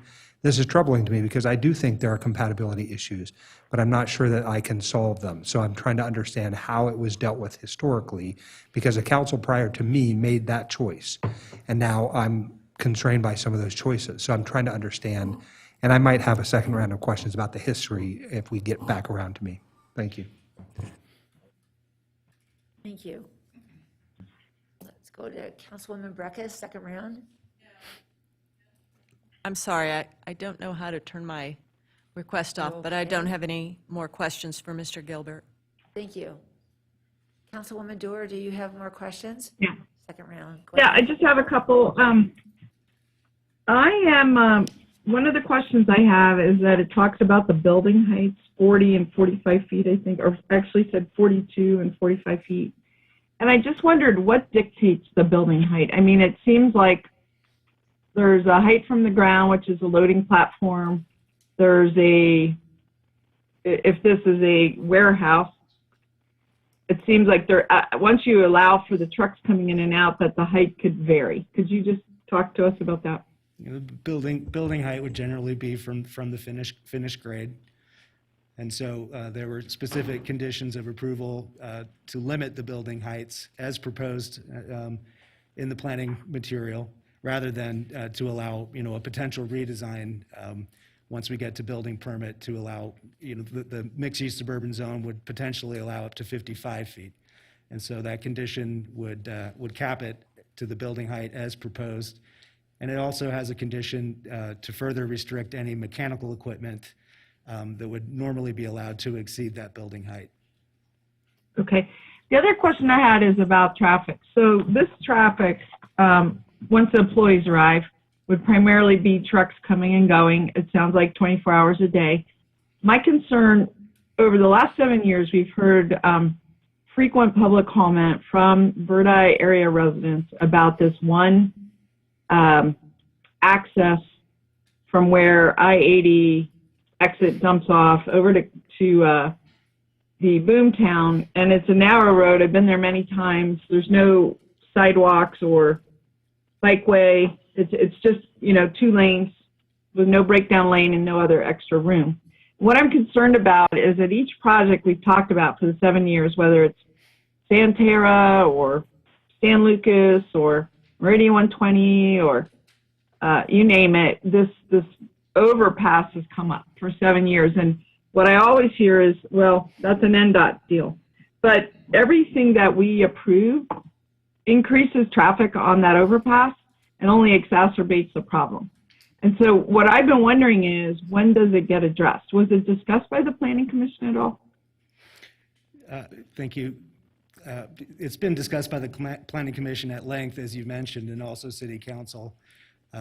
I would say, yes, it is an NDOT bridge, and replacement would be up to NDOT. It is on their tentative plans. I guess from the City of Reno's perspective, in the MGOD, every development needs to maintain a level of service C, and that applies to that NDOT bridge as well. So the capacity, and any project in the MGOD needs to demonstrate that the capacity of the road network is capable of maintaining that higher level of service than would otherwise be required. So I'm not really talking about the service level. What I'm talking about is the City Council adopted the Zero Fatalities program of NDOT, and NDOT obviously adopted it. And the whole goal is to prevent fatalities. And I've been alerted over and over by the Verdi area residents that they're extremely concerned about this bridge and the safety of it. Not that it's falling down, but that there's not enough room, and that children use it, bikers use it. They've talked over the years. We've talked about this tunnel underpass, which is about a half mile to the west. I've visited both numerous times, gone to the tunnel underpass. So what I'm hoping to hear, if you don't have all the details from the applicant about how these issues would be addressed, because this is the final, virtually the final jigsaw puzzle piece that goes in this area. And if it's not addressed now, it will just remain unaddressed. My understanding is that NDOT's planned improvements, and I think we're talking more in the 10-year horizon, would be to make improvements to the bridge for those types of amenities. Not that there's anything lacking in its ability to hold capacity, but it would include those provisions. I think with this proposal, you're providing pedestrian connectivity under the freeway as part of the project design, as perhaps an interim solution, but I think the project applicant would have more technical information on the bridge. Okay, thank you. Thank you. Councilmember Jordan. Thank you very much. Can you talk to me a little bit about two things? One, about the hours of operation and standard operational hours and how it relates to this application or appeal before us tonight. And then second, we've heard often about trucks when I-80 gets a lot of snow and weather on it, and trucks get jammed up and can't go any further. Is there any signage, prohibition, whatever? I mean, I would clarify for the record, would any trucks not serving this industrial complex be allowed to park, idle, turn around, hang out in that circumstance? As it being private property and a privately operating industrial facility, I can't imagine why that would be. I think I would defer to the applicant as far as their business models. But this isn't a truck stop. This is private property. This is a private business, and it's not. Okay. When they come up, I might ask them about how they're going to ensure that should this get approved, doesn't happen. Back to the hours of operation. Can you talk to me particularly about the evening to early morning? Obviously, it's 24. Standard for these hours of operation? Unusual? So oftentimes when we see warehouse and distribution, they're in industrial zones. And a warehouse to distribution facility in industrial commercial zone is allowed by right to operate 24 hours. In the mixed-use suburban zone, a warehouse and distribution facility is allowed with a conditional use permit, but that 24-hour operations isn't inherent. So that's an additional conditional use permit request that the council would need to consider. Okay, and that's an additional request additional before request. us tonight. Okay, thank you. I'll have more questions as we go forward. Thank you. Thank you. Okay, I think we'll move on. And Mr. Gordon, I think you're you're going to make the appellant's presentation. I am. Thank you, Madam Vice Chair.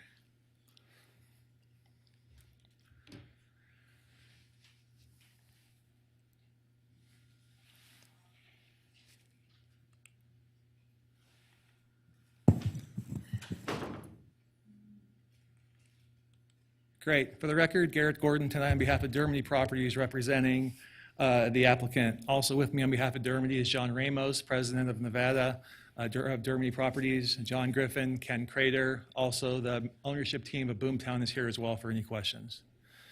Dermody Properties, a little background, founded in 1960, has invested in more than 90 million square feet of industrial space to date, over 20 million square feet developed in northern Nevada alone. With roots in Reno, the company has successfully acquired and developed logistics facilities for more than 300 international clients. The company's past and current clients include many Fortune 500 companies such as Amazon, Wayfair, Patagonia, and Urban Outfitters, a foundation which has created thousands of jobs to our community. And why is that? And to Councilwoman Breckes' point, why is there millions of square feet being constructed and invested of industrial in our community? Because of your master plan. Your master plan goals and policies, number 1.2, recommends, encourages, supports modern industrial hubs, support the continued growth of the city logistics manufacturing industries, and leverage the region's infrastructure and assets to broaden the economic base through attraction of advanced manufacturing, employers, and modern logistics operations. So what we're proposing tonight is 100% in compliance with your master plan. Community outreach. Before we started this program or this project, as Ken Crater mentioned earlier, substantial outreach, stakeholder meetings, adjoining meetings, bird eye transportation meeting. And after the continuance you granted 2 weeks ago, we had a Zoom meeting with stakeholders and discussed project changes, which I'll go through tonight. And also a second meeting we had with the Bird Eye Historic Preservation Society. And I'm talking a little fast because I only get 10 minutes as the appellant, and I have a lot to cover. Site plan. I won't be repetitive of what staff mentioned, but certainly 2 buildings, 440,000 square feet. What's also important is the trail network. You can see along the eastern portion, the western portion of the property. It comes down, goes along I-80, goes under the underpass, and makes its way back up to Boomtown Garson Road. You can see 31% of the site will be landscaped when only 20% is required. 156 trees, 935 shrubs, including a deal we worked out with NDOT to be able to landscape the NDOT right-of-way. Additional construction hours are limited to make sure we're accommodating the impact to the residents to the west. You can see here's a condition of approval. Here's the underpass. You can see garbage, blighted, graffiti. Part of our plan is a pedestrian connectivity trail plan where you'll be able to walk through there. It'll be fully lit. Again, connecting not only around our property, but through the underpass over to the Meridian property on the south. Acoustic study, very important. This is part of the application. The acoustic study confirmed that the existing acoustics or the existing noise levels due to I-80, this project does not meet or exceed those ambient noise levels. So again, our project, as far as noise, 100% complies with the development code and 100% does not exceed the standards of the development code or the existing noise, ambient noise level in the area.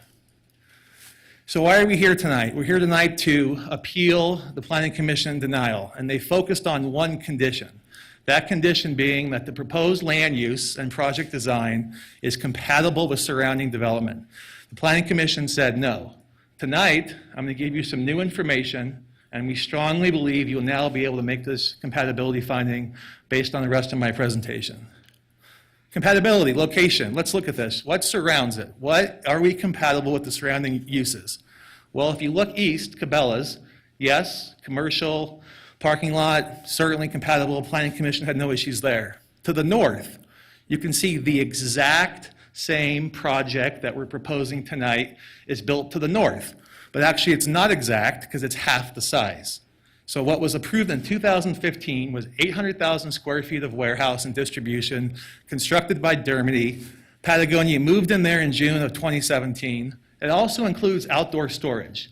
Our project, that's prohibited. There will be no outdoor storage, no parking, trucks, getting off the freeway idling, not allowed by code and not allowed by certainly our rules and procedures. Also a 24-hour use. Nowadays, these facilities, given all of us want Amazon or Patagonia and want it now, really require 24-hour use to be economically viable. Phase 1 is 24-hour use. To my knowledge, there's not been one complaint filed in regards to those hours. We would also be 24-hour use. Compatibility to the south. Interstate 80, clearly compatible, clearly loud, clearly a lot of truck traffic, no problem there.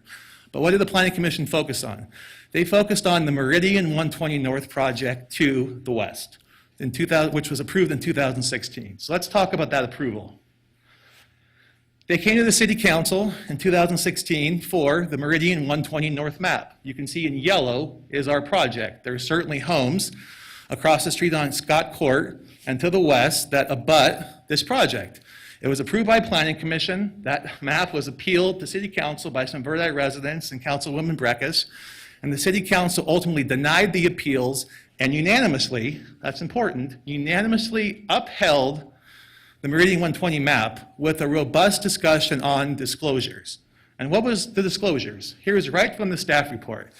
Interesting enough, the discussion was about not if industrial is compatible with residential, but is residential, Meridian 120, compatible with the existing industrial, the existing approved truck stop, the existing industrial warehousing. The concern by council and by Planning Commission and by staff is how do we condition Meridian 120 to be compatible with a future truck stop or industrial use? So you can see there, number one, right from the staff report, it says, it calls out to the developer of Meridian 120, it should be noted that the east half of the vacant property is a truck stop. 2, issues related to interfacing that project with non-residential projects would be noise, traffic, screening, and lighting. Discussion happened by this body. To mitigate the impacts, this body, the City Council, and the conditions required a 6-foot-tall wall along a very large berm on the west side of this project in order to mitigate sound and visual mitigation. So this body already thought about what impacts should be put in for new homeowners to be mitigated against sound and visual impacts. Additional, this is right from the staff report, in addition, Boomtown Garson Road has been designed to accommodate the anticipated residential and commercial truck traffic. The conversation was there's already going to be trucks on this road. Does it make sense to add residential? This body said yes, staff said yes. Therefore, the truck traffic interface between this project and the trucks generated by the boom stop is not anticipated to significantly impact what project? Meridian 120. So if you bring in Meridian 120, bring in the homes, staff said no impact, also this council did. But to make sure that everyone who moved into Meridian 120 knew what they were buying into, staff, Planning Commission, and Council all approved condition of approval number 10 that said, staff has to be given a copy, which is ultimately given and signed by every Meridian 120 homeowner. For each sales document, it has to say, there's an approved 24-hour truck stop or a 24-hour industrial warehouse, check, that's us, located at the east side of Boomtown Garson Road, that's us, which, I quote, will generate semi-truck traffic. All residents were on notice. That condition then was implemented in order to get a final map. You can see all the homeowners next to that yellow area and all 270 units signed a zoning classification letter shown up there. In addition, CC&Rs are recorded on every single Meridian 120 home. And all of you have bought a house or bought a piece of property. When you go sign your closing documents, you acknowledge a title report and you acknowledge and read through all your CC&Rs. CC&Rs say, each owner by acceptance of a deed to a unit acknowledge the other properties within the vicinity of the property may be developed. In particular, there are properties located to the east of the property along Boomtown Garson Road that may be developed as, among other things, a truck stop or industrial warehouse, 24-hour use that may cause noise, light, odors, pollutants, traffic, including semi-truck traffic.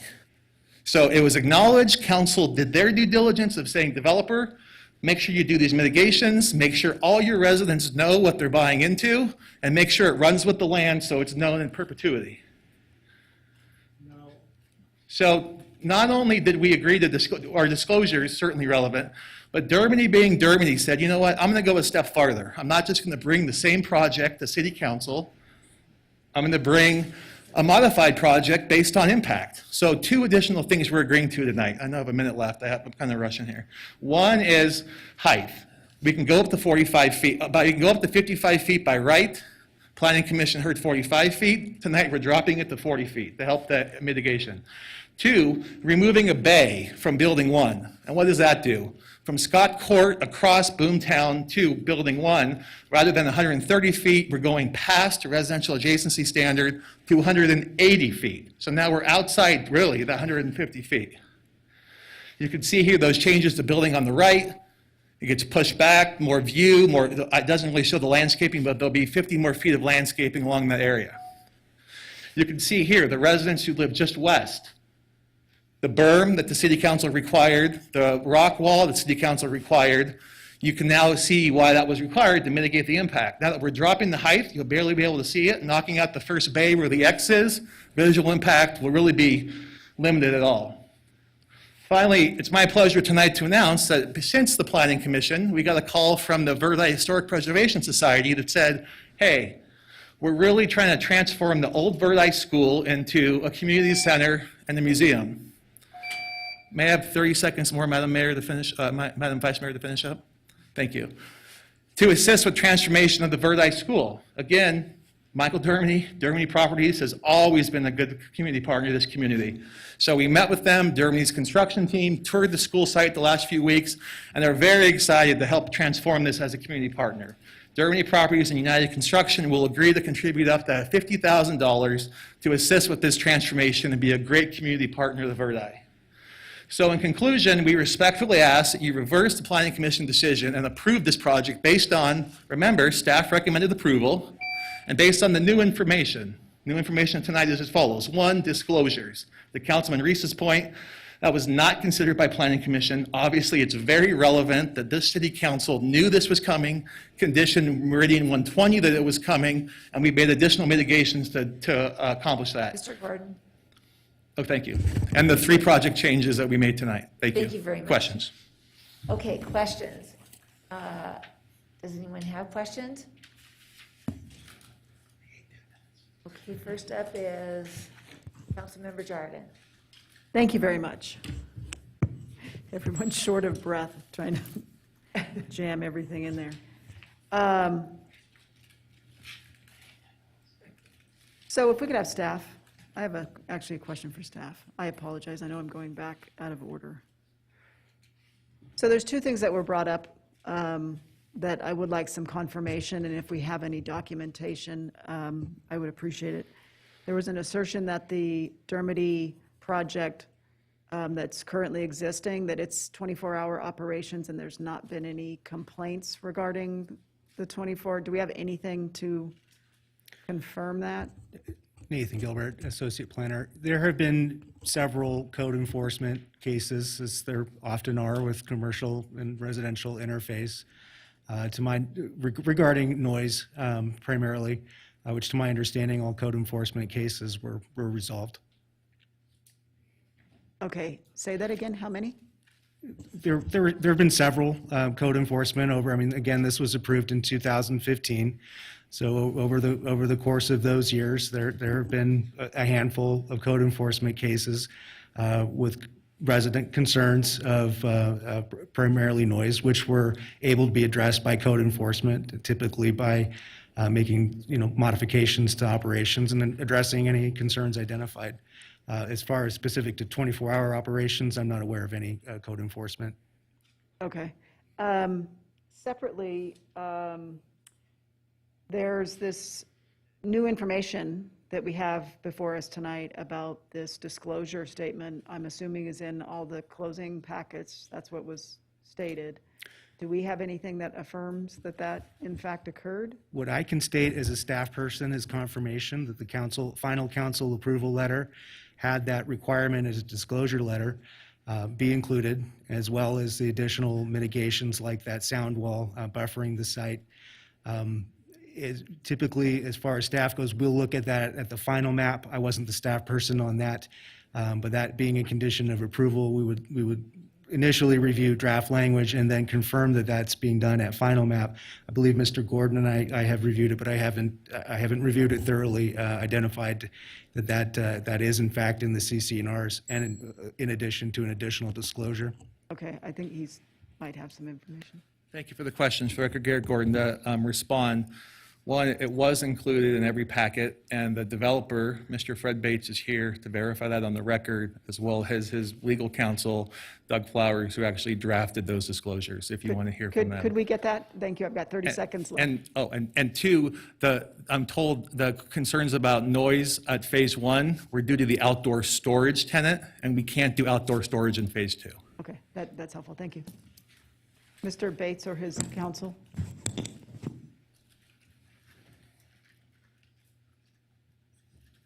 Be able to give you a few extra. Members of the City Council, my name is Fred Bates. I can say a few words on this, or you can ask me questions, whatever you prefer. The question was about the disclosure that was presented to us tonight. Can you give confirmation that that disclosure was included in closing packets? Yes, it was. I And got in a this, copy of the disclosure, and I had my people go through the files to see if anybody did not sign, and everybody signed, so. thank you. want a That'd be copy? great if we could give it to the clerk. That would be great for the record. Thank you. That's it for now, for this round. Thank you. Okay, thank you so much. Okay, Council Member Breckus. Yeah, thank you. Mr. Gilbert, is the city party to the CCNRs? No, the city is not. Not a party to the CCNRs, so they aren't a regulation. I'm not sure I'm following. We're not a party, they're not regulations that we adopt. No, what the condition of approval was that the city did adopt was that notice be provided. So they provided verification at final map. Okay, That so- would be provided. So they were going to do these private covenants, and we said throw something in. Correct. And it was basically, you got a truck stop coming in next door. With specific language as to the 24-hour operations, industrial and truck use. Uh-huh, okay. But we could, it's not a right, is it a right? Is The what? a right? 24-hour operations, is it a right? No, it was disclosure well, at that time, it was disclosure for an entitled truck stop. That Okay. was the primary concern, as well We need as, to have quiet, please. as well as a recently approved warehouse and distribution center that's existing now to the north. Okay. So that was disclosure to future home buyers of those uses, in addition to the possibility of a hotel casino operation. Okay, so we're not parties to the CCNR, but we had some language drop in there that there was a property right for 24-hour operations, but that property right is not in existence right now because we're considering a property right for 24 hours operation. That was one of them, but also the warehouse and distribution, which was entitled at that time, the 50-acre Okay. industrial site to the north, and that was also to be disclosed for 24 But on hour. this, okay, but on this one, let me ask you, and I really appreciate Mr. Gordon reminding me that I appealed the Meridian property. I think my appeal was very narrow to the fact that there was not a guaranteed water supply source at that point, and then I was very happy to be one of the leaders on the Tumwa board to actually have Tumwa buy that private water system, so we have people having the standard regional water purveyor, because I found it unacceptable to have people, new residents on a little satellite system. But I still have service concerns out there related to the overpass. When I came on the council in 2012, that overpass was shown on the RTC long-range plan, programmed.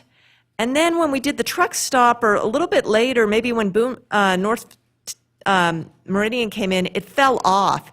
Is anyone here from NDOT or RTC to show us where it is on the capital improvement plan for the region for being rebuilt? Because I think it is deficient, as, you know, some of the hearings we've heard before. My understanding is that it's on the 10-year CIP, but I think Mr. Crater might be, I know he's been actively working with that. I'd rather hear from an agency person on where that is. Is there an agency person? No, we don't have Okay, anybody from okay. NDOT, but they did provide comments, no letters of concern, and my understanding is that it's in a tentative 10-year horizon. Is it under design yet? I don't know that. Okay, thank you. Thank you. Is there anyone wanting to ask questions? I'm sorry. Oh, I'm sorry. Councilwoman Dewar. Oh, thank you. You know, in order to approve this project, we have to make certain findings. And throughout the minutes of the Planning Commission meeting, it was mentioned that they had trouble finding conditional use permit condition 2. The proposed land use and project design is compatible with surrounding development. And I just wondered, I mean, 7 of them believed this could not be made, this finding. So I guess my question is has anything changed to make the project more compatible with the surrounding development? I mean, I guess I'm asking staff or the applicant. I mean, they all voted no, and they said it's not compatible. And I understand the discussion about you can't have houses because of MGOD, but I also know that the MGOD can be changed, and it sounds like changes underway or being discussed. So could you address that, someone? Thank you, Councilmember Dewar. I will. For the record, Garrett Gordon. Let me just have the clerk pull up my last slide that I can finally get in, which is a good summary to your question. What has changed since Planning Commission? Well, clearly the disclosure information was not made available to the Planning Commission regarding 24-hour uses, industrial warehouse, and truck traffic as relates to these residents moving in. But 3 project changes we thought went above and beyond and toward that compatibility. 1, we reduced the height by upwards of 5 feet, depending on which building you're looking at. So no longer will any height go above 40 feet. 2, remove the front bay.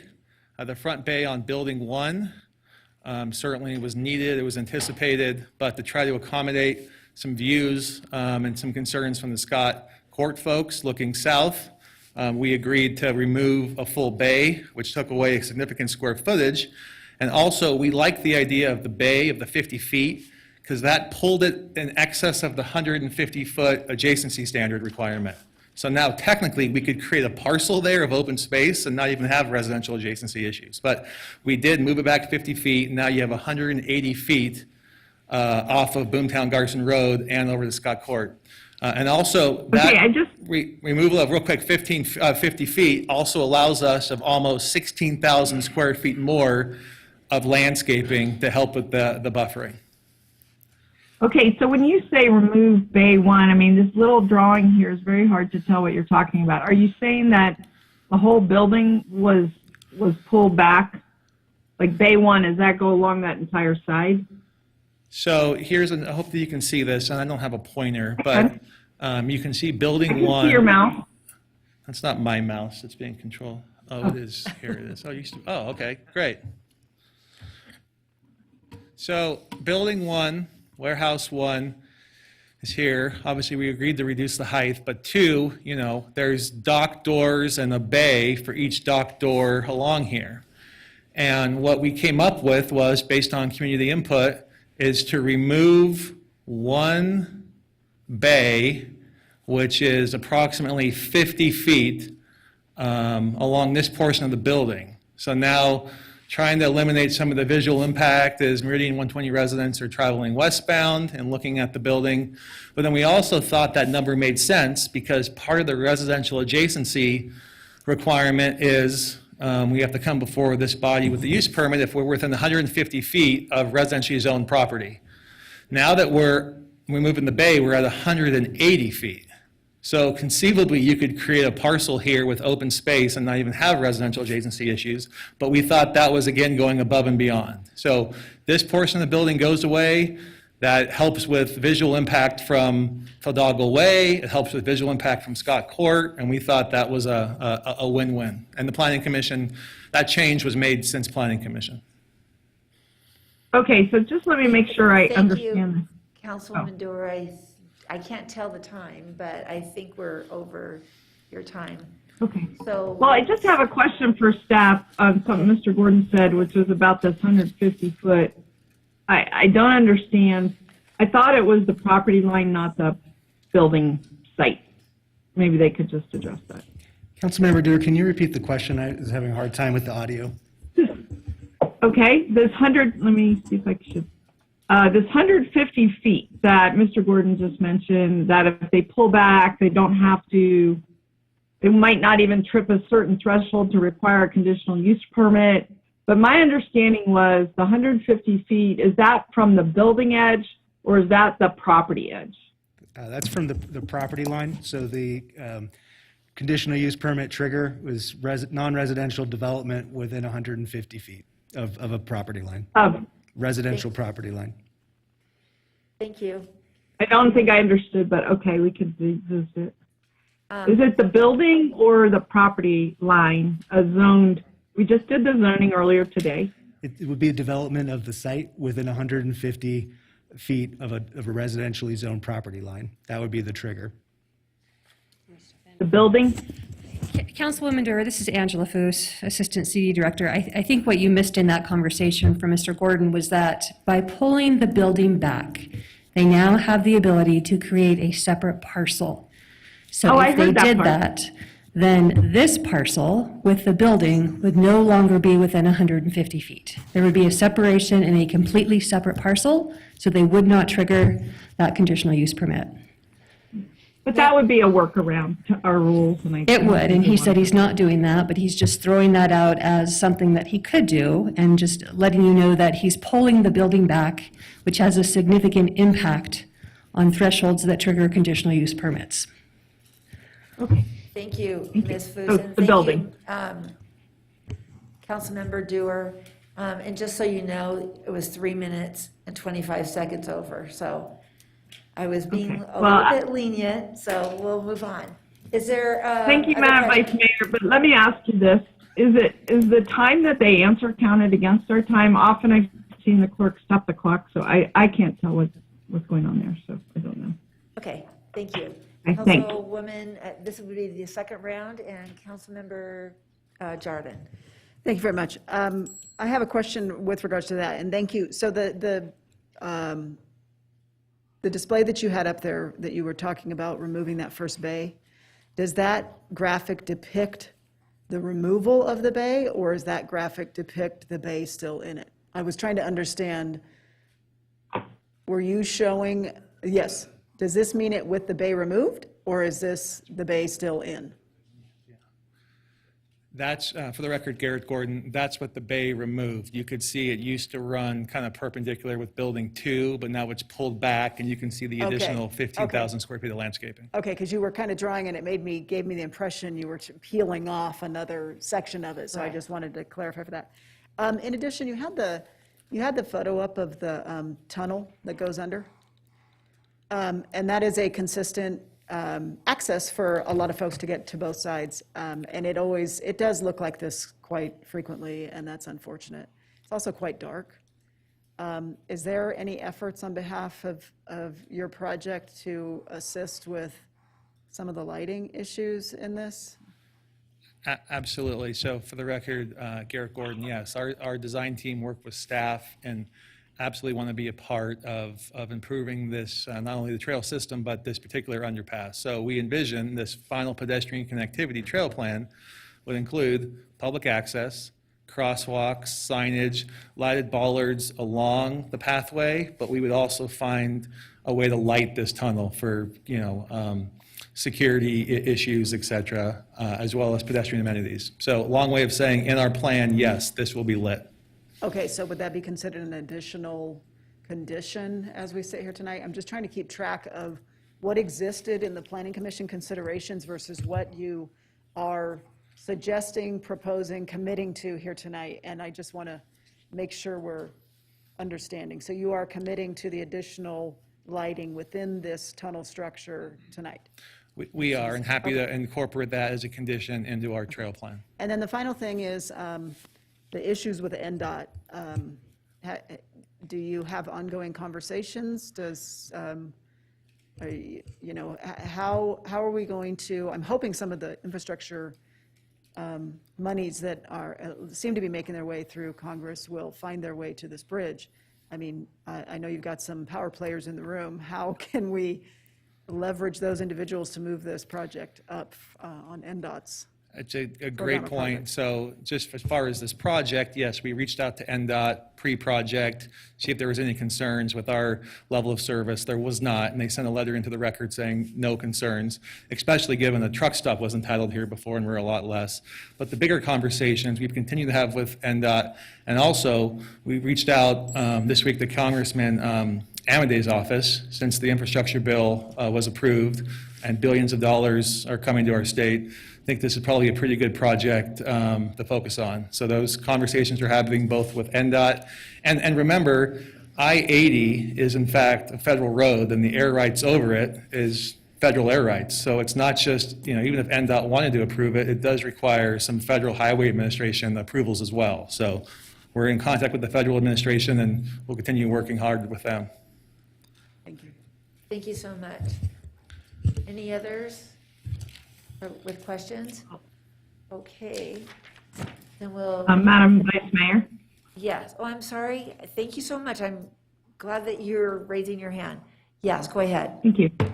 Yeah, I wanted to, I thank Councilman Jordan for addressing again this issue about the pedestrian overpass, because another finding that we have to make under general approval criteria is 4 provides a safe environment for pedestrians and people on bicycles.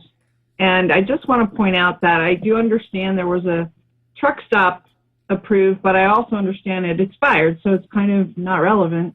It doesn't exist anymore. And we're talking about bringing in trucks. And so my question is just making sure we spent a lot of time with trucks on a project years ago related to a rock mining effort, a quarry effort near here. And there was a big issue about trucks of all sizes. The road was different, but this road has different kind of problems. So what kind of, I mean, are there any commitments, Mr. Gordon? You know, I talked to one of your colleagues who's also working on this project, and he seemed to say that they could potentially make a commitment. I mean, you said you reached out to Congressman Anna Madej, there's a bill, there's money, but where do we go from here? What's a good condition, as Councilman Jordan said, to address this? For the record, Garrett Gordon, so putting the legal hat on, it wouldn't be appropriate to condition any improvements to that overpass as it relates to this project, because our project meets level of service with the existing infrastructure. And NDOT, on the record, has submitted a letter that you could rely upon saying we can meet level of service, and they have no concerns with level of service or this project with existing infrastructure. So for purposes of this project, you know, no additional conditions would be appropriate in our opinion. But that said, obviously Dermody Properties has done a lot in this community, continues to do a lot in this community. His team has been tasked with working with NDOT, potentially the Federal Highway Administration, and Congressman Amadei and our other federal delegation members, given this infrastructure bill is hopefully going to get approved, to see what we can all do to work together. I imagine the Boomtown ownership team will be at the table, Cabela's, to see how we can all help. So certainly there's a stakeholder process that's moving forward, and we continue to be a part of that. And the 24-hour use, is there a condition that you just want 24-hour, but it's not by right? We have to agree to that. So do you have any compelling words on that? I do. When we hosted the neighborhood Zoom meeting, since City Council approved the continuance, that question was asked: why do you guys need 24-hour? And our answer from the president of Dermody, Nevada, who can speak to this as well if I don't answer your question directly, was 1, it's typical in the industry for all of our tenants in order to have that use. 2, we're doing it across the street, and it seems to be working, and the complaints that were mentioned dealt with the outdoor storage, and we're not doing any outdoor storage. But 3, which I thought was an interesting answer by Mr. Ramos, is 24 hours needed because of all of us. All of us want our Patagonia jacket tomorrow. All of us want our backpack for our school kids yesterday. So the market now is 24-hour use. You click, you buy something, you need it now. So for tenants to be competitive in the market, this 24-hour use is necessary. Okay, my last question on this. Thank you, Councilmember. All right. Sorry. Is there any other second round? Yeah. Councilwoman Breckus. Yeah, Mr. Manager, so it sounds like there's discussion about prioritizing this over-ramp and conversations with this applicant, with, you know, federal delegation about the infrastructure bill coming forward. And I don't know if you or any of your staff was involved in these discussions, but if this goes forward with this kind of line of thought, does that bump something like the Keystone Avenue Bridge that I've been trying to advocate for? Should I be calling the congressman's office myself on that priority for Southwest Reno that's, you know, has a poor structure rating? I'm just trying to figure out how that narrative of advocating this approval on that avenue of getting the infrastructure built meshes up with our other priorities, including mine, for my constituents. Oh, I'm sorry, what'd you say? That doesn't really apply to what we're talking about right now. Well, I want to know if his staff has also been in discussions about this overpass. Thank you. To my knowledge, in the process of advocating for the city of Reno as it relates to the infrastructure bills, this overpass did not come up. We were focused on the bridges that run through downtown and the Keystone Avenue Bridge. Okay, thank you. Thank you so much. Any other questions, comments? Okay, then we're going to move on, and I will now open public comment. Madam Clerk, do we have any public comment? Madam Vice Mayor, we do have public comment. Just as a reminder to the members in the room or the audience, that comments are limited to 3 minutes per person. Our first public commenter today is Walt Voigt, followed by DDA Nafis, followed by Fred Bates.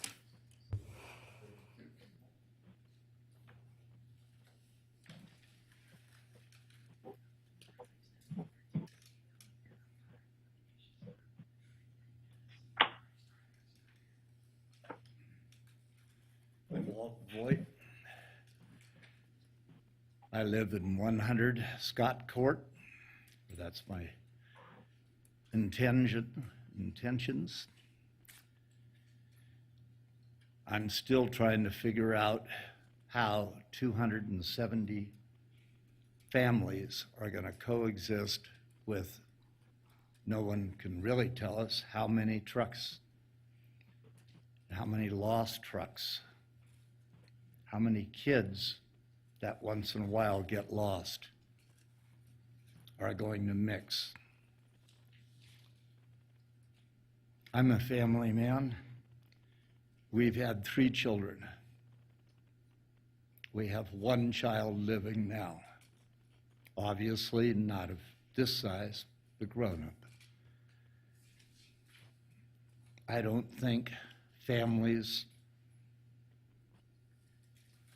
when they put their heart into a home, to live there, to raise their kids, raise a dog. Somebody even brought that up today, that 80% of the households have dogs here.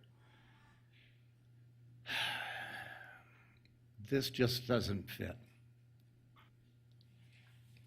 We can call it a lot of things. You can paint it green, you can paint it yellow. It's still a huge building compared to the house that any house that I've ever had. We've had some beautiful homes. Other people, they don't care about the size of their home. That's fine. I don't need a huge house, but I want to live where I can look out and see the mountain that I saw yesterday. This is some improvement, but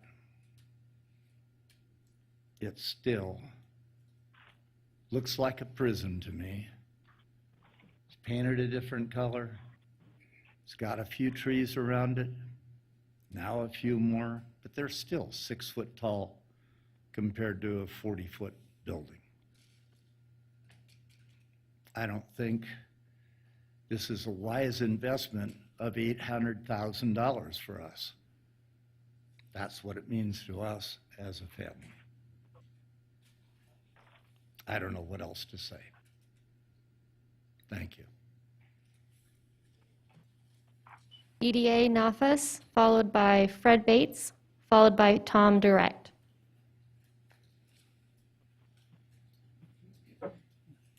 Thank you, Councilman. Thank you all for listening to us. You've heard a lot from the homeowners. I'm a homeowner. I live off of Hudson Drive. I will be impacted by a 50-foot building as well. I've asked from the very beginning why this development can't be sunk down.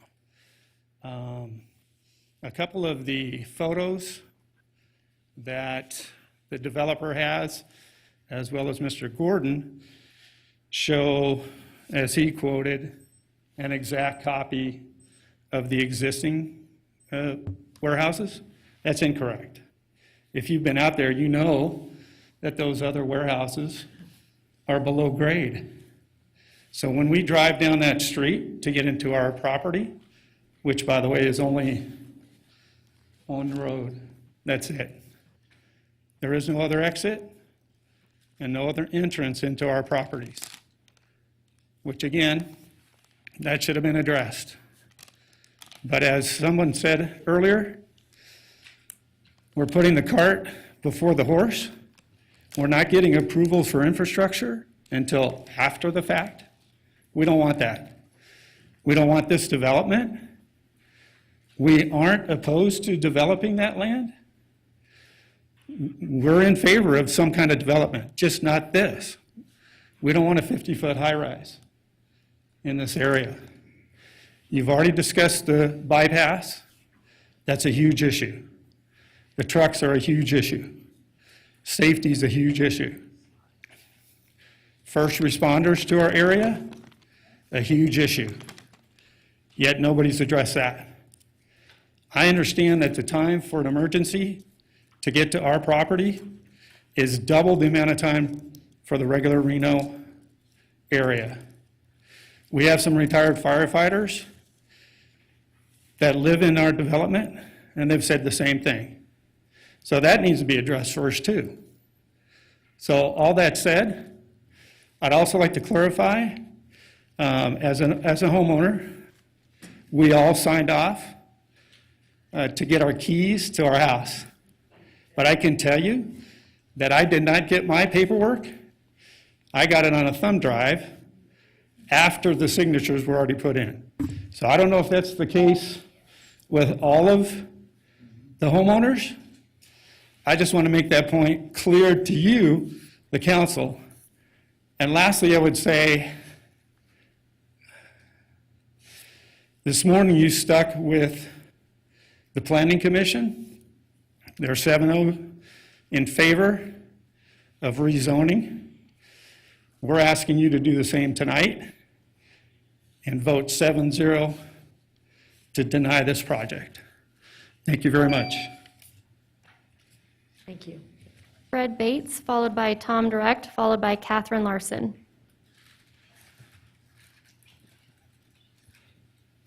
My name is Fred Bates, and I'm the owner, developer, and builder of Meridian 120 Villages 1 and 2.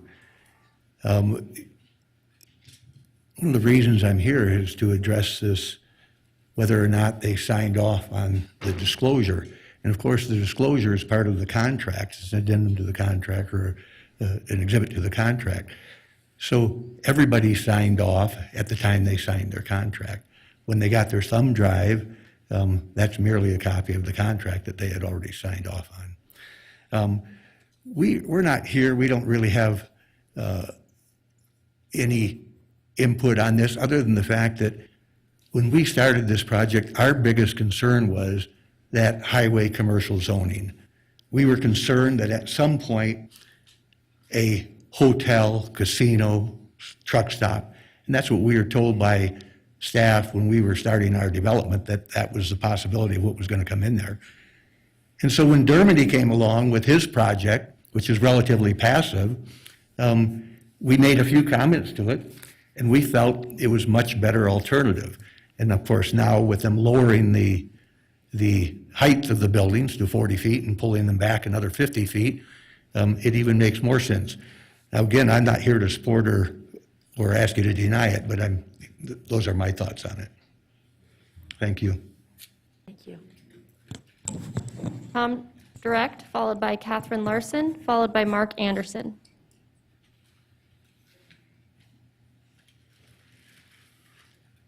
Vice Mayor, Council Member. My name is Tom Direct, and we recently invested in Village 3 of Meridian 120. And I just want to say, I was asked to speak. When we did our due diligence, we were made aware of the zoning on this property. We asked the seller of the lots and we reviewed the files, the disclosures that had been signed by the buyers. Once again, I'm not here to support or deny Mr. Dermody's project, but we just invested and we were made aware of the project, and I personally reviewed buyers' disclosures that they signed. Thank you. Catherine Larson, followed by Mark Anderson, followed by Matthew Kelsey.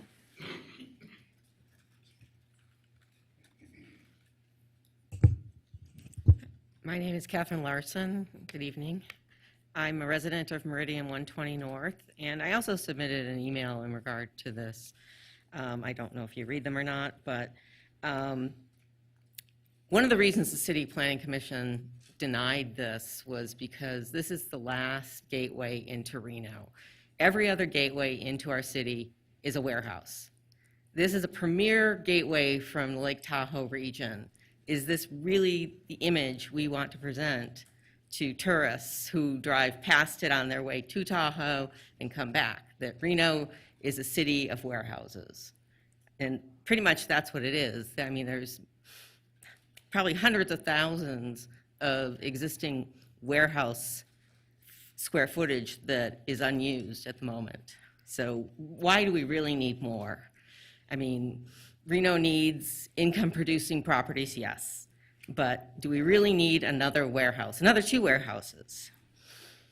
And when they were doing the presentation, at one point they said the building height for Building 1 closest to Meridian 120 was going to be 42, and then they said it was going to be 40 in the same presentation. Which is it? Is it 40 or 42? And as DDA pointed out, the existing warehouses are below grade. So the noise is contained in that area. You can't really see the buildings because you look over them. But yet, when at night, and I sent you pictures, they're lit up like Christmas trees. So these new ones are going to have similar lighting on them. And those lights are going to shine into the homes on Fildago Way that back to that property. And it's going to be, you know, very intrusive to those people. You know, in the fire response times, Mark Anderson will come up and he'll probably repeat himself from the first city council meeting where the only ladder truck is at least 30 minutes away. So if there's a fire, in order to get a proper response, it's going to take a long time, which is really not acceptable. And the city does seem to approve a lot of projects without considering infrastructure that go along with them. And this particular project, as presented, does not serve the community. We need grocery stores, we need schools, we need a lot of things, but another warehouse is not one of them. And as it was also stated, we're not against the development of this property. We realize that something is going to go there. And, you know, Boomtown has the right to sell the property or develop it. But the truck stop has been mentioned I don't know how many times. If there was going to be a truck stop there, there would be a truck stop there because it was approved in 2013 and never built. So, and why would Boomtown sell the property if they were going to build another casino there? So I urge you to uphold the Planning Commission's denial. Thank you. Thank you. Mark Anderson, followed by Matthew Kelsey, followed by Michael Gamond. My name's Mark Anderson. My wife and I live on Boomtown Garson Road. Just after listening to a lot of discussion so far tonight, there's been a lot of discussion on the overpass and how that's somebody else's jurisdiction, can't do anything about that. But I've also heard that this has been on the council's radar for 10, 12 years now. Well, I'm a retired firefighter. I spent 35 years in the fire service. The last 32 years of it, I spent in a department that when I started, we had 4 stations and 6 companies. When I retired, we had 9 stations and 13 companies. I'm used to areas that grow. If this has been on the radar for that long, and now we're talking about putting the last piece of the puzzle in, but we don't have the infrastructure in, then I don't blame NDOT or anybody like that. Currently, the closest station to our house is Station 19 up in Somerset. It's about 2 miles as the crow flies.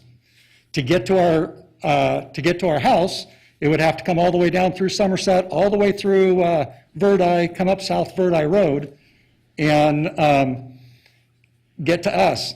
The only problem is it's a fire station, but it's only manned by 2 people and they man an ambulance. Really doesn't do much as far as their capabilities. Then you've got Station 11 over on Mayan that, yeah, they've got about a 9-minute drive time to get to our house. And then as they mentioned earlier, if we want a ladder truck, which if it's 45 feet tall, you're going to need an aerial because every engine carries a 24-foot extension ladder. Really doesn't do much for warehouses or for a lot of our homes. And that is down on East 4th Street, which is 12 minutes of drive time. Drive times aside, you've still got response times, which also takes dispatchers, call received, dispatch, turnout time, and all that. The department I worked with, we tried to keep our responses to 4 to 6 minutes. The stuff here is nowhere close to that. And apparently there's still no cooperation between you and Truckee Meadows because when Engine 11 responds, they've got to drive right past Truckee Meadows Station 40. So my wife and I are against this because the infrastructure is taking the back seat to all this other building that's going on, and the money's coming in from the building, but it's not being spent on the infrastructure. So I really wish you would consider the Planning Commission's decision and deny this warehouse. Thank you. Matthew Kelsey, followed by Michael Gamond, followed by Scott Wilson.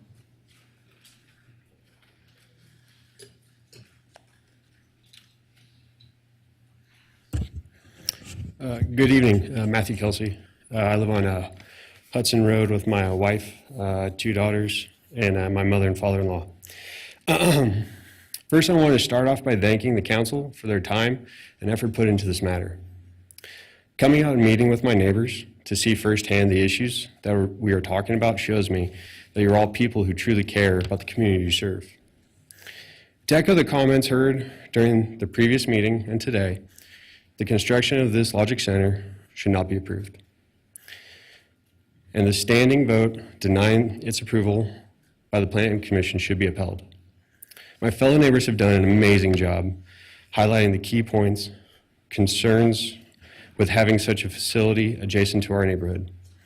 From the retired firefighter talking about response times to a structure fire, and a doctor who gave an in-depth account of the impacts that idling and accelerating trucks have on the air quality, citing very specific research as to show that these impacts negatively affect neighborhoods, specifically children, that are exposed to them.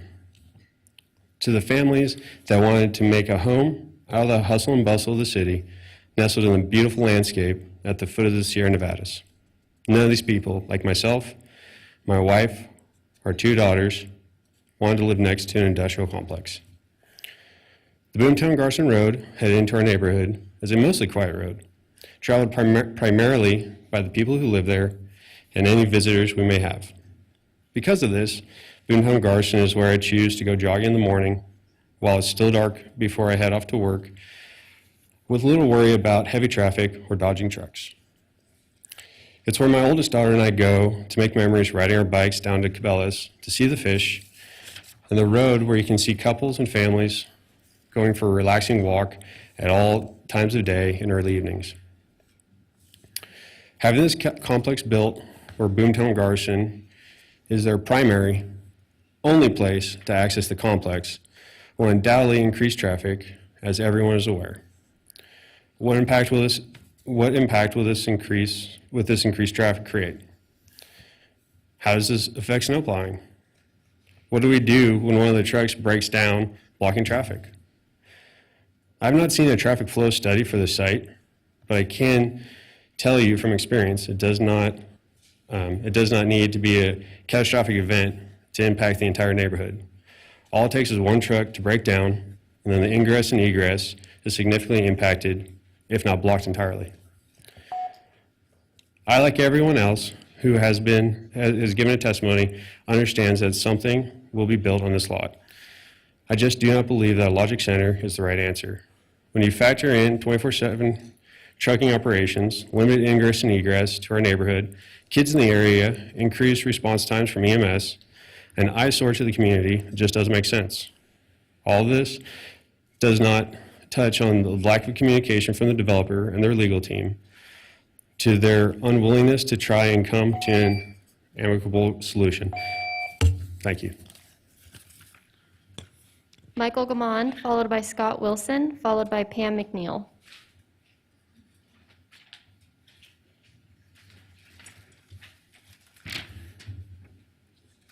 Good evening. I'm Michael Gamond. I'm a resident of Verdi and a member of the Meridian community.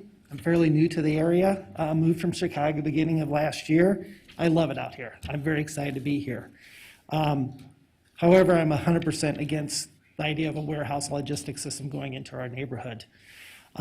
Council originally voted 7-0 against this project, which is the right decision for our community, and I'm thankful for that. And I'm not sure what has drastically changed since then. I know there's still issues with the public safety, public health, the road infrastructure, as everybody's mentioned. It's just not the right place for a large warehouse logistics system in the middle of a community. I know earlier today there was some zoning changes, which has opened up an opportunity for this, but it also has opened up an opportunity for other possible developments there, not necessarily a warehouse and logistics system. I know there's more houses being built west of us. There's more houses being built south of us. There's apartments going down by the KOA. There's a lot of new residents coming in here that I'm assuming will be opposed of a large warehouse in the middle of the community. I think it makes more sense. Let's these other residents come in. Let's see what their viewpoint is instead of trying to build this warehouse right away. About 2 weeks ago, the developers did ask for a continuance. It took them over a week before they reached out to us. Late in the afternoon on a Wednesday, we met with them Wednesday, 5:30. They did a nice presentation. They did make some concessions. However, the message I really got from them was that they were the least of any evil. It wasn't a casino, it wasn't a truck stop, but they were probably the least of anybody else that would be going there. They didn't really bring any other options to develop that would be good for the community. So today, I don't think it's the day to approve a logistics system or warehouse. I think we let the community grow and then make a decision that's good for not only Verdi, but our residents in Mogul and also our residents in Somerset. Thank you. Scott Wilson, followed by Pam McNeil. Good evening, Honorable Council. Honorable Mayor. I'm a homeowner in Meridian 120 North. My name is Scott Wilson, for the record. In 2017, just a few years ago, Apple CEO Tim Cook unveiled to the world the Apple Watch. How many of us have something like this on our wrist? Fantastic piece of technology strapped to our wrist. Unimaginable, just a few short years ago. Unbelievable technology packed into this little sliver, more than the Apollo 11 mission to the moon. It's a Dick Tracy watch. It's unbelievable. Where am I going with this? Well, if I had a time-traveling DeLorean and I could come back in front of council in 1998, and I told you that there's going to be a couple guys at Stanford that got this great idea. And those guys, the great idea was called back rub, believe it or not. And those two guys had just met at Stanford. And they hadn't gotten the first round of funding yet. But when they did, they turned the name around and they called it Google. I don't think I need to tell you more about Google. Elon Musk sounds like an exotic cologne. The man is building automated self-driving trucks. 4 separate electric motors. All-wheel drive, silent, no diesel, no DPM. It's coming. The Gigafactory, out there. What was that? 1998, we go back in that DeLorean and we go, look, that was a hunting lease for a gas and oil company. And it got sold to a couple of guys who had the vision to do it right. It's incredible. It's brought tens of thousands of jobs to our area. What I'm getting at is things change radically, very quickly. Logistics centers, they're necessary. But if you call around, there's open warehouses right now in the city of Reno. Not in Washoe County, not in Story, but where we can get the tax money in here. They're open. They need to be reimagined. There's a lot of companies and a lot of people that took a hard hit during COVID. There's spaces that are available to do the same projects. Putting this adjacent to 200 million plus in luxury real estate is foolish. It's short-sighted. There's no vision for the future there. One thing that will become obsolete in time is these buildings. There's going to be obsolescence. They're going to have to be reimagined sooner than later, a decade or two, 3. They couldn't give us a straight answer as to when they would be obsolete in their form, their current iteration. Luxury homes that are adjacent to the California-Nevada border will never be obsolete. The need, the desire to be close to Reno, to be near your careers out at USA Parkway, in the beating heart of Reno, to turn around with your kids and go fish in the Truckee, or take a drive up to Lake Tahoe for some skiing and snowboarding. That desire will never change. Ward 5 will change radically, but let's please have a vision towards the future there. Let's think about what the future of Verdi and Reno really needs before we just pop these in, fill up this last puzzle piece. And for the record, that graffiti you said you saw on the wall, that's called the USA permit. You spray those down when you're trying to find utilities and the trash. My daughter and I go and pick that up. That blows in from the freeway. Sir, Thank you. Pam McNeil?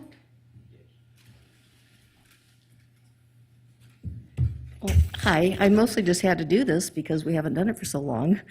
Almost got used to Zoom being convenient. Hi.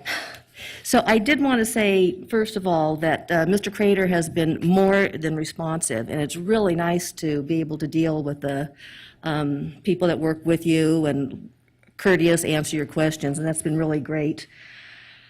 Of course, I want to mirror what everyone else has said as far as why I don't like the idea of it being approved. One thing that I find interesting, though, we had a meeting in 2016, a Verdi community meeting out at Boomtown, and at that time, as far as the Garson overpass, and I wish I knew how to put this up here, but it says that programmed capacity improvements, the I-80 Garson Road interchange, and then bullet points, private funding, overpass improvements required with development of the Morton Garson property south of the interchange, which hasn't happened, currently planned for 2023 to 2035. This is a city presentation.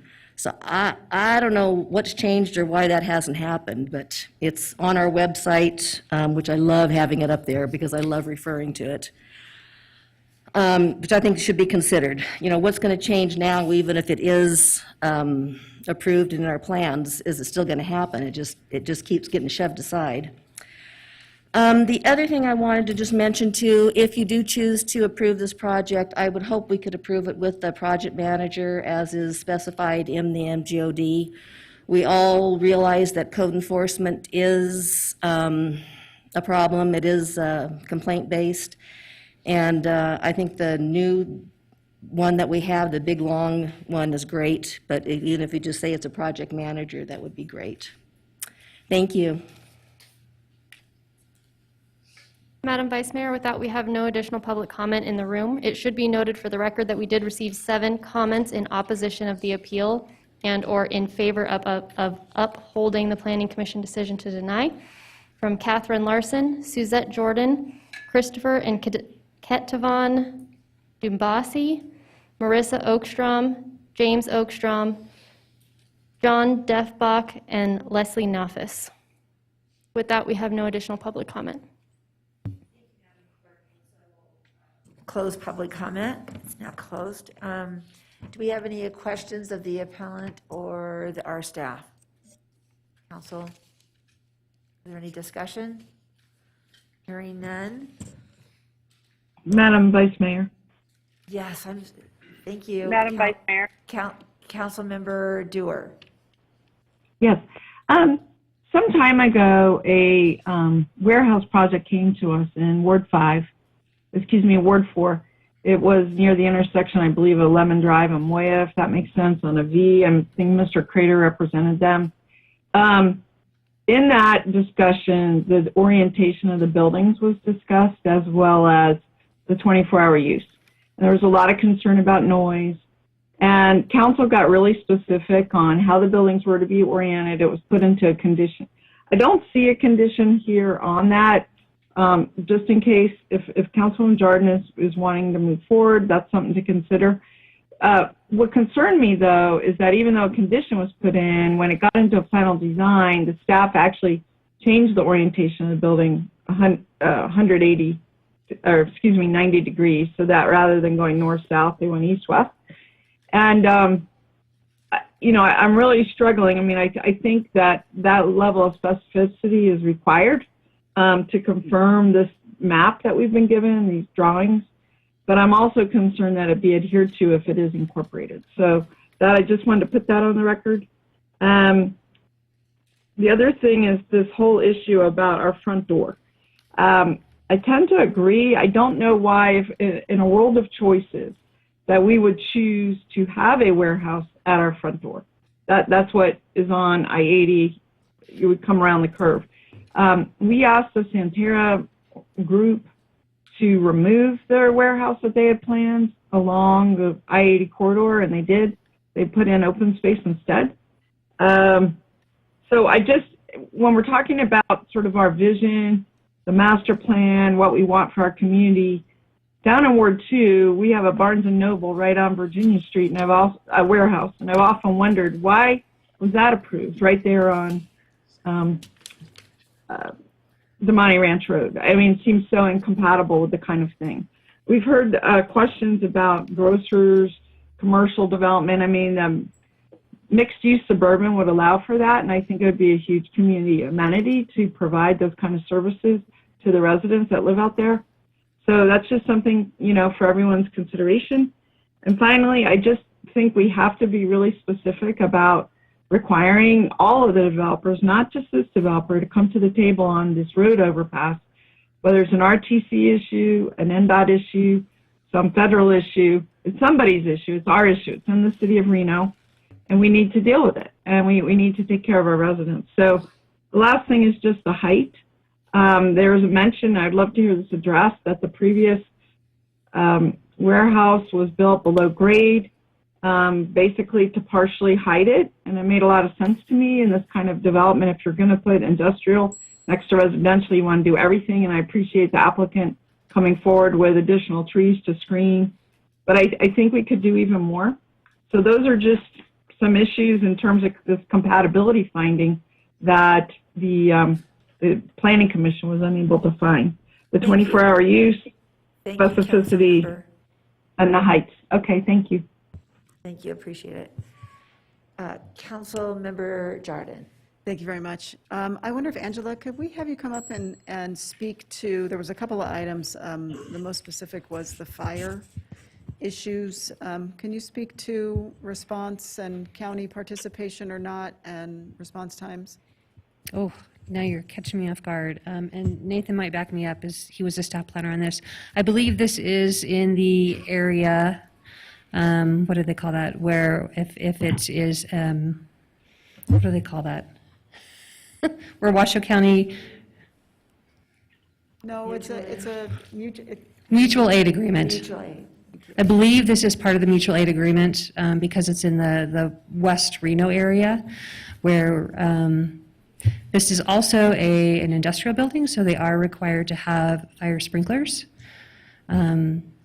Beyond that, I don't believe we have anyone here from fire to respond to any specific fire questions. I apologize on that part. I wonder, I think the appellant, there's lots of A's and P's, had his hand raised. I don't know if maybe he's got some additional information. I would imagine this was covered at length probably at the Planning Commission.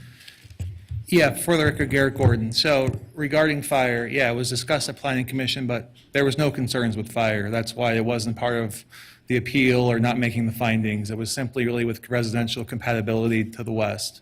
No issue with fire as far as the Planning Commission saw. As you see in the staff report, it's 9-minute response time. Certainly the Meridian 120 folks further west have a longer response time, but we're sprinklering both buildings, which is really important. So on the record, the evidence is the fire department has no issues. We're sprinklering both buildings in conformance with code. And I've also talked to our construction team. We have like the best fire suppression system possible. And if you want more details on that and their experience with those systems, we're happy to answer those questions. And just quickly, with the first phase, we saw, for the record, Ken Crater the addition of a 1 million gallon storage tank on the hill for the neighborhood. We built a 14-inch new water line from that tank down to the site, and we worked with Tumwa to put a brand new booster pump station on the site, which ties into a new line from the river. So it greatly increased the amount of water availability and firefighting capabilities for this entire area. So I guess my last question, kind of on that, and with the mutual aid agreement being in place, as I understand, as you said on the record, in this location, that means the closest ladder truck, if it was a structure fire, would roll, correct? This ladder truck is down in downtown Reno. Again, Angela Foos for the record. So with the closest fire station being the Truckee Meadows Fire Station, that mobile site, I cannot confirm if they have a ladder truck at that location. Okay. It sounds like they probably do not. Washoe County typically does not have ladder trucks just because they typically don't respond to larger size buildings. But beyond that, because of the mutual aid agreement, there are automatic aid, whichever this falls within, there are agreements in place so that if it's an emergency and Truckee Meadows needs to respond, they are dispatched to be able to respond. So those agreements are automatically in place. Okay, thank you. I think our city manager might have had his finger, no? Okay, sorry, I thought I saw you moving. Thank you, Ms. Foos. Madam Mayor, Council, Mike Russell from United Construction Company, for the record. The systems that we put in these buildings are called ESFR systems. It stands for Early Suppression Fast Response. Part of the reason we put the 10 million gallon tank in when we built Phase 1 was to help increase the delivery and pressures in that area. Early Suppression Fast Response overhead sprinkler systems are designed to put fires out. We work with the Reno Fire Department frequently. A lot of times they don't want to fight these fires inside the building. That's the reason we put those types of systems in. We've been installing those types of systems now for 30 years. And if you saw one of them tested, you'd understand why it puts the fire out. Thank you. Thank you. Anyone else? Yeah, Madam Vice Mayor, can you hear me? Oh, yes, Madam Mayor. Go ahead, please. Okay, thank you so much. I appreciate it. And I want to say thank you, Councilman Jordan, for asking that question because that is one of my very biggest concerns. I am familiar with that fire suppression system and it's very superior. So I did not know that was put in, and so I appreciate that. So so the automatic aid agreement goes in, mutual aid, so I want to make sure. But there was also some concern from the Planning Commission, the community outreach. So I'd like to hear from that because there was quite a bit that the residents were not brought to the table. So I'd like to hear from the applicant who and how much outreach was done. Thank you. Again, for the record, Ken Crater. Yes, we had significant community outreach on this project, as much as I've ever had in any project in 30 years that I've been doing this. And that included reaching out initially to the Ward 5 councilperson to understand what she saw as potential issues in this area. We then had a general stakeholder meeting. I'm sure you all know the name Carly Borchardt. She has an email list of approximately 600 people, and she recommended a group of stakeholders that was very familiar with the Verdi area. And so we got some great feedback from that group. We then started having some meetings with the immediately joining neighbors to the west because clearly they're the most impacted. We ended up having, I think, at least 3 meetings with the individual 4 homeowners that live in that area. We then had a general neighborhood meeting where we sent out notices to property owners within 750 feet, and Carly Borchardt also sent out emails to her list of all the folks that she has within the Verdi area.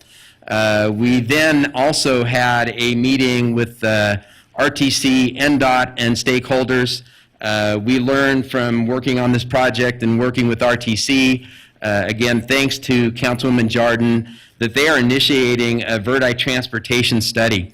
And so we were able to spearhead getting an initial meeting set up with RTC, with NDOT. Cole Mortensen, the assistant director for NDOT, was in that meeting.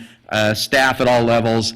And that was a great meeting for RTC because they started understanding what the issues were in the Verdi area, things like South Verdi Road and the safety issues and the need for a minimum guardrail and possible widening of that. And clearly got the attention of Cole Mortensen on the bridge and understanding that that's a huge issue to the folks in Verdi. And that process will continue now with RTC. So I think that's very positive for the neighborhood. And also, everyone that I've been in contact with the Verdi area, I've been sending their name to RTC so they can be put on the list of stakeholders for that Verdi transportation group. And we also had additional follow-up meetings with adjoining neighbors, many meetings. And then the last meeting that Mr. Gordon mentioned last Thursday, again, with some of the key folks in the Verdi area. So we've had substantial community outreach. Thank you so much. Can you just Mayor, confirm that that was after the Pardon? planning commission? Can you speak up louder, Madam Mayor? Can you hear me? Can you just confirm, was that outreach done after planning commission? For the record, Garrett Gordon, all meetings that Mr. Crater mentioned were before the Planning Commission, except for a Zoom meeting we had last Thursday with the stakeholders to go over the changes to the application, and 2 or 3 meetings with the Verdi Preservation Group to tour the schoolhouse also happened after the Planning Commission. Okay, thank you. And I'm sorry, Madam Mayor, one more correction. Mr. Griffin read me. There was also a live meeting at Boomtown after the Planning Commission. So about 4 or 5 meetings since PC. Okay, thank you. Thank you. Anyone else? Okay, then we'll move on to, this is in Ward 5, so is, Sorry, I actually think this is important. Sorry, no, excuse I'm- me, ma'am. Public comment is closed, so we don't have an I opportunity. think that it's important that No, ma'am, please, ma'am. Excuse me, you're out of order. You may not talk. Ma'am, do you want to be escorted out? Thank you very much. Thank you very much. I'm sorry. Thank you. So this is in Ward 5. Excuse me. Thank you. Security. You're out of order, sir. Mr. Wilson? Mr. Wilson? Thank you. Excuse me, Mr. Wilson. Do you want to be removed? Thank you. This was in Ward 5, and Councilmember Jordan, would you like to try a motion? Yes. First off, I do think it's important to thank everybody for their participation at all levels along the whole period of this, including those and the stakeholder groups that have worked with the entire Verdi community as it relates to all of the Verdi in this area. It's been a long, this is a sensitive area of town for sure. And having represented this area for many years, I've been involved with many of these meetings over the years, and I feel the sensitivities for sure. I also can appreciate when we look at the parameters of which we have before us and what we have to make the decisions of which we're faced with today. And the history on the site, looking at what its zoning opportunities are. I would love housing here. We can't have housing here. We're at our cap. There's no additional housing in Area 2. And that's per the MGOD settlement. Also having represented this area for many, many years, I have been privy to anytime a development comes in, and this isn't just this area, it's everything. It's your homes. It's what's next to you. It's the fear of the unknown oftentimes. It's the concern with what could or could not happen and your homes. I'm sensitive to that. But we always have those that speak about the concerns of the development in which could impact their home. So the Meridian 120 homeowners, I can assure you, there was a packed room opposing where you live. And we had to boil all of that down and understand that what is before us, what can we develop, what can't we? So I'm going to take a stab at something to see if we can, within the parameters of what we are handed today, to make it the best and the least impactful on those of you who are living there and raising your families. So we'll see where this goes. I would like to make a motion. Well, first off, I would like to get a more formalized understanding of the additional conditions in which we have discussed tonight. And I don't know if there's something we can put up on a screen. My understanding is that the height would be lowered to 40 feet. And anybody, if there's something incorrect, I've been taking notes feverishly, so I get something wrong, please correct me. There's the removal of the front bay, which makes it 180 feet from the nearest property adjacency, is that correct? Okay. You're removing a 50-foot bay, okay. You're committing to $50,000 to go to the Historical Society for the purposes in which you have discussed with the neighborhood. You can add more context to that. The lighting in the tunnel, the underpass. And I would like for the record a little bit more fleshing out of what this commitment in the discussions, and I hate the word lobbying, but I'm going to use the word lobbying of NDOT for the improvements for this area. What that looks like, as well as all the conditions that were discussed at the Planning Commission previously as well. So if I've missed something, have I missed anything? For the record, Garrett Gordon, no, those conditions were Okay, stated okay. accurately. I'm looking to my colleagues if I've missed any additional conditions. Yeah, I mean, when conditions are added, I think the record is best that those are drafted and we all see those up Okay. there. And that's what I like to see and that's what I'm accustomed to see. But if you're thinking about adding conditions, I would like to suggest two. One is that the building has an improved indoor air quality filtration system. I've heard terrible things about the other buildings that have been built up in that area, and indoor air quality is expressed in our master plan.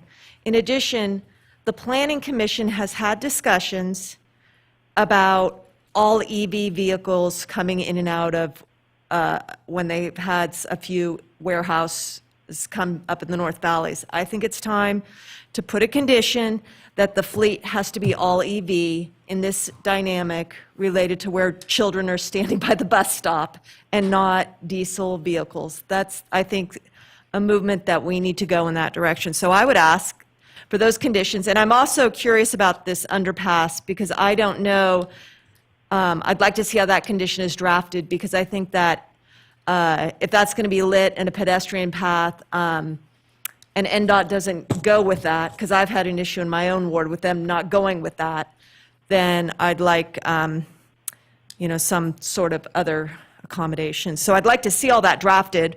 If I was the planner doing this, it'd probably be an hour of work.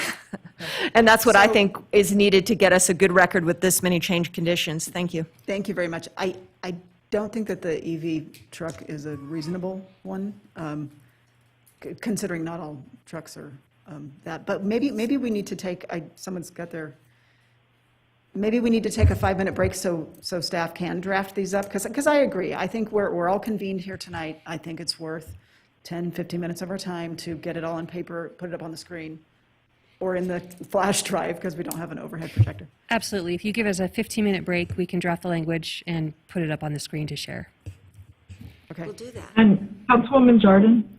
Yes, and we have someone. As far as Go ahead.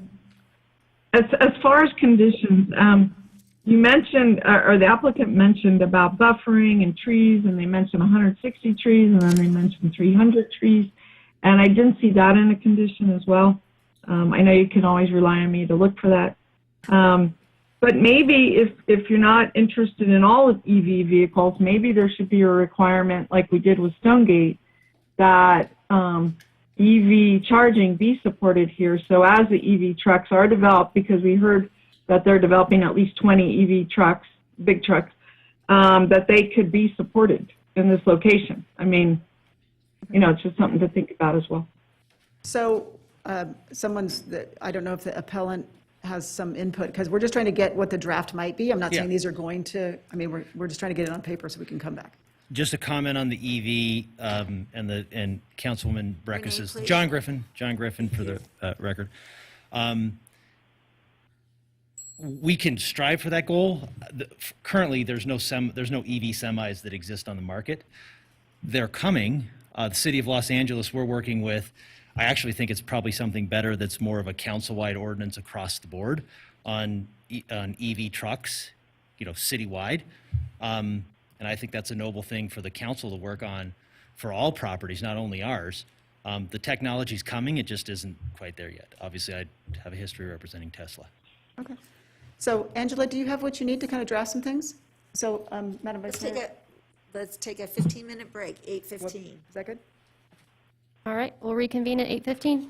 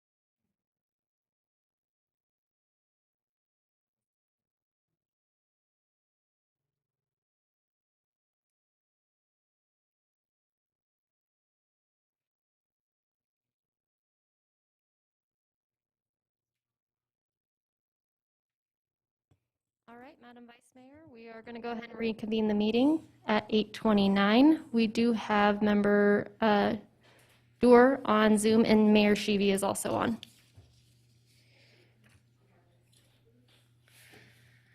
Okay, so we will put it up for the audience to see as well. There should be a hard copy in front of everyone, and I'll go ahead and go through these conditions.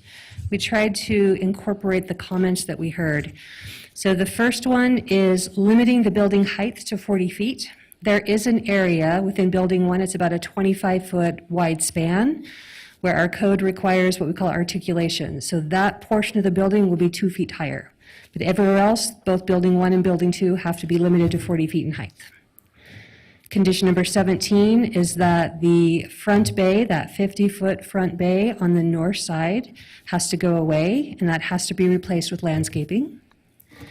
We also incorporated the requirements for more trees. The current site plan requires 156 trees. We added another 100 trees, so the total site plan will require a minimum of 256 trees. We also called out that we didn't want the same type of tree, so there's a requirement that at least 10 of those species have to be evergreen, and a different 10 have to be deciduous. So again, it's not going to be the same 4 trees of over 256 trees. It'll be a wide range of different types of species of trees. There was concerns over the fire sprinkler system, so we had a requirement that the early suppression fast response fire sprinkler system be installed. In response to Councilwoman Breckus's concerns about infiltration, we added a requirement that they equip both buildings with the high-efficiency particulate air medical-grade indoor air filtration systems. Number 21 has to do with the EV charging stations. Rather than requiring that the semi-trucks are EV charged, we just required that a minimum of 25 EV charging stations be provided on the site. Related to the pedestrian connectivity, that's the trail connection that goes under I-80, we added a requirement that that be illuminated. Internally, we talked about some concerns because that area is controlled by NDOT, and they may not allow lights to be put within that culvert area. So we'll work with NDOT and the Federal Highway Administration to make sure they're on board with that. And I think you have the initials on there, isn't it, FHWA? Oh, you're correct, FHWA. So we'll correct that for the final conditions.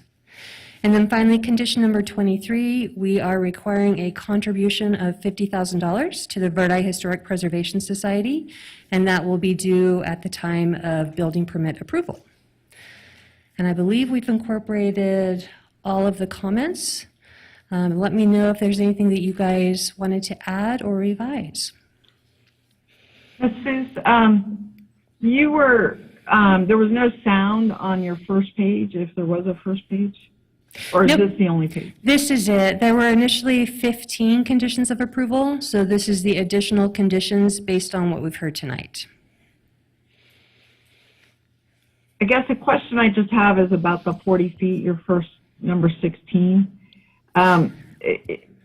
They dropped it 2 feet, but is it possible to go lower than that?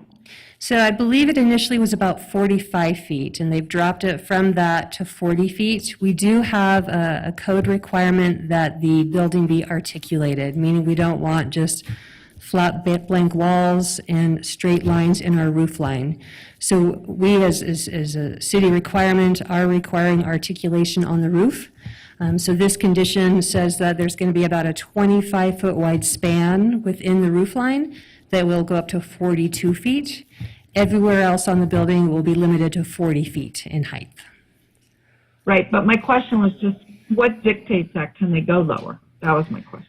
I will ask the applicant if they're willing to go lower. For the record, Garrett Gordon, this is as low as we can go as far as designing the building. Thank you. Thank you, Councilmember Dewar. Are you ready to go? Okay, I'm going to first off, thank you to staff for stepping out and doing this.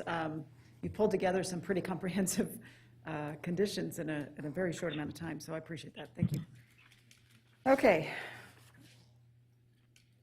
Madam Mayor and council members, I would like to propose a motion, I would like to make a motion to, in regards to appeal of LDC 21-00057, Loja Center, I-80 Phase 2, based upon this council's review of the staff report, the record on appeal, and the information presented here tonight at the public hearing, including these updated conditions of approval, and based upon my ability to make all of the applicable findings, including general review criteria, findings 1, consistency with master plan, 3, mitigated traffic impacts, 4, provides safe environment and conditional use permit, findings 2, compatibility, and 5, use may be reasonably conditioned, and 6, not materially detrimental to health, safety, or welfare. I move to affirm the appeal, reverse the denial of the conditional use permits and alternative equivalent compliance by the Planning Commission, and directly approve the conditional use permits and alternative equivalent compliance subject to conditions stated in the staff report and presented in the updated conditions of approval, and direct the clerk to prepare and file an order.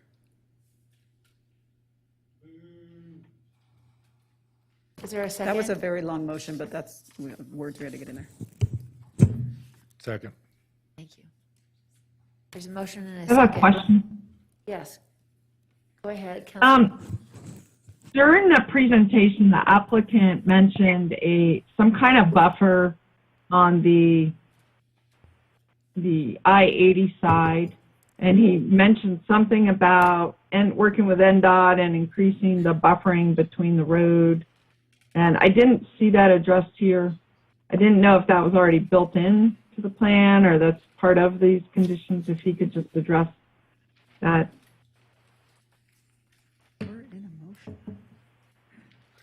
Councilmember Dewar, Nathan Gilbert, Associate Planner. The original recommended Planning Commission condition of approval had enhanced landscaping in the NDOT right-of-way. Is that what you were referring to? Yeah. That was incorporated into the Planning Commission staff report and into the motion on the table. Okay, because Mr. Gordon said he had to get permission or something from NDOT to do this. I don't know if he's... It is subject to NDOT approval. It's in the NDOT right-of-way. But it is a required condition of approval. They will need to get that. Thank you. Thank you. Councilmember Breckus. Yeah, I am not going to support the motion. I won't go into detail on the findings that I believe this cannot be made. But I do want to address one component, because I think that some of the members are getting to this point of support on this history that I think is inaccurate. I think it's almost a futility that, well, 20 years ago, Judge Hardesty packaged this deal and we're stuck with it, and it's better than the truck stop. I don't buy that. If anything, under the truck stop expiration that did not go forward, and our decision of a tentative map right adjacent means that it's a fresh eyes. We have fresh eyes. We always have the legislative authority to look in, to do area planning here. We absolutely do. It's almost like Dorothy and the red shoes. Oh, find them when it's too late. You have the power. We have the authority to do land use planning here, to think about the things that come with the land use planning for an area, which are, arrangements for fire, which are programming capital improvements, and I just cannot make it on a land use compatibility. And I think it's going to be very terrible for this new subdivision. I'm not going to sugarcoat it. We've seen a lot come through, a lot of incompatible uses, and your subdivision is going to really bear a hard brunt during construction and then with this. And it's just, I'm really disappointed that we're thinking of going to this point. Maybe finally Verdi's done out and we can come in and do some land use planning and do what a local government should be to make great neighborhoods once we get everything built out and these people have made their money and gone. Thank you, But Councilmember no, Breckus. I still have, okay, I'll be quiet. Thank you. I apologize, and I am very sad, and I think the logic that's getting a lot of people to support this motion of the history is inaccurate. We have the authority, we have the ability always to do the zoning we want. Thank you. Anyone else? Thank you. There's a motion and a second. Any other discussion? Hearing none. All those in favor say aye. Aye. Aye. Opposed? Aye. Nay. Opposed? I didn't hear who was opposed. Breckus, nay. Nay. Doer. Do or nay? Any other, all those in favor, well, I already said all those in favor was aye, and we have, the motion carries with 2 members as nay. Thank you. All right, Madam Madam Vice Vice Mayor. Mayor? Yes. Yes. I just want to explain, I appreciate what the applicants tried to do here, and especially Councilwoman Jordan, as she has tried to, make this as good as possible. I am still struggling with the compatibility issue and the issue of public safety.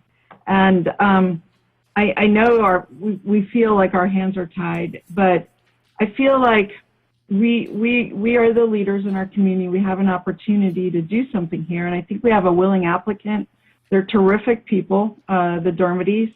The representatives are doing an excellent job. But again, it's a tough fit here, right up against the freeway. Infill always is. I know something like this was envisioned, or a truck stop or something, but I just think we just need to do a little bit more homework. And so I'm sorry that I can't support. I appreciate the efforts that were made. I think it is a very improved project. So I just wanted to put that on the record. It's not a personal thing. It's a big, more of a vision thing. So thank you. Thank you. Okay, we're going to the clerk. All right, Madam Vice Mayor, with that, we're on item J1, which is general public comment. We have none registered in the audience. However, we did receive comments after 4 p.m. on August 10th, which have been submitted to council from Scott Wilson, Teresa D., Lauren Buck, Pam McNeil, Bradford Smith, Angela Colatoni, an anonymous, and one from Kevin. With that, we have no additional public comments. We're just looking for a motion to adjourn. There's a motion and a second to adjourn. All those in favor say aye. Aye. Opposed? Thank you.